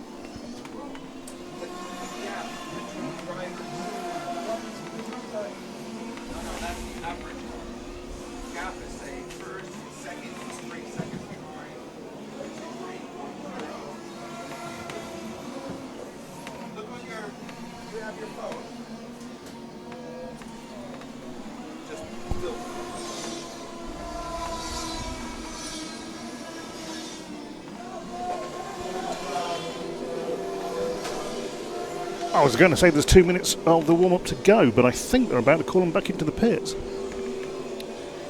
The man with the flags there ready. Are they coming in? They are coming in. Of this, the 1/8 sub-final B.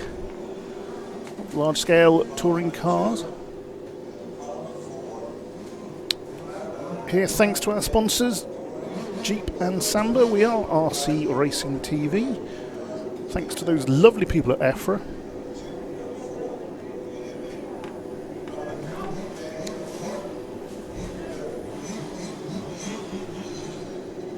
And they're being individually released now, are they? Nearly. They're lining up to be released.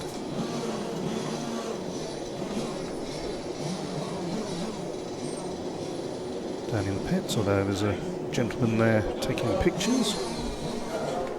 And off they go individually out of the pits.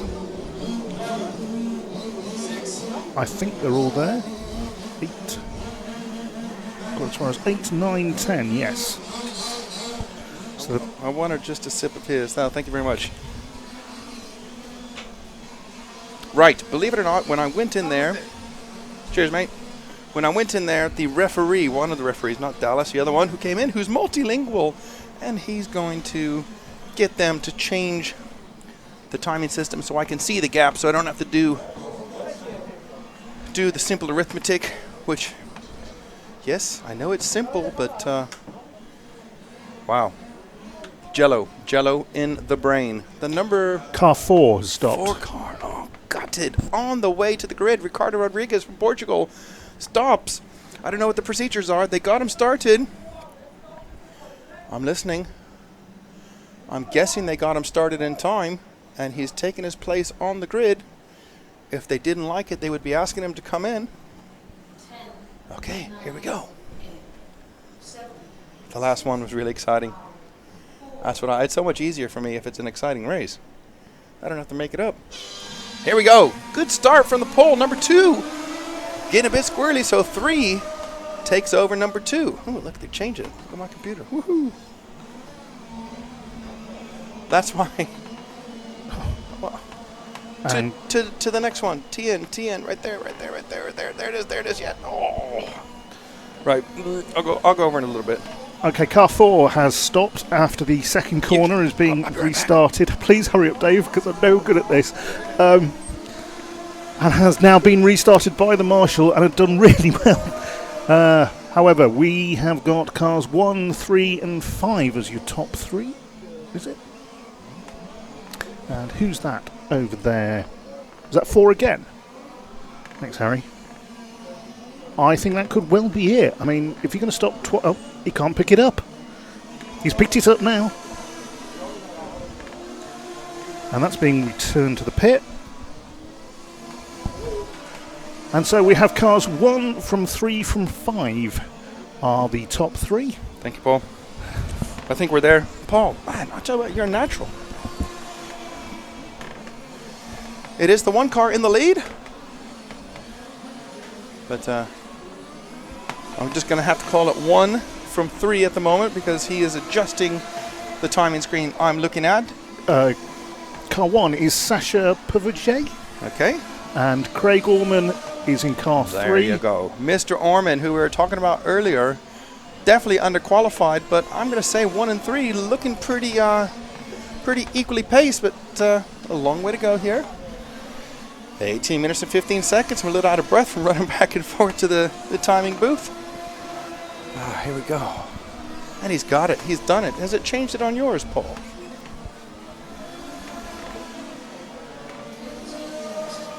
No, I don't think so. Just so, whilst you were away, car 4 went off again and has returned to the pits, and I think that's it for car 4, Ricardo Rodriguez. Terrible luck for him. What I've had the timekeeper do is change a couple of the columns on the MyRCM, and I don't know if you're going to see it at home or if you're looking at MyRCM, but it's T1, and so that's every driver to the first place driver, and T-in, that's to the next driver. In the BBK, it's called split and gap. I couldn't tell you which one is which. Never mind. 17:20 on the race clock. Sasha out front. See, now that, see, I like how I did that, Paul. If I can't pronounce it for one of the names, I'll just say the one. Yeah, it's easier. Craig Orman is second. The gap between them is 1.0 seconds. You see how easy that is now? I didn't even have to think about it. I just had to read it. Ivan Madger in third. Oh, but you know what he's done, though? He's taken away what country they're from. I can do that. Okay, well, that's your new job, isn't it? Excellent.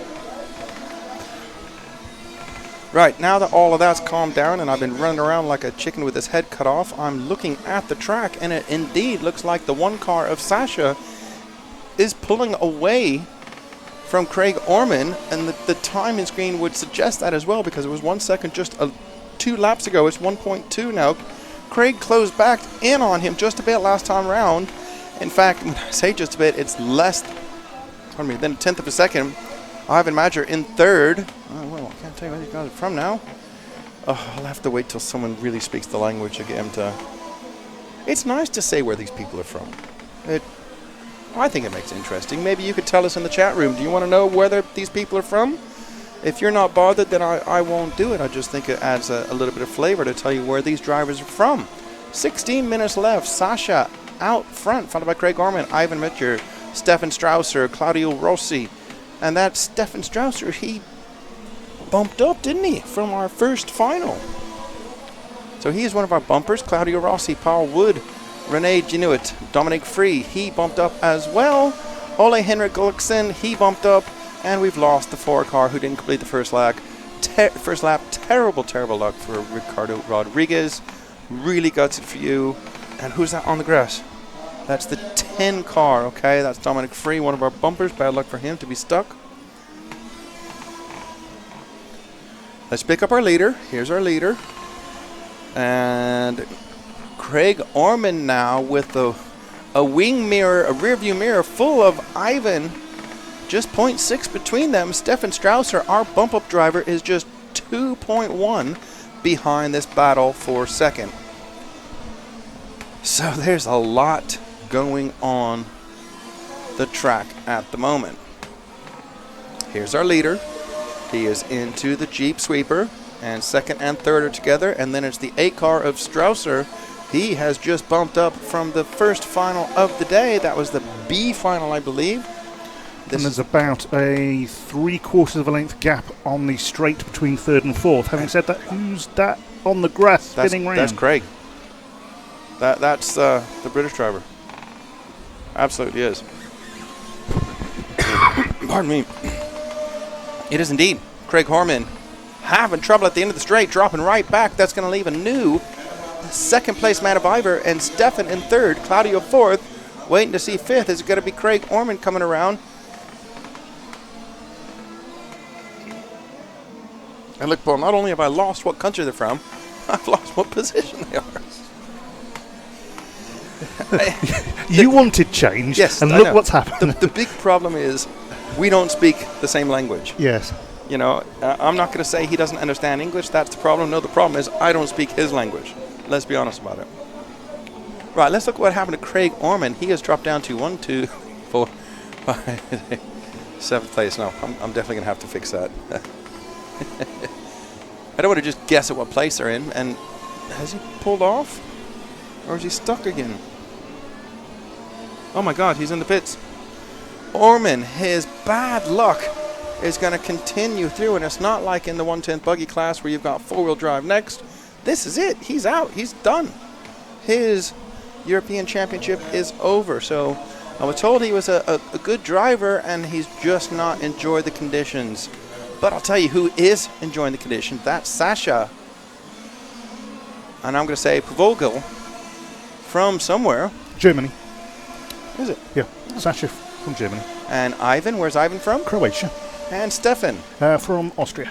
Okay, that's first, second, and third. Now let's look at Claudio Rossi and see how far behind he is. He is 11 seconds behind our third place driver. So at the moment, with 12 minutes and 40 seconds, first, second, and third looking fairly stable. As you've seen, though, it doesn't take much. And someone's off at the end of the straight. Someone's off. Who is that? There's only a second between second and third if you want to pick that up. Oh, there's a second car off at the end of the straight.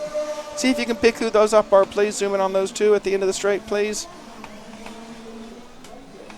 There's two on the grass at the end of the straight. There you go. Thank you. Are they contenders? Can you see who they are, Paul? That's the 2 car and the 9 car. And no, they're way down. They are down just a bit. But it could easily have been someone else, someone in contention. And you're saying there's how much between? Ooh, between Ivor and Stefan Strausser, there is 0.4 of a second. If we can find car 5.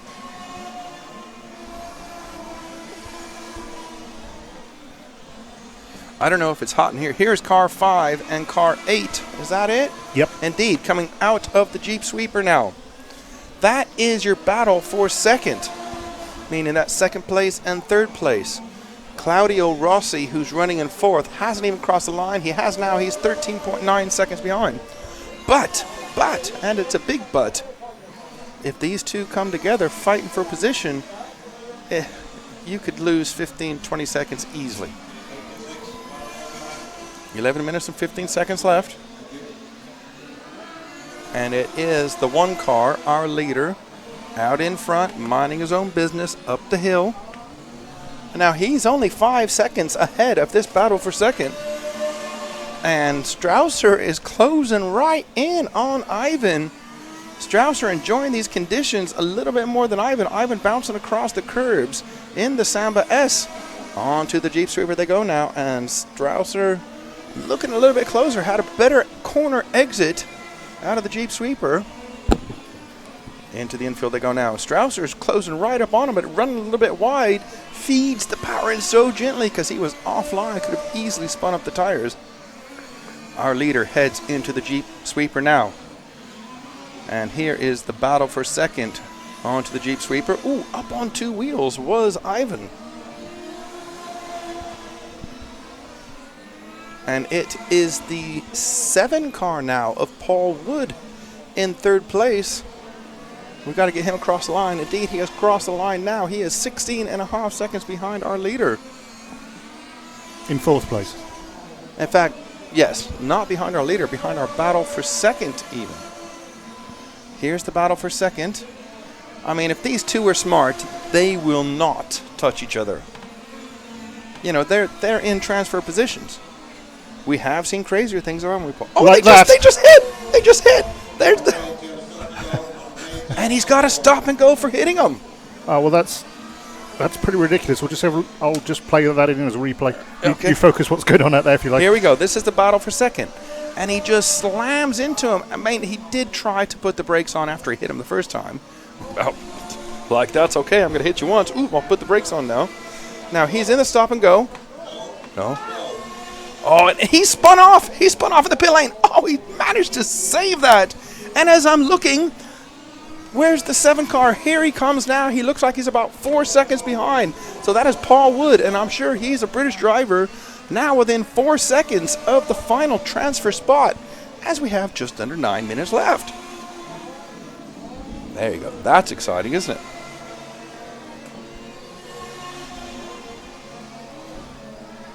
Yep, just under 4 seconds. Just under 4. See? I don't have to look. I can guess Paul sometimes. I was lucky. I'll admit it. I was lucky. So, all right. 8:35 on the race clock.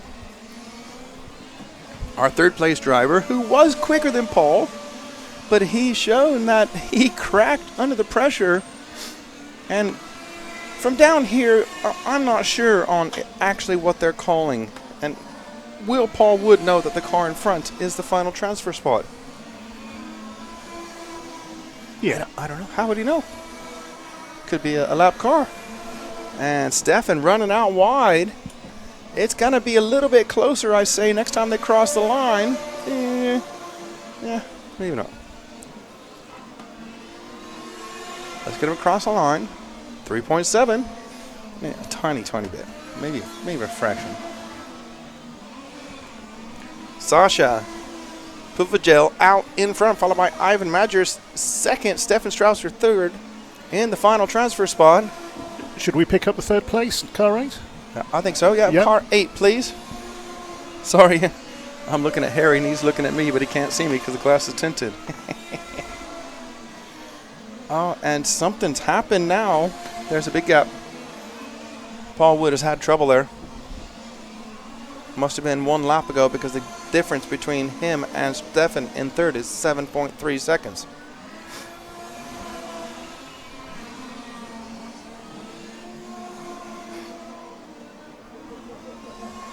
We'll keep our eye on the car in third, though. I think that's a good shout, Paul. We're into our last 7 minutes. That's the most exciting battle on the track. Obviously out in front, Sasha from Germany, is it? Yes. Is out in front by a long way, 10 seconds over Ivan from Croatia. Croatia in second. Nice to see the Croatian driver. And Stefan Strauss is Austrian. Is that correct? Yes. Yeah. I was like, I was guessing. Don't trust my memory, mate. Jeez. And then let's see how far back to Paul Wood now as he crosses the line. 8.6, so he's a little bit closer. But if we're going to follow the, let me get it right again, the 8 car, remember he bumped up from the earlier heat. I'm trying to look where, okay, so our 8 cars crossing the line now, coming out of the Samba S's. Get your race tune pipes at Samba and buy your next car from Jeep, and then they'll help us out if you don't mind. So no problem, just spend loads of money and it'll benefit us. We like that. The gap now, 8.9 seconds. So let's look at the last lap. And indeed, Stefan was 0.3 of a second quicker than Paul. But Paul, yeah, I was going to say Stefan, that is, just clears the traffic.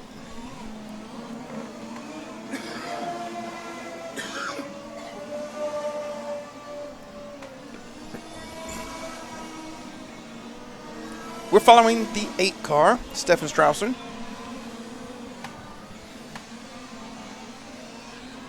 I can see the 8 and the 7. They were separated last time around by about 9 seconds. And I think Stefan Strausser now has got the right attitude. Although if you look at his car, it's got a huge dent on the left front of the car where he slammed into the second place car of Ivan. And got to stop and go. 5 minutes left. Anything could happen still. We're going to try to keep an eye on all of the track because, as I said, this is the first time these drivers will have taken these cars 20 minutes. And when I spoke to Miles, the British driver, he said it was no problem with tires. He said that he thinks his body shell got stuck under one of the wheels, and that would cost him a little bit of trouble. Well, of course, this is Stefan's second time for 20 minutes, so he does know what it's like after 15, let's say. He does indeed. But if you look at it the other way, could he be a little bit more fatigued from doing another 20 minutes? There's, it's 6 of one, half a dozen of the other. Exactly. But the gap between Stefan and Paul is 7.6 seconds, so we're going to keep watching this. There's Stefan in the top corner. And here comes Paul driving up the hill. I mean, I got to say, Stefan does look nice and composed. Yeah. After that earlier moment where he... Oh, we got someone running. Hang on. I think that's the 3 car. It's upside down anyway. No, it's not the 3 car. Maybe the 8. Well, I can't see. No, it's the 9 can't be 8 car. Yeah. It was the 9 car. I saw a little curl. I just thought it was an 8 or 9. So. I'm trying to will something to talk about here. Well, there's only 3.5 minutes to go. And I think Stefan is going to take this calmly. He knows if he makes a big mistake, that means he has to be rescued. He's not going to bump up. Correct. And I suspect, I mean, I don't know. This is one of those things to ask you. Will he know how far back fourth place is on him? He might. But there's every chance that you don't, because these guys don't race together that often. Certainly guys from different countries not really going to be recognizing someone else's shell. Like if it's someone that you race against regularly, you can just sort of look out the corner of your eye and say, oh, look, there's that red and orange shell, and I know who that is. And you can hear what number is being called up there, and they might be giving out a running order, and you'll have an idea who it is. Unlikely here. That's why these guys just have to keep going.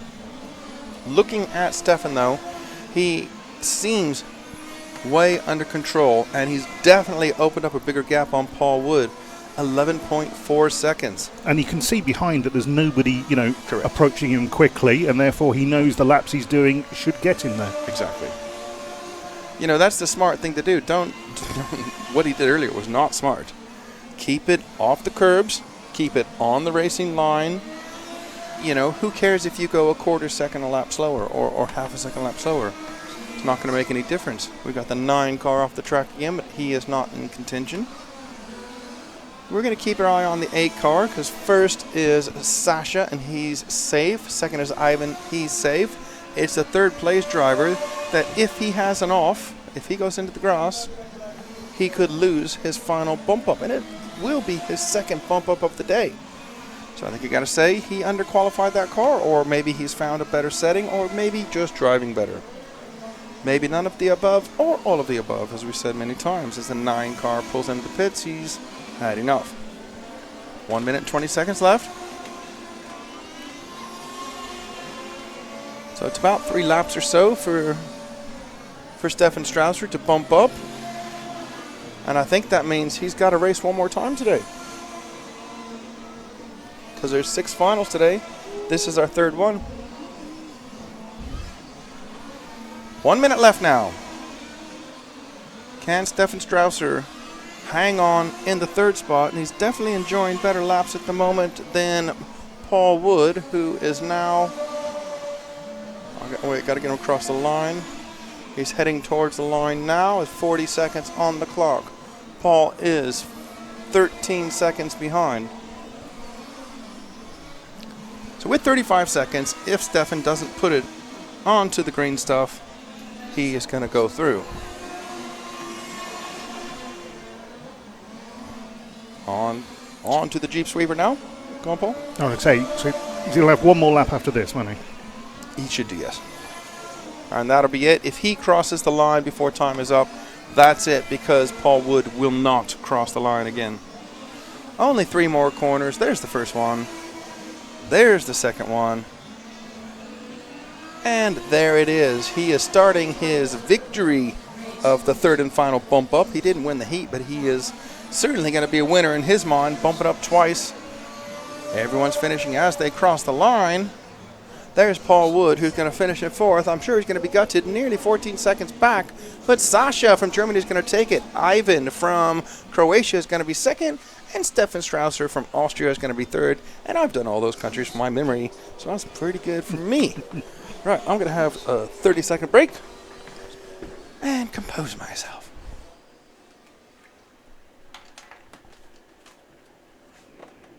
Look how much I've drank.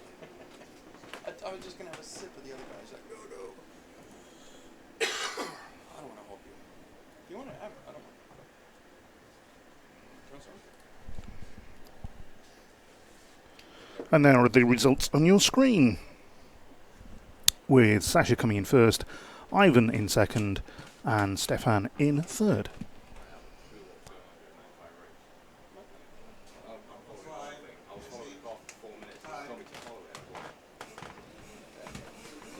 We didn't either.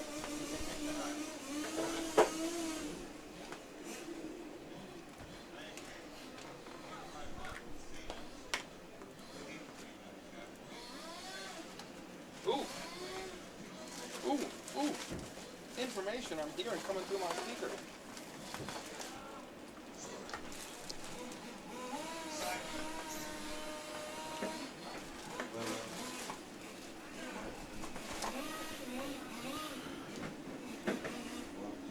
I'm back. And here are the drivers for the next one. I'm back, and as I was sitting here tending to my needs, a bit of water and this and that, I could hear the referee saying to somebody, you must take your stop and go penalty within the first 3 laps. That means they've changed their engine. That wasn't blowing up. And I'm going to have a guess and say it's Magnus Nilsson. The answer is no. Well, good. I'm glad it's not Magnus. I don't know who it's going to be. We have 10 cars in this race, the 1/128 Final A.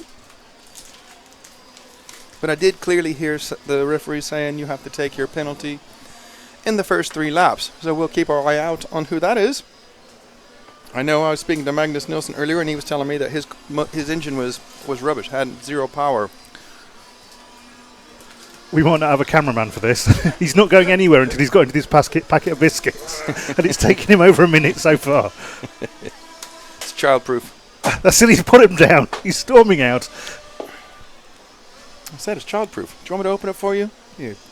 Give it here. Oh, dear.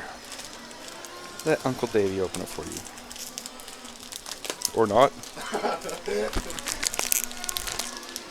Dang, that's something looking silly. Oh, that's what they are. They're foreign ones. If only there was a webcam that could be showing you struggling with it. There is. Don't you dare.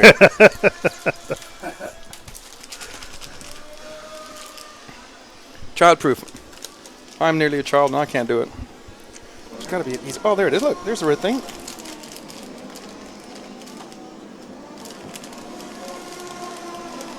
I was hoping to like grab it and just show.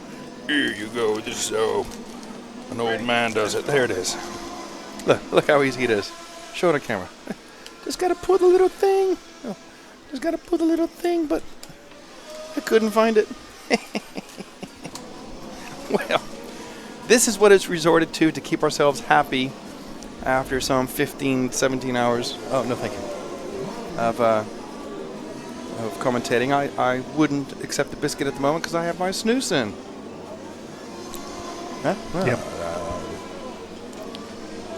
Many people will know that what that is, and many won't. So I'm just going to let you wonder.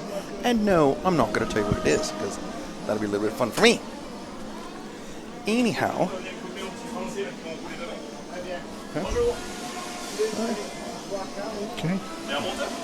Yeah, can you hear that?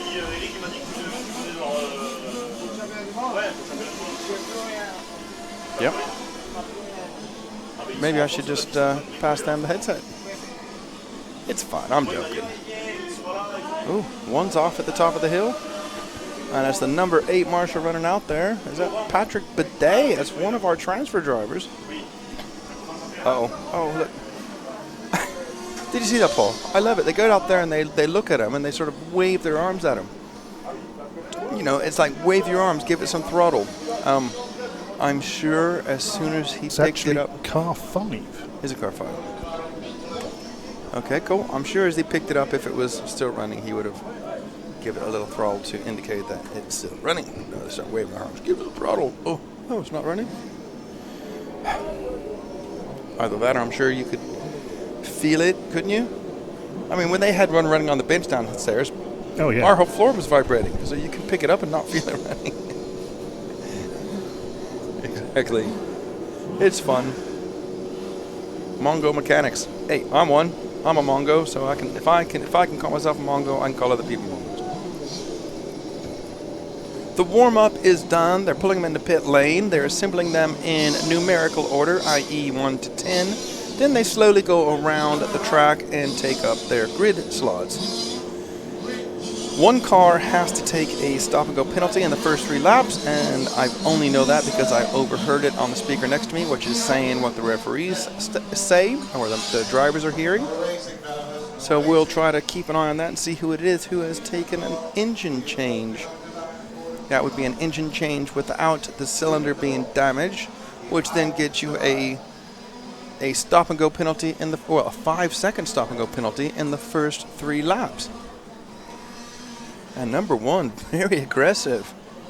Oscar Darin, very aggressive into his grid slot. He's a confident driver, that. Number 3 is only about a meter behind his grid slot. I don't think he's going to. I guess he's happy to start that far back. Oh, they tell him to move up. Everyone's in the grid slot. 10 cars on the grid. All 10 are there. 2, 4, 6. Yep, there indeed. And here we go, racing.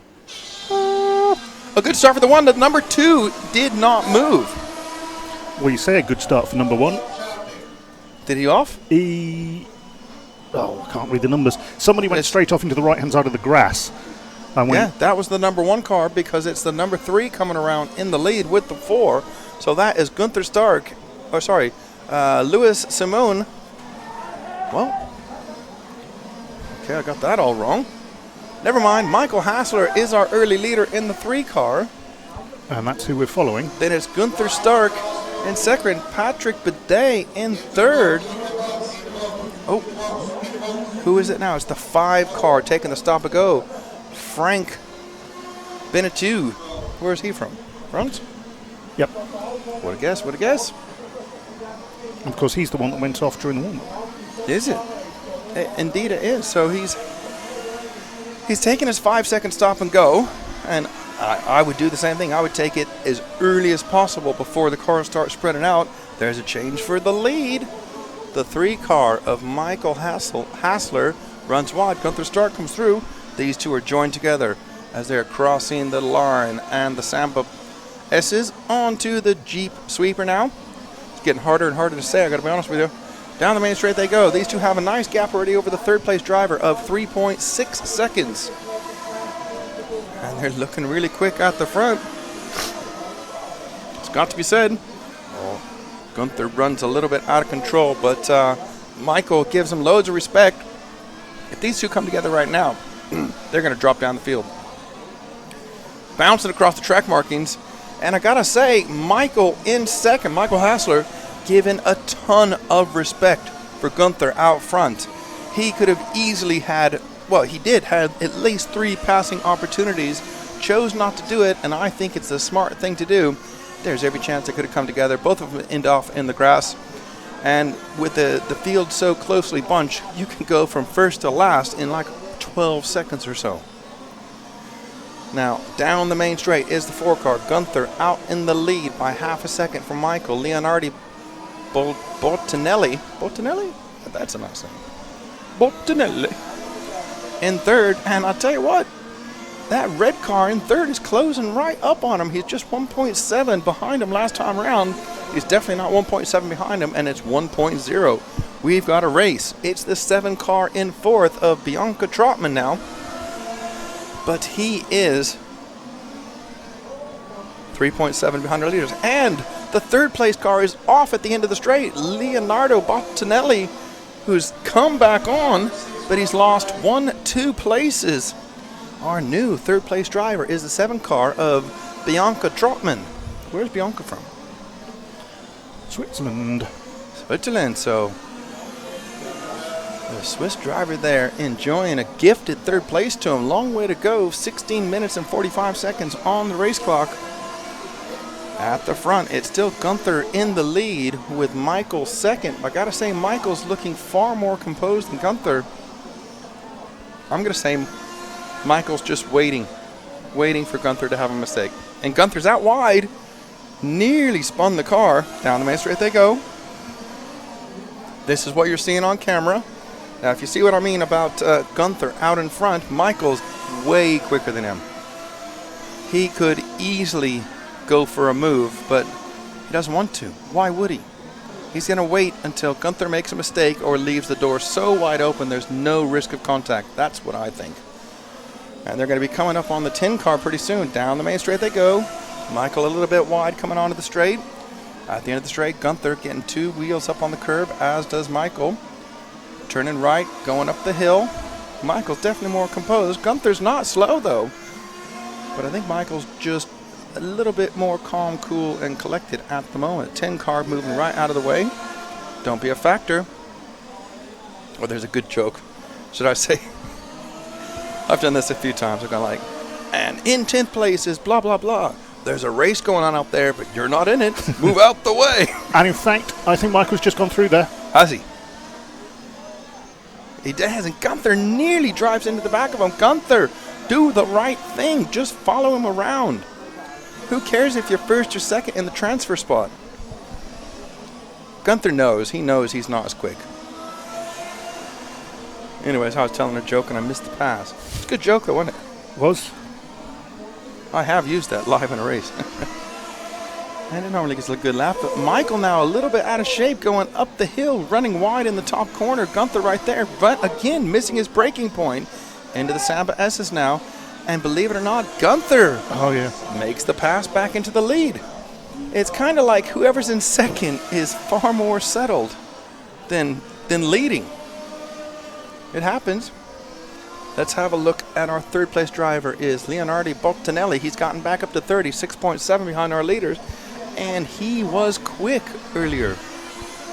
And he has a giant lead over the fourth place driver who is Oscar Durin. And he is 9 seconds behind him. So as far as bumping up, Leonardo is comfortably in a position to do that. But as we've said before, 9 seconds isn't a marshalled Absolutely not. accident, is it? No. You're absolutely right. I just sort of lost place of the drivers because first and second are coming up on 1, 2, 3, 4, 6 people. They're getting close to lapping already. In fact, they're going to be lapping the 9 car here as they climb up the hill. 13 minutes and 35 seconds. And there's slow traffic in front of them. Oh, and Michael takes advantage of Gunther and then loses traction. This is where it gets dodgy. Dodgy as you like, coming onto the main straight. Michael bouncing across the grass there. Gunther having a good run. And there's someone backwards in the first corner. And they make it through. And someone's running for a car. Okay, that's not our third place driver. And the number 2 car, who started second, is lapped now by our third and fourth place drivers. And here comes Leonardo. He is just 3.2 behind this battle, who for first, which is separated by just half a second.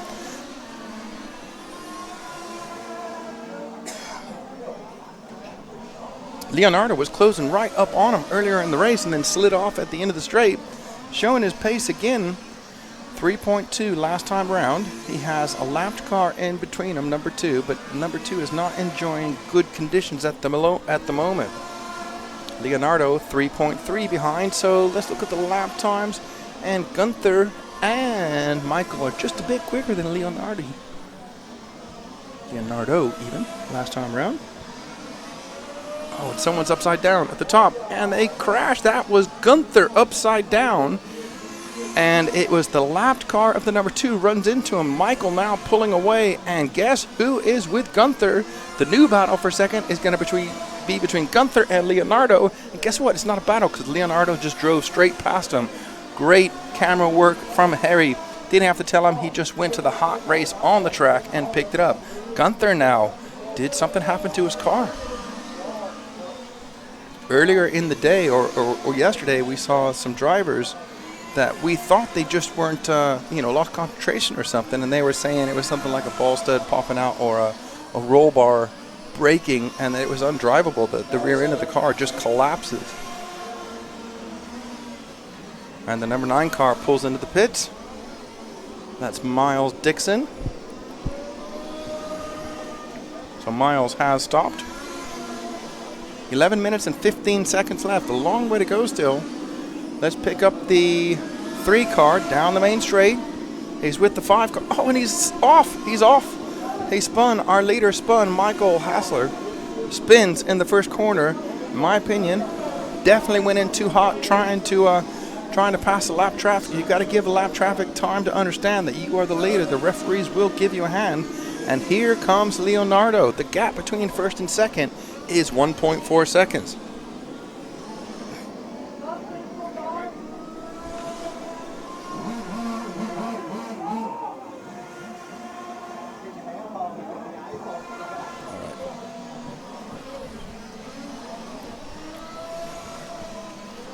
Ten and a half minutes left.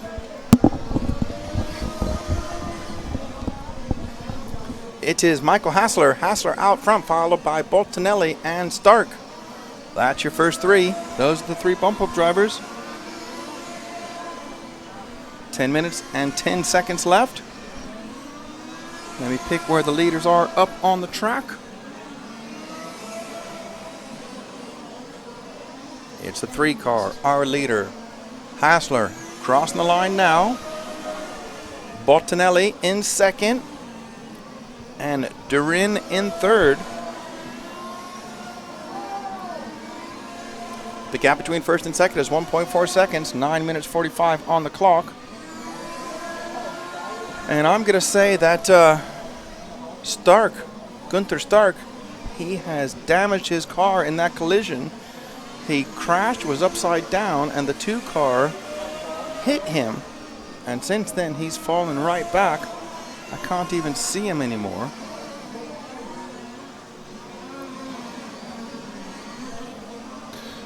Dave, what's the gap between 3 and 4? Cars 1 and 4. Let's get Stark across the line. It's only 2.2 seconds. So there's first and second. They are heading towards the Jeep Sweeper.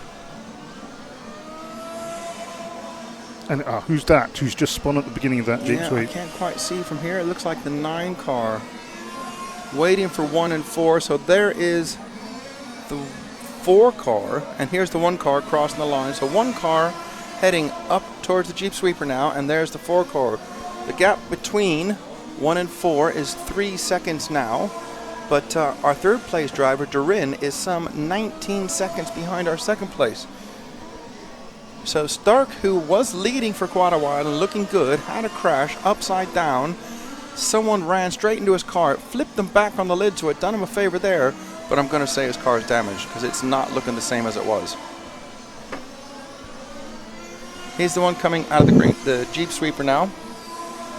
So we're following the number 1 car. Okay, good. Of Özgür Durin from Turkey. Obviously, he was on pole in this one, and they had a problem. I believe it was on the opening lap and went off very early on. And then it was Stark and, let me get the names right, Hassler, who went to the front. Stark led for quite a while, and Hassler and Stark then swapped positions quite a few times. Boltinelli was closing in on these two, then had it going off at the end of the straight, lost a couple of places, and fought his way back up. But saying that now, Boltinelli 6.8 behind our leader, so Michael Hassler in the 3 car enjoying quite a comfortable lead as far as pressure-wise. And like I say, it only takes 1 spin onto the grass, and 7 seconds will disappear quicker than you can imagine. So it's Özgür Durin, the 1 car in third. He is 7 seconds clear now of Gunther Stark in the 4 car.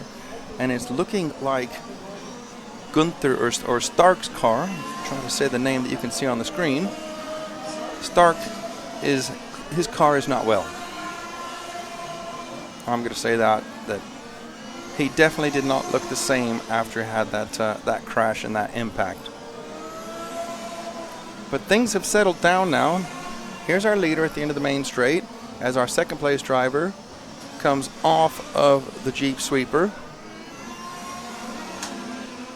And then you've got to go back a fair bit.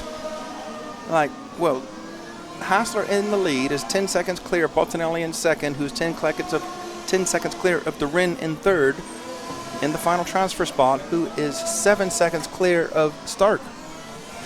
And just repeat, it is Durin that we are following on camera. Perfect. So you keep an eye on Durin. Here he comes, heading towards the Samba S's now, and I'll look for Stark. Stark on the top of the track, in the top corner. I'm going to watch Stark for a second. And yeah, his car, it doesn't look terrible, but it doesn't look like it did earlier. He was on a good run earlier. Oh, and Durin has spun. He's still on the tarmac, but he did do a full spin. Okay. And he's heading towards the top of the track now. Well, there was an 8.1 second lap last time around. Thank you for that, Paul. I can't watch everyone. Let's get Durin across the line. There he goes now. And here comes Stark with what I'm going to say is a sick car. Crossing the line, 8.1 last time round. That is now 4.2. So 1 simple spin. And guess what? Our second place driver, Boltinelli, has stopped. Durin has just gone past him, the mechanic, and as I say that, Stark is off at the end of the straight. The mechanic's looking at him, picking up his car, throwing his hands in the air, saying left and right, no steering.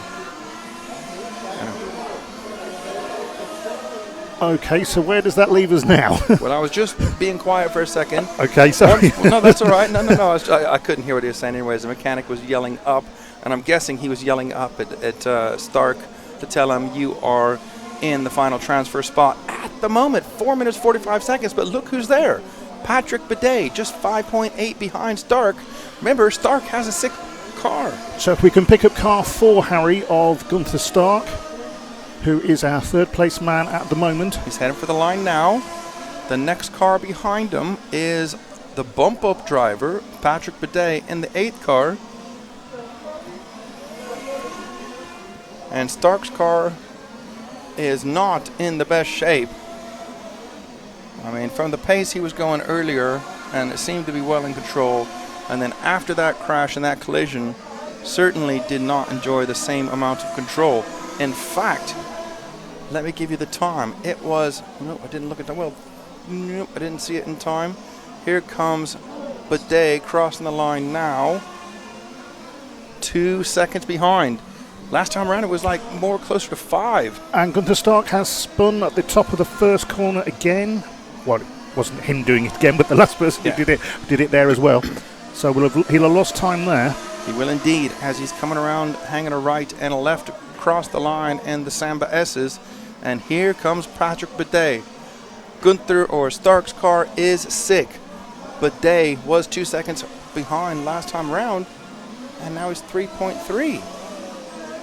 How does that happen? Means I looked at the wrong time. Again. But visibly on the track, they're nearly on the same bit of tarmac. There's no doubt in my mind Bidet is going to catch Stark. Absolutely no doubt. Well, he's got 3 minutes and 10 seconds to do it. And he's just 2.2 behind, but looking at the lap times, and Stark is down the main straight into the last corner, the first corner, and here's Bidet. Oh, and he's off. That's it. It's over. No, and there's no doubt his car's sick.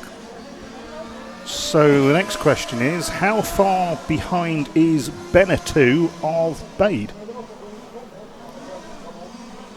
Let's get him across the line, and it is 3.5 seconds. So we need to pick up car 5 of Beneteau, who is at the end of the straight now. And you can see him nearly on the same bit of tarmac. 2 minutes, 25 seconds. Let's look at the last lap time around for Bidet from Beneteau. And Bidet was half a second quicker.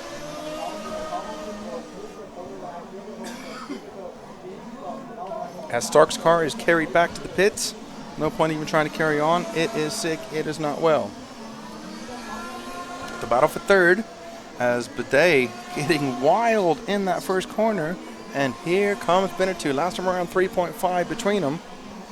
Bidet in the top corner now, hanging a right and a left. And he's going across the line in the Samba S. Now, here comes Beneteau. 3.0.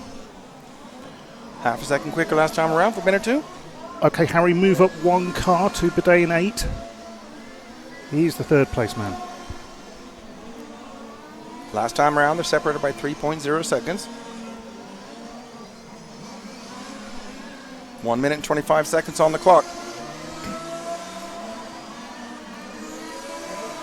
5 car running wide now through the line. It is 3.6, so he has lost half a second last time around.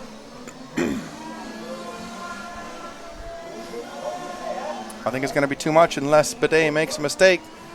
Hassler out front, Durin in second, pretty comfortable at the moment. We're watching the final transfer battle, although they are separated by 3 and some seconds. And Bidet going off the track and bouncing, comes back on the track. It's going to be a little bit closer, but there's 45 seconds left. 3.6 separating them last time across the line. It's going to be a little bit closer now, but not enough to strike. I'm looking at the times now, 25-second lap. So Bidet is this lap and one more. And it'll be very close for Benetton. In fact, Benetton should get through as he crosses the line with 27. Bidet's on the grass. Bidet's off. Bidet's off. He's coming on the line, and he's trying to come back on. And sorry, Benetton is off as well. It's the battle of the offs. This is the last lap. 14 seconds on the clock. Bidet versus Benetton. Benetton can see him. I don't know if he knows that that's the battle for the last spot. Up the hill they go. 7 seconds on the clock. They were supposed to go another one, but they both went off. 3, 2, 1. Time is up. They're racing to the line. Turning left and crossing the line. It is Patrick Bidet, who's going to go through in the third and final transfer spot by 0.4 of a second. Have a sit down. Breathe, breathe. Water, breathe.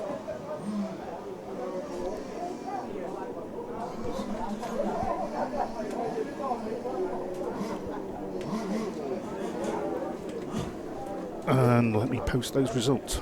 2 more races to go. The transfer drivers are Michael Hassler, Oscar Darin, and Patrick Bidet, narrowly beaten out Frank Benetton by 0.443 of a second. Whew. Shows you it ain't over till it's over. No.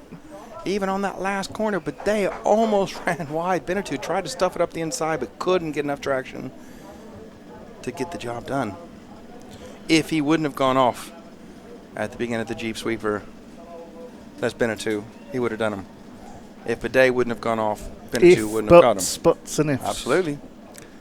I mean, there is a word for that, actually. I heard it on an American racing program once, where one car goes along and has a crash on its own, and then the next car come along has the exact same crash. Now, it wasn't the exact same crash, but it was definitely influenced, I would say. I call it the tractor beam. You know, one draws the next one in. But never mind. 2 more races today. Can you handle it, Paul? I know you're so excited. Busy.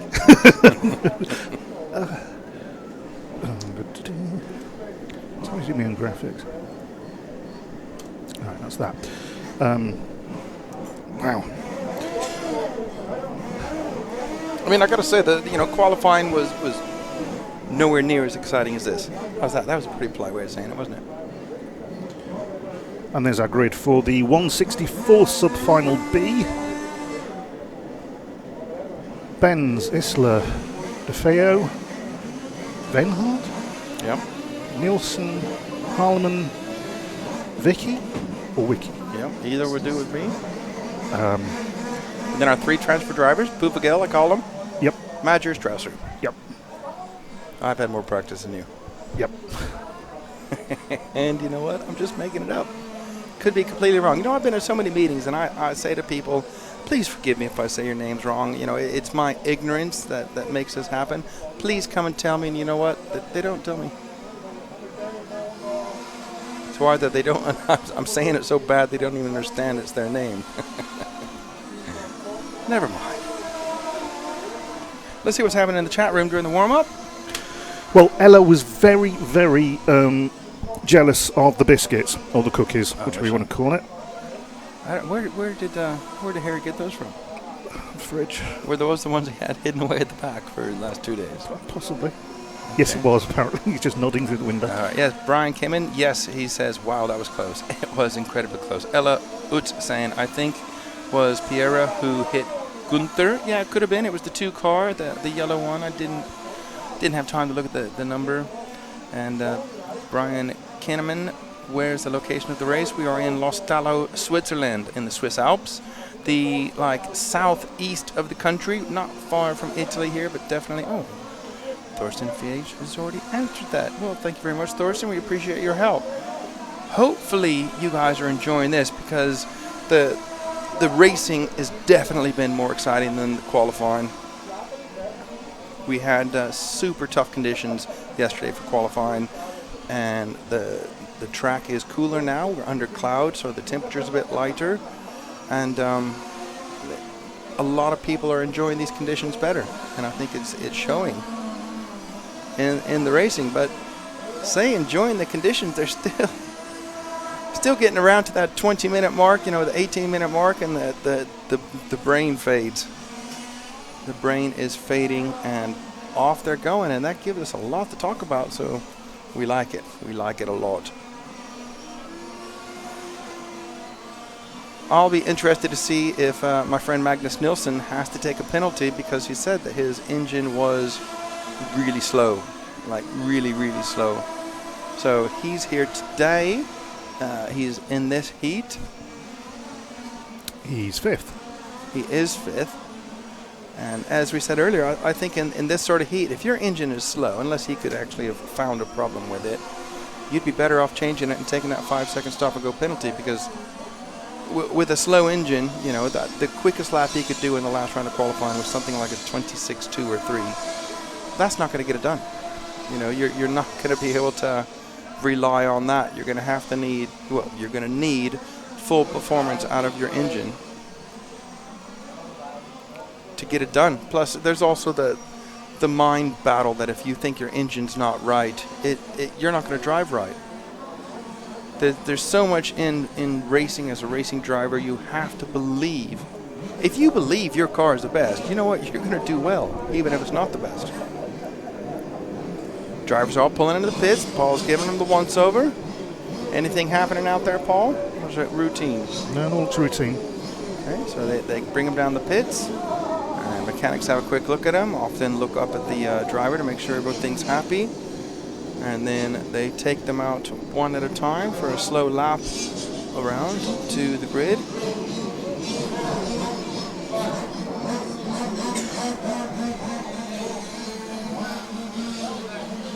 So there's our start procedure. And then it's up to them to get into the grid box.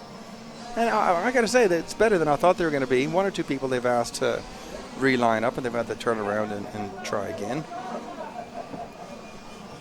Still a lot of racing to go. It's not as easy as you might think.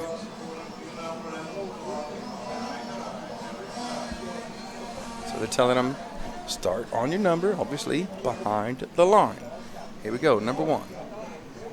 And he's done really good there. Number 2. Yep, number 2 is about half a meter behind his spot. They'll ask him to move forward. And number 3 straddling the inside of his line. 4 is good. 5's all right. 6 has missed it completely. And they're not saying anything, but here we go. Opening lap has been really interesting in every race. There's the buzzer. Everyone has a nice start. It looks like regulation order to me.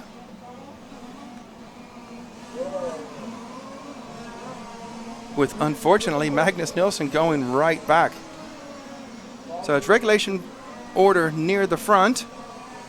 As I say that, it's 1 from 3, 2, 4, 7, 8, 6, 5, 9, and 10 who had a spin at the end of the first straight. And the referees are saying it's a good start. So Ben's out front from DeFeo and Isler.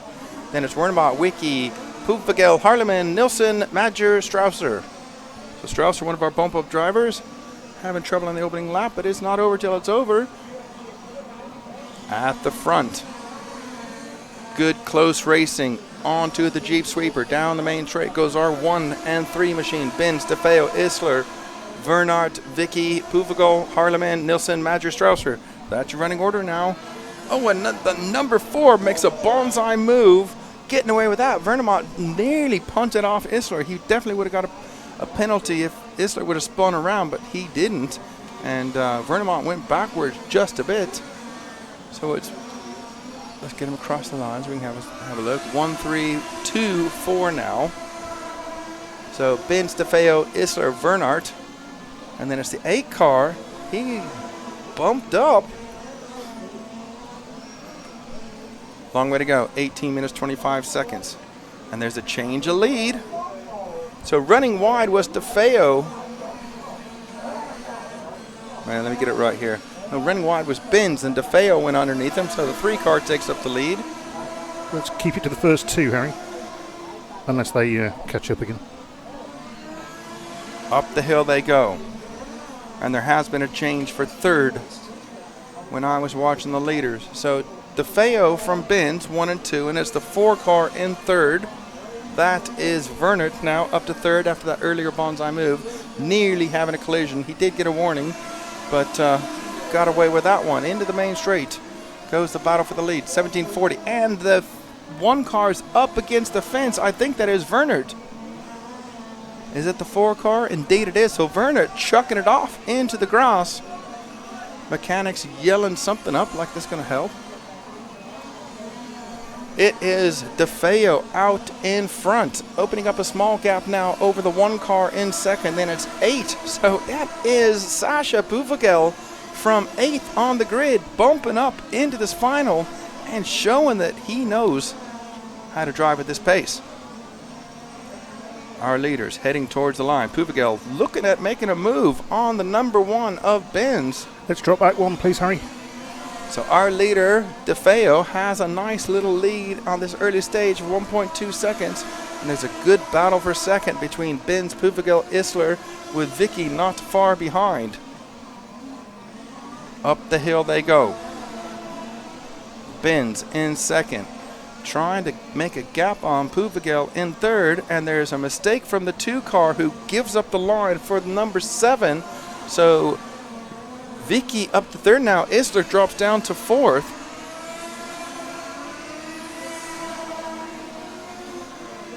"16 minutes, 20 seconds left." The 3 car of David DeFeo up the hill goes. Last time around, he had a 1.3 second lead. He's hanging a right and a left now as Puvagel making mistakes in that S section of the track. Through the Samba S's now, up towards our Jeep Sweeper they go. 16 minutes left. DeFeo last time around with a 1.6 second lead. Benz has a half a second lead over Puvagel. On the top of the track they go, and these guys are gapping our car in 4th, who is the 7 machine of Daniel Vilk, or Vicky, Daniel Vicky. So yes, we're watching the battle for second between Benz and Puvagel. That's how I'm calling it. Yep. And our leader's over. He has a tumble, and Puvagel slams into DeFeo as he comes back on the track. And our referees instructing him to give up 1 place, ends up giving up 2. So now it's going to be Robert Benz, the 1 car, back to the point. Puvagel, our transfer driver, up to second, and Daniel Vicky up to third. David DeFeo now down to 4th after he had a roll, landed on his roof, and a little bit recklessly rejoined and had a clattering together. But he's straight back up the inside of Daniel Vicky now. So DeFeo back up to 3rd. 3 drivers to transfer. Our leader up towards the Jeep Sweeper.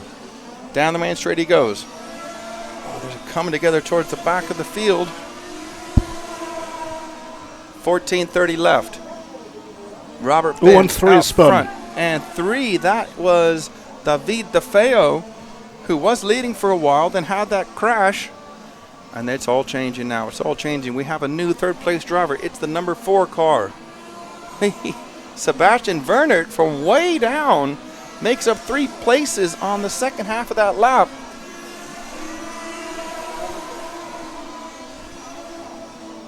"14 minutes left. Benz, Puvagel, Vernert, Vicky, Madger, Isler, DeFeo, Nilsson, Strausser, Harleman. 14 minutes to drive. Gotta say, Puvagel looking much closer to Robert Benz now. And we're watching the 3rd place driver, Sebastian Vernhardt, in car 4. At the end of the main straight. Last time around, Vernert was 2.3 behind Puvagel in second. Remember, Puvagel bumping up. Anyone 8, 9, or 10 is bumped up so far.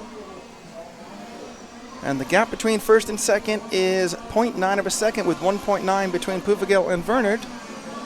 And then Vernert has a little gap over Daniel Vicky of 1.8 seconds, who's in an almighty battle with 3 more cars. Nose to tail at the end of the main straight. So we're following the 4 cars. He hangs a right, climbing up the hill. First, second, and third looking fairly equally spread out, with Puvagel looking a bit closer to our leader than Vernert is to Puvagel. Into the Jeep Sweeper now. Down the main straight they go.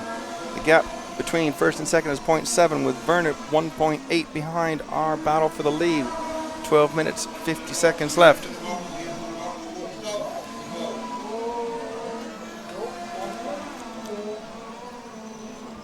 Here comes our leaders. Headed for the Samba S's. Definitely closer now is Puvigel, 0.5 of a second, with Vernert 1.9 behind.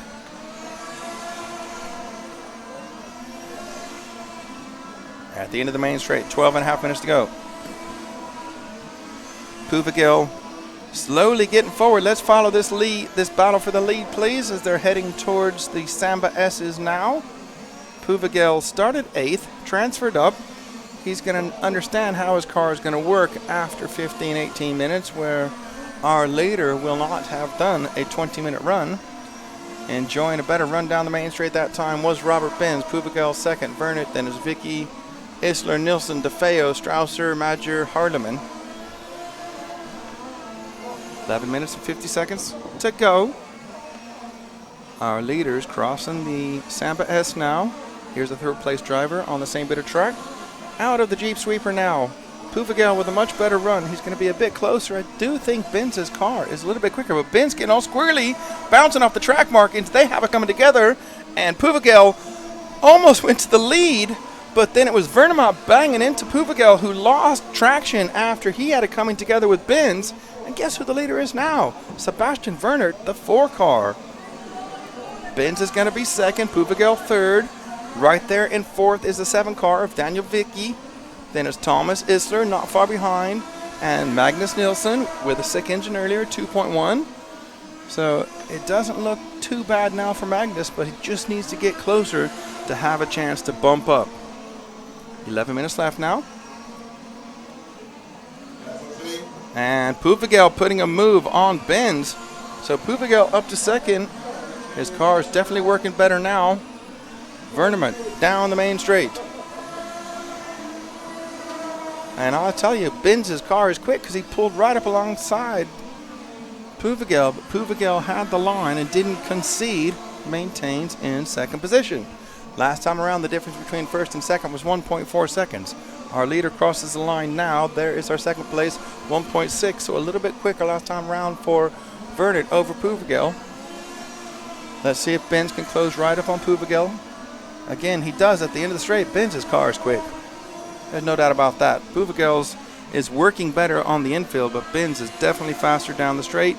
Better engine, better tires, better gearing. Who knows? Maybe it's just getting a better drive onto the main straight off of our Jeep Sweeper. Halfway through now, 10 minutes to go. The difference between first and second is 1.1, with Benz just 0.6 behind Puvigel.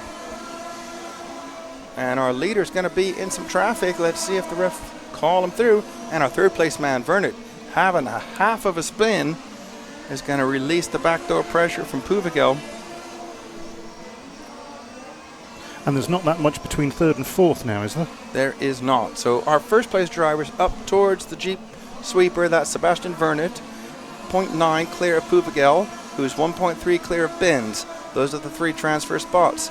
Isler in 4th is just 1.6 back, with Daniel Vicky in 5th, 1 second back, then Magnus Nilsson 2.1. Then there's a bit of a gap of 5.3 between Nilsson and Strausser. And Nilsson having a spin coming up the hill. That's not going to help his cause. Our leader onto the main straight now has lapped car in front of him. You only need that lap car just to spin up. And there's a good gap now between first, second, and third. 1.3 between first and second, and 1.3 between second and third. 1.2 between third and fourth. And Isler in 4th place. I think he's creeping into our shot of Benz in 3rd. Is that right? He is indeed, yes. That's the red car with a giant orange patch on the side. Looks like an Alfa Romeo sign to me. And as we say that, he's getting all squirrely in the first corner. Mm-hmm.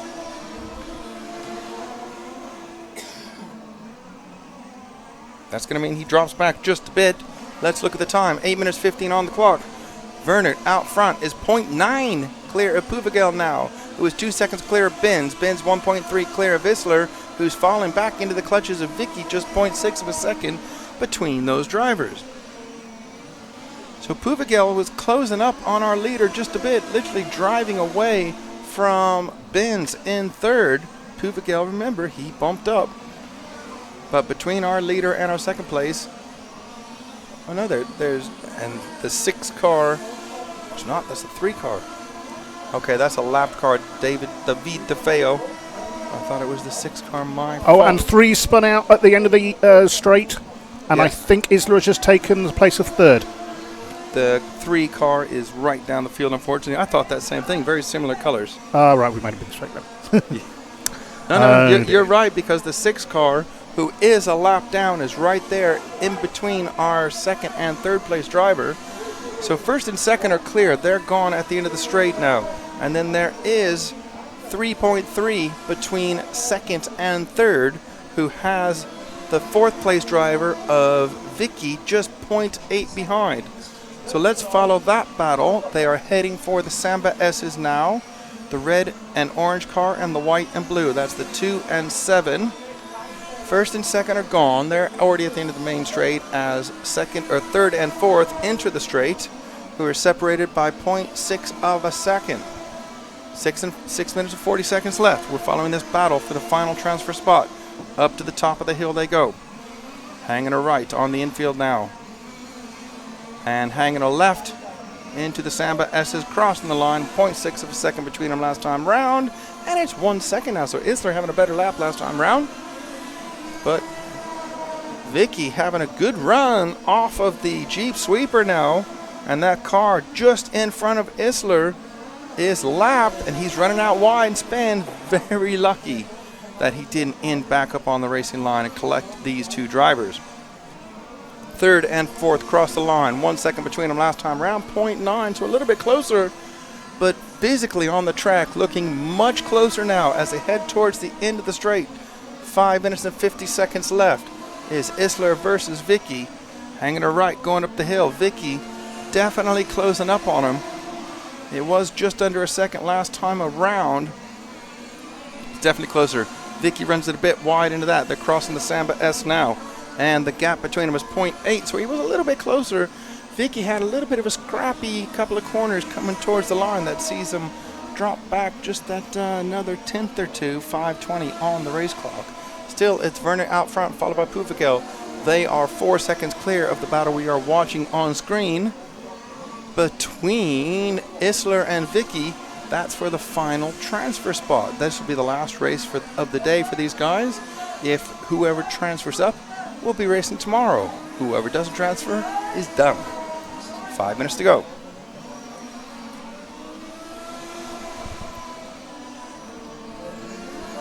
Have a little bit of water to lube things up.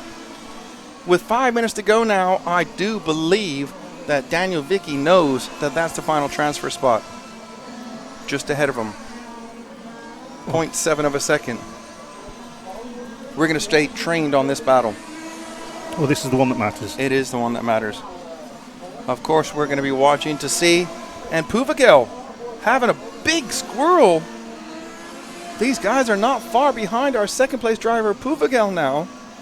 Just caught it out of the corner of my eye and had a look. Let's give a gap. Just 3 seconds behind the battle for third, behind our second place driver. Our leader, Vernet, is gone. You can probably see these two cars, the red and orange one and the white and blue one. That's the battle for the final transfer spot. Vicky running a bit wide on the sweeper at the end of the straight. 4 minutes to go. They know. They know what's going on. Vicky getting a little bit out of shape coming into the S's, but having a good turn through our Samba S's onto the Jeep sweeper. Down the main straight they go. 3 minutes 40 on the race clock. Isler bouncing across the curbs at the end of the main straight. And then Vicky does the same thing up the hill. Vicky's just about right with him now in the top corner. Pukavel's got himself sorted. He's pulling away from these two. Crossing the line now. They are separated by just 0.4 of a second as they're up to the Jeep sweeper. 3:20 on the race clock. Down the main straight they go. This is the battle for the final transfer spot. Whoever finishes in third races tomorrow. Fourth, you're done. Pack up. And Vicky runs super wide. He had done all that hard work, got right up with him, and then runs wide. Just one corner. Sees him drop back a good half a second. 3 minutes to go. It is crunch time now. It's show us what you got. He's coming hard or he's going home, one or the other. 2:45 now on the clock. Vicky now looking to get back on terms with Isler. Trust me, Puvagel, it knows what's going on behind him, and Isler making a mistake. So Vic goes right around the outside. But Isler slams the door, didn't quite get it done. Onto the Jeep sweeper now, down the main straight they go. 2:25 on the race clock. This is the battle for the final transfer spot. Through the sweeper they go. No trouble for them there. They're hanging a right up the hill. Last time round, that's where Vicky had a little bit of traction trouble up the hill, ran a bit wide. No trouble that time through. Runs a bit wide through there. Hanging a left. Across the Samba start line. And Vicky just spun up a bit, bouncing across the curbs. Isler's got to say thank you very much. That gives me a little bit of a gap with just under 2 minutes to go. The battle rages on. But it seems to have been happening for the last 5 minutes. It has. It's fantastic to watch. It only takes half a lap for him to catch back up again. He does all the hard work. He gets there. And then just a moment of whatever you want to call it, and he just drops back again. Time's running out, though. 1 minute 30 on the race clock. Puvagel's not too far down the road. If he has half a spin, these two will be all over him. The 4 car has checked out, gone, see you later, bye. Someone said he's gone to the supermarket and only wants to know if it's paper or plastic. He's at the end of the main straight. That's an old joke. I know, but we're back with the battle for third. Crossing the line now. He's almost done the hard work. Back up with him. Going across the curves, but he didn't lose the traction that time. Down the main straight they go. Just over 1 minute to go. So just a couple more laps will decide who races tomorrow and who doesn't. 1 minute to go. All right, and up the hill they go. Isler passes battling versus Vicky for the final transfer spot. Puvagel's just a little bit up the road. He doesn't want to make a mistake, but these guys will be all over him. 45 seconds. This lap and one more. I can't see who's over. I don't think it's our leader, but I'm not going to take my eyes off this battle for third. Oh, they just missed him.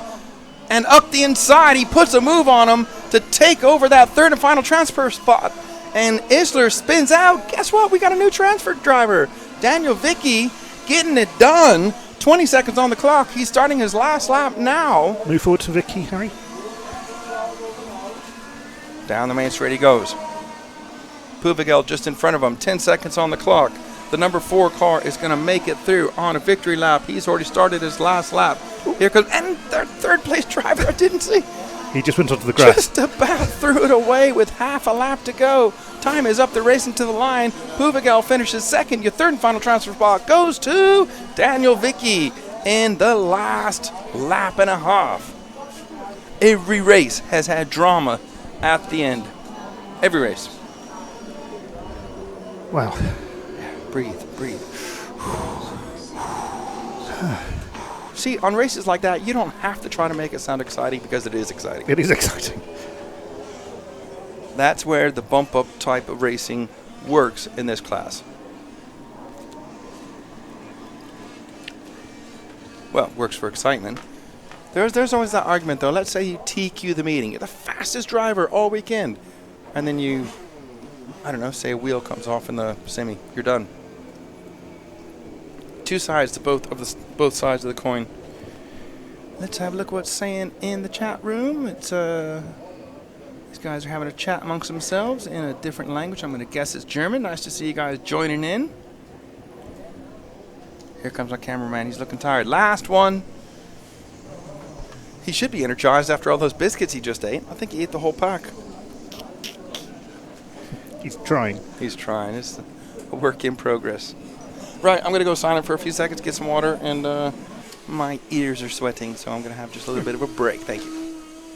Nice. Too much information. I'm sure everybody at home appreciated it. And I'll bring up the drivers for the final of the day, which is the 164th sub-final A.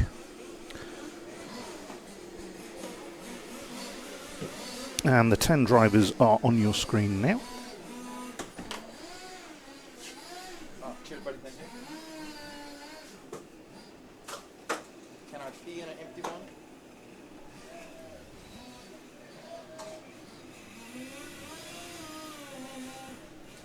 And they're about to start to warm up as they all peel out of the pit lane.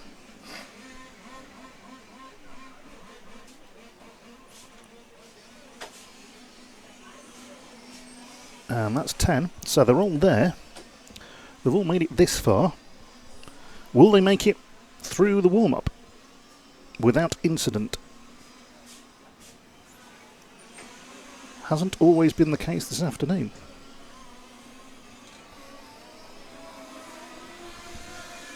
As they start their second lap.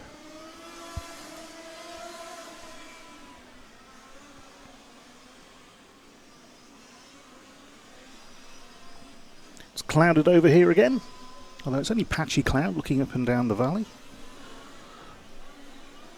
There's sunshine still at the valley to the north. Well, I'm not too sure what the temperature is like out there. I've not actually been out this afternoon. But definitely not as hot as it was yesterday.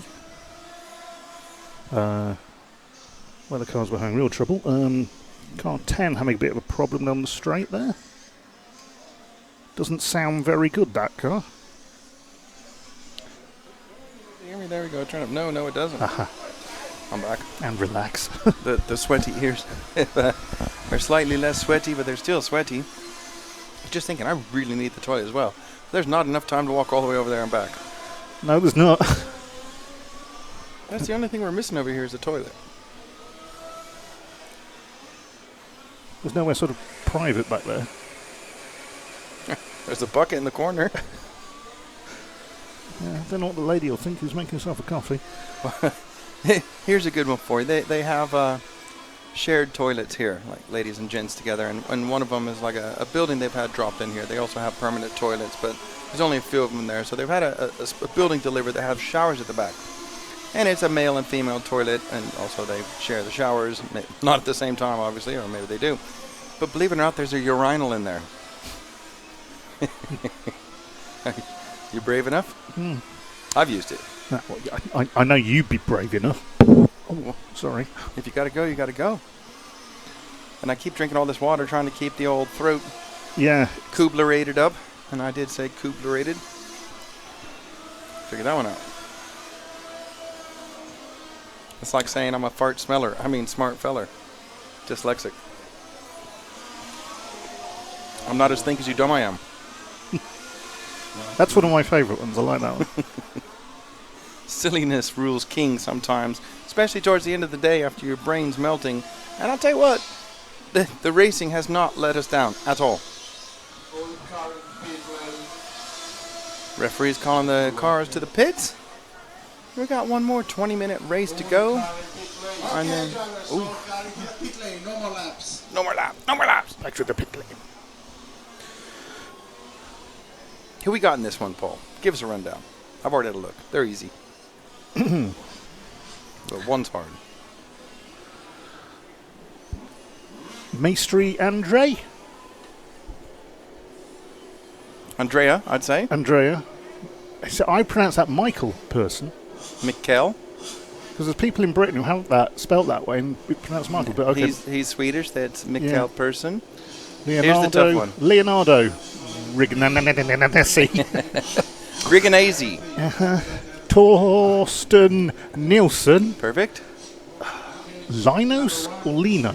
Well, I'd probably say Lino. And then Shaka. Lino Shaka. Absolutely. Okay. His name is Lino Shaka. I remember now. Oh, well, unfortunately, I've got to press some buttons now. You'll have to finish. Okay, then it's Silva, Mans, Hassler. Oh, well, our three transfer drivers are Hassler, Durin, and Patrick Bidet. Might be Patrick Bad, but I'm going to say Bidet because that's just what I've been saying all day, and I'm not changing now. So, there. Okay, looks like all the cars have made it around to the grid. Some more water, which makes things better and worse at the same time, if that makes sense. Ella trying to be funny on the chat, asking about timetable for tomorrow. I'm not going there. We don't have one. Exactly. I'm not going to say what I said yesterday because I think what's happened to the three car? Oh, I didn't see what happened. That he spun off at the end of the straight. And they're allowing him to rejoin. I don't know. There must be a time limit of when you have to be to your pit space by. Everyone's in their pit. Well, surely number one is he's almost out of it. He's nearly underneath the bridge already. Never mind. Here we go. Oh, a little slow start for the one car. Maybe he was a little bit of delay because he was half a meter forward. Oh, and we have the 3 car pumped himself straight off into the grass. Well, I would have just stayed there and waited till all cars to go by and then joined behind him. Tried to do the right thing and cross the grass and didn't work. Great start for our leader, Andrea.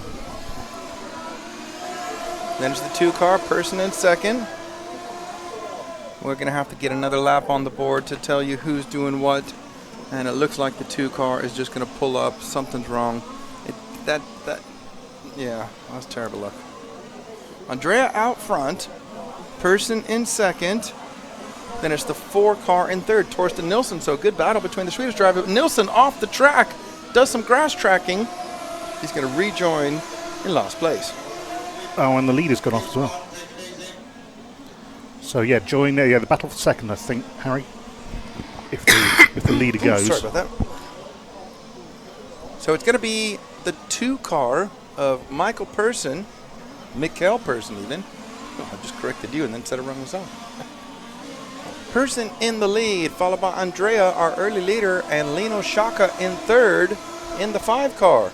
Silva is 4th. That's all I'm going to give you now because I'm going to watch the race. First, second, and third. A little bit of gap between first and second, who are closer together. Then a little bit of gap between third and fourth. They're crossing the line now. First 5 cars give you a running order, pretty much nose to tail. It's Person, Andrea, Shaka, Silva, Hassler. Hassler is one of our drivers that have bumped up, so he's having a good run here early on. Just about 2 minutes down, so 18 minutes to go. And Andrea with a burst of speed, closing right up on Person. Yeah, movement 1, Harry. Andrea up the inside of Person and retakes the lead of the race. Down the main straight they go. It's Person. No, I beg your pardon. It's Andrea, Person, Shaka. And a little bit of a gap back to Hassler. And there's a coming together. Shaka up to second.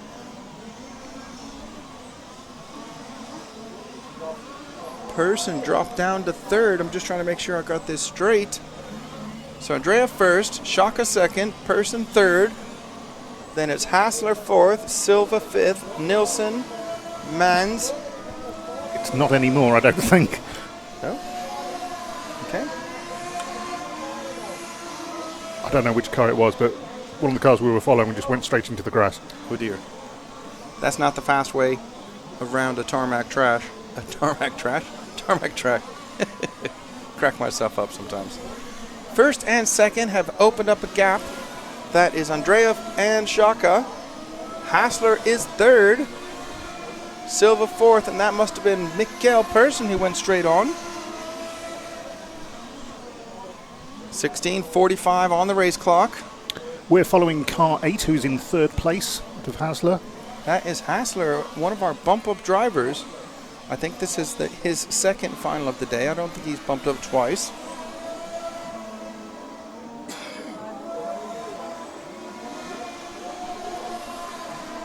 Still following the third place car. So the gap between first and second last time around was 1.2. Between second and third was 2.5 seconds. Looking much the same now as our leaders start crossing the line. Give you another running order. 1.4 between first and second and 2.7 between second and third. With Silva in fourth, 1.6 back, and then Person 0.9, Nilsson 0.7. So the battle of the Swedes trying to get back on pace and get up to that third and final transfer spot. 15 minutes, 50 seconds to go. Not even a quarter way through this one yet. If you drop back one, Harry, we should see the battle for 4th and 5th, and that's pretty close. And that's the 6 car of Silva and Person in the 2 car with not too far behind him, Nilsson. A lot of these drivers, they're looking very equally matched now. As first, second, and third are about the same between them. With the battle for 4th Silva and Person even. Person was going to look for a move up the inside, bounce across the curbs, had to get a handful of brake onto the Jeep Sweeper. They go now. First, second, and third still equally spaced. We're watching the battle for fourth. Will any of these drivers be able to get anything to close up on our third place driver and the third and final transfer spot, or will one of the first three drivers have a mistake? We've seen it in every race so far. This is our sixth race. 5 of them have had last lap or last minute dramas. 14 minutes, 40 seconds left. And there's drama. There's drama. Our third place driver went off the track. So we have a new third place driver. That was Hassler who's gone off the track. So Silva up to third. Was that at the end of the straight? It was indeed. Yep.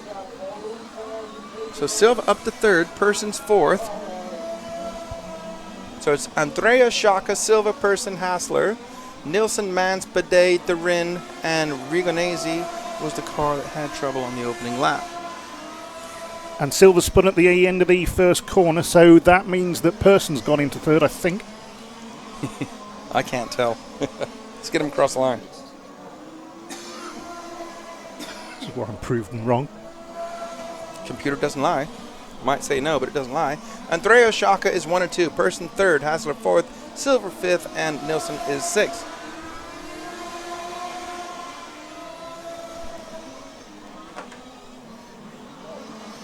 Our leader is heading towards the Jeep Sweeper now. Shaka in second. Heads there now. There's a good battle for third, which we are following between Person and Hassler. Person obviously started second on the grid. Hassler has bumped up.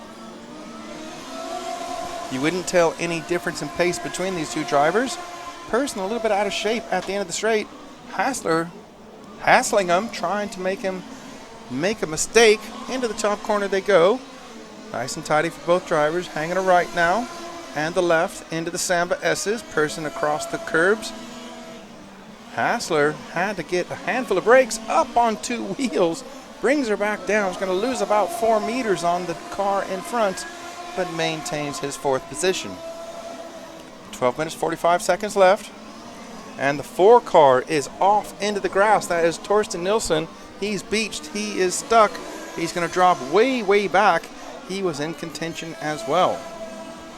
First and second are already cleared the end of the straight, heading up towards the top of the track. We're following the battle for third between Person and Hassler.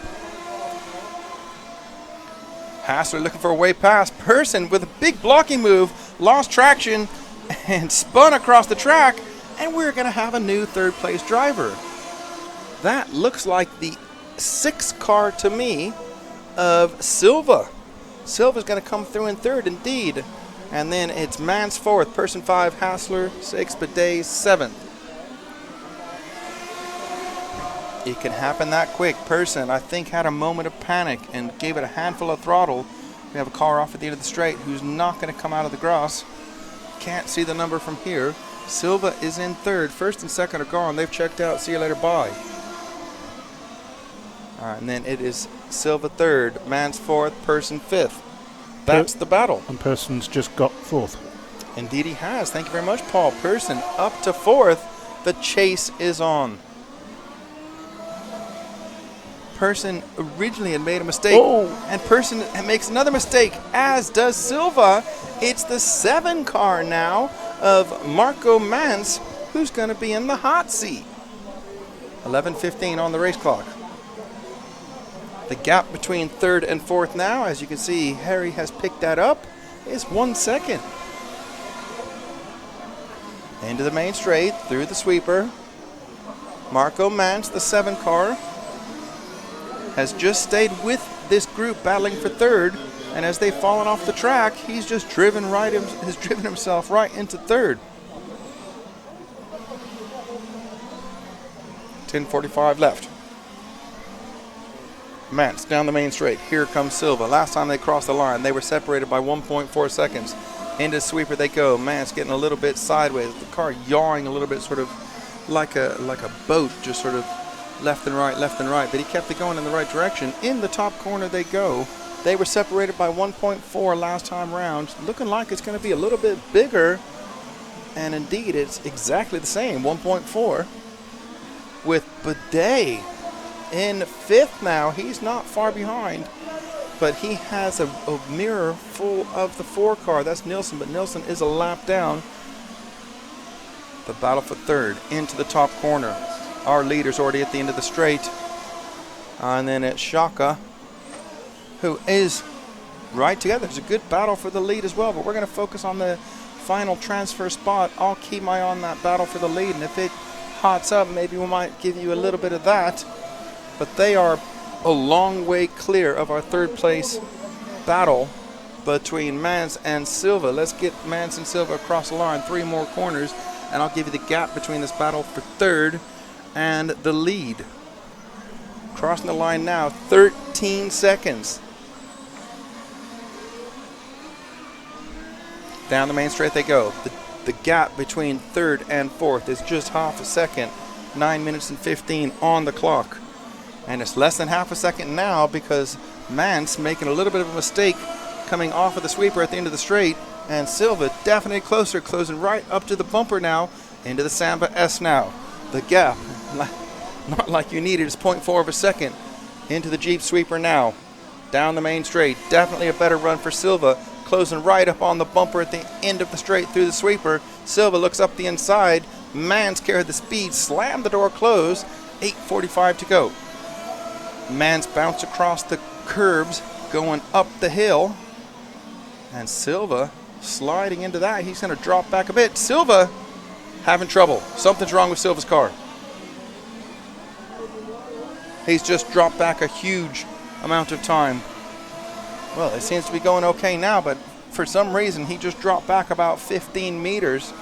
No, definitely something's wrong with Silva's car. Here comes Bidet. He's going to drive right around him at the top of the hill. Not quite, didn't quite get there. Just drop one back, Harry. There's definitely something wrong with Silva's car. Bidet's through and the 4 car is through. Even though the 4 car is a lap down, he's not giving up yet. And now move up one. Okay. Nothing. It was just the fact that we stayed with Silva, and obviously he's now just gone. Okay. And it's whether or not Bidet can get up to Mans. That is indeed. But Mans up on 2 wheels. What a save that was. The gap between Mans and Bidet is 3.2 seconds. With 7.5 to go. 7.5 to go. Thank you very much, Paul. This is the battle for the 3rd and final transfer spot. The battle for the lead is hopping up. They are separated by just half a second. And to be fair, they're not far away from lapping this battle. Okay, I'm sorry. I just got stuck mid-sentence as the car crashed off the track, but it was not Silva. It was a lapped car. Last time around between Silva and Bidet was 2.9. Remember, Bidet had transferred up from previous race. Silva seeming to be having a bit more at this stage of the race. 6:45 to go. The gap between between 3rd and 4th is 2.9 seconds. As Andrea and Shaka separated by just half a second, but we're going to still watch this battle for the final transfer spot. I can see the leaders together at the end of the straight. Believe it or not, they might even come into view as they're lapping this battle for 3rd. Last time around, they were separated by 2.9 seconds. Yeah, I think Bidet's got it going in the right direction now. Let's have a look. 2.7, so 0.2 of a second quicker last time around. 6 minutes and 15. Anything could still happen. Bidet at the end of the straight. As our leaders enter the straight, they're still separated by about 0.6 of a second. Looking at Silva. Looking at Mance even. I'll get it right. My brain's getting confused now. It's not hard. The gap between them was 2.6. So again, 1/10 of a second quicker last time around was Bidet. They're on the main straight together into the big sweeping corner at the end of the main straight. 5:45 to go. Bidet looking closer. Up the hill they go. Bidet makes a mistake at the top of the hill, turning left onto the little back straight. That's going to mean there's a bigger gap for Mance over Bidet. But he's got the leaders coming up on him, so he's going to have to concede. The gap between third and fourth is 3 seconds. But our fourth place driver, Bidet, is going to be called to move out of the way very quickly because the battle for the lead is coming up to lap him. And Bidet is not enjoying things at the moment. Lost the rear grip on his car as he turned in, and he's going to have to move now. And he does. And he keeps going again. The 4 car has passed Bidet, but that doesn't matter. Let's go ahead and switch to the lead cars, which, wow, Harry's already done it. Good job, Harry. 4 minutes and 45 seconds left. This is the battle for the win. I think the battle for third is over. Bidet, his car is not working right for him now. I'm going to say the tires are gone. Maybe he went out on a worn set of rears. Can't quite tell. Maybe something's not right. But Mance in third is just driving away, and it's not long until Mance is going to be told to move out the way either. 4 minutes and 20 seconds left, and our racing will be done for the day. Up the hill goes the battle for the lead. Andrea's been out in front for quite some time. Shaka's been chipping away at him. But Day's not giving up in fourth. He's still trying, but his car looks really hard to drive. I'll just keep my eye out on car 7. Thank you very much. Our leaders are together at the end of the main straight. You can see that's our third place car just in front. He's been asked to move, and move he does. Up the hill goes the battle for the lead. So it's first, second, and third, albeit the third place driver a lap down. 3:45 on the race clock. Now these two drivers are set to go through quite comfortably unless they chuck it into the turf. But they want to be one place further down the road in tomorrow's final. 3.5 minutes left now. And there's, Bidet is hanging in there. He's not giving up yet. He looks much, much closer as these lead 2 cars are just streaking away from our third place.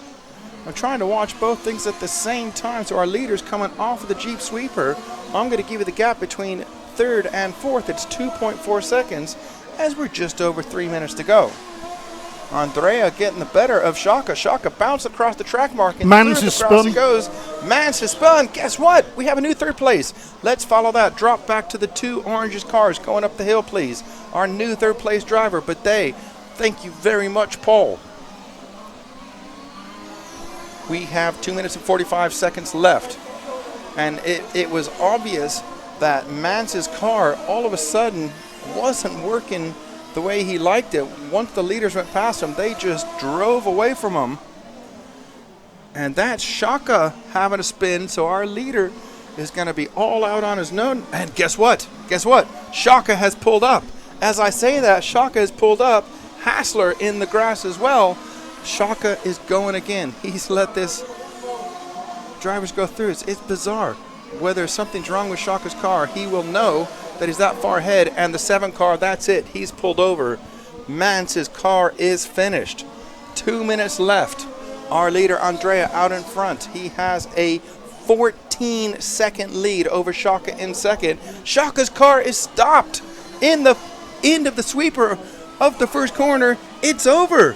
Is it fuel? Is it engine? Has it seized? When someone clatters into him. Who is that? That was the 2 car. Bless him.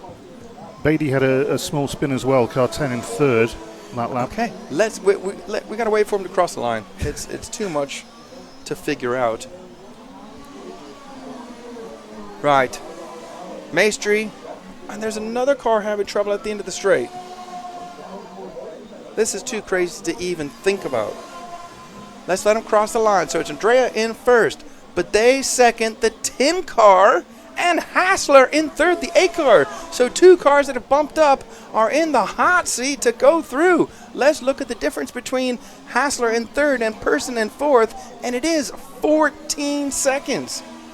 I'm looking at the 9 car parked up, so that's Durin. He was an early challenger, but he's out now, parked up on the grass. But it's the 1 car who has been rock solid through all of this, still putting in 27-second lap times when everyone else is falling off the track. Here's our leader crossing the line now. Second place car is Patrick Bidet. He's the orange car. I don't know who Air is falling. It doesn't really matter. We'll Hansler keep in moving 8 had another mistake there, but there's such much of a gap behind him. He should be all right, although he's just spun. Spun again. So car 8 is just going through the S's now, Harry. He's in 3rd. And he's on his last lap now because there's 15 seconds left. Andrea out front. That's it. He's going to qualify into tomorrow. He's 2 laps clear. He cannot be caught. Bidet in 2nd. And let's see, Bidet, will he do another lap? 3, 2, 1. He does do another lap. So Bidet has gone through. Hansler's I don't know if he's going to make it. Oh, don't make me choke up here. Hassler's made it. Hassler's made it. Patrick Bidet is going to come home in 2nd. Maestri, Andrea first. So your transfer drivers are Andrea, Bidet, and Hassler. You wouldn't have thought that, would you? No. It's very strange. Did 6 cars just finish? Is there only 6 really finished? Yeah. We had 3 or 4 of the front runners drop out in the last 2 minutes. It couldn't be fuel, could it? I thought it was tyres. But yeah, they pulled off. I mean, they stopped in the middle of the track. Lino Shaka stopped, and then he kept going and got around another lap to the sweeper, and then just stopped in the middle of the track. That's when the 2-car person came around and gave him a tap. Well, someone's out there cheering away. Okay, well, if that's anything to go by about what's going to happen tomorrow, you have to tune in.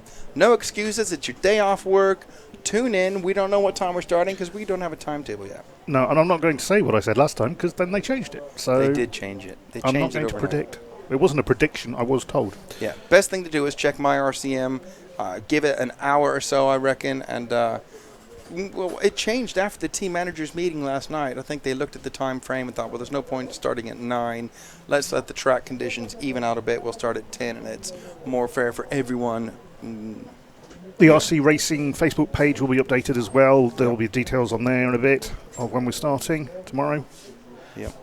You see, I'm being told now it's 9 o'clock. 9 o'clock. Promise?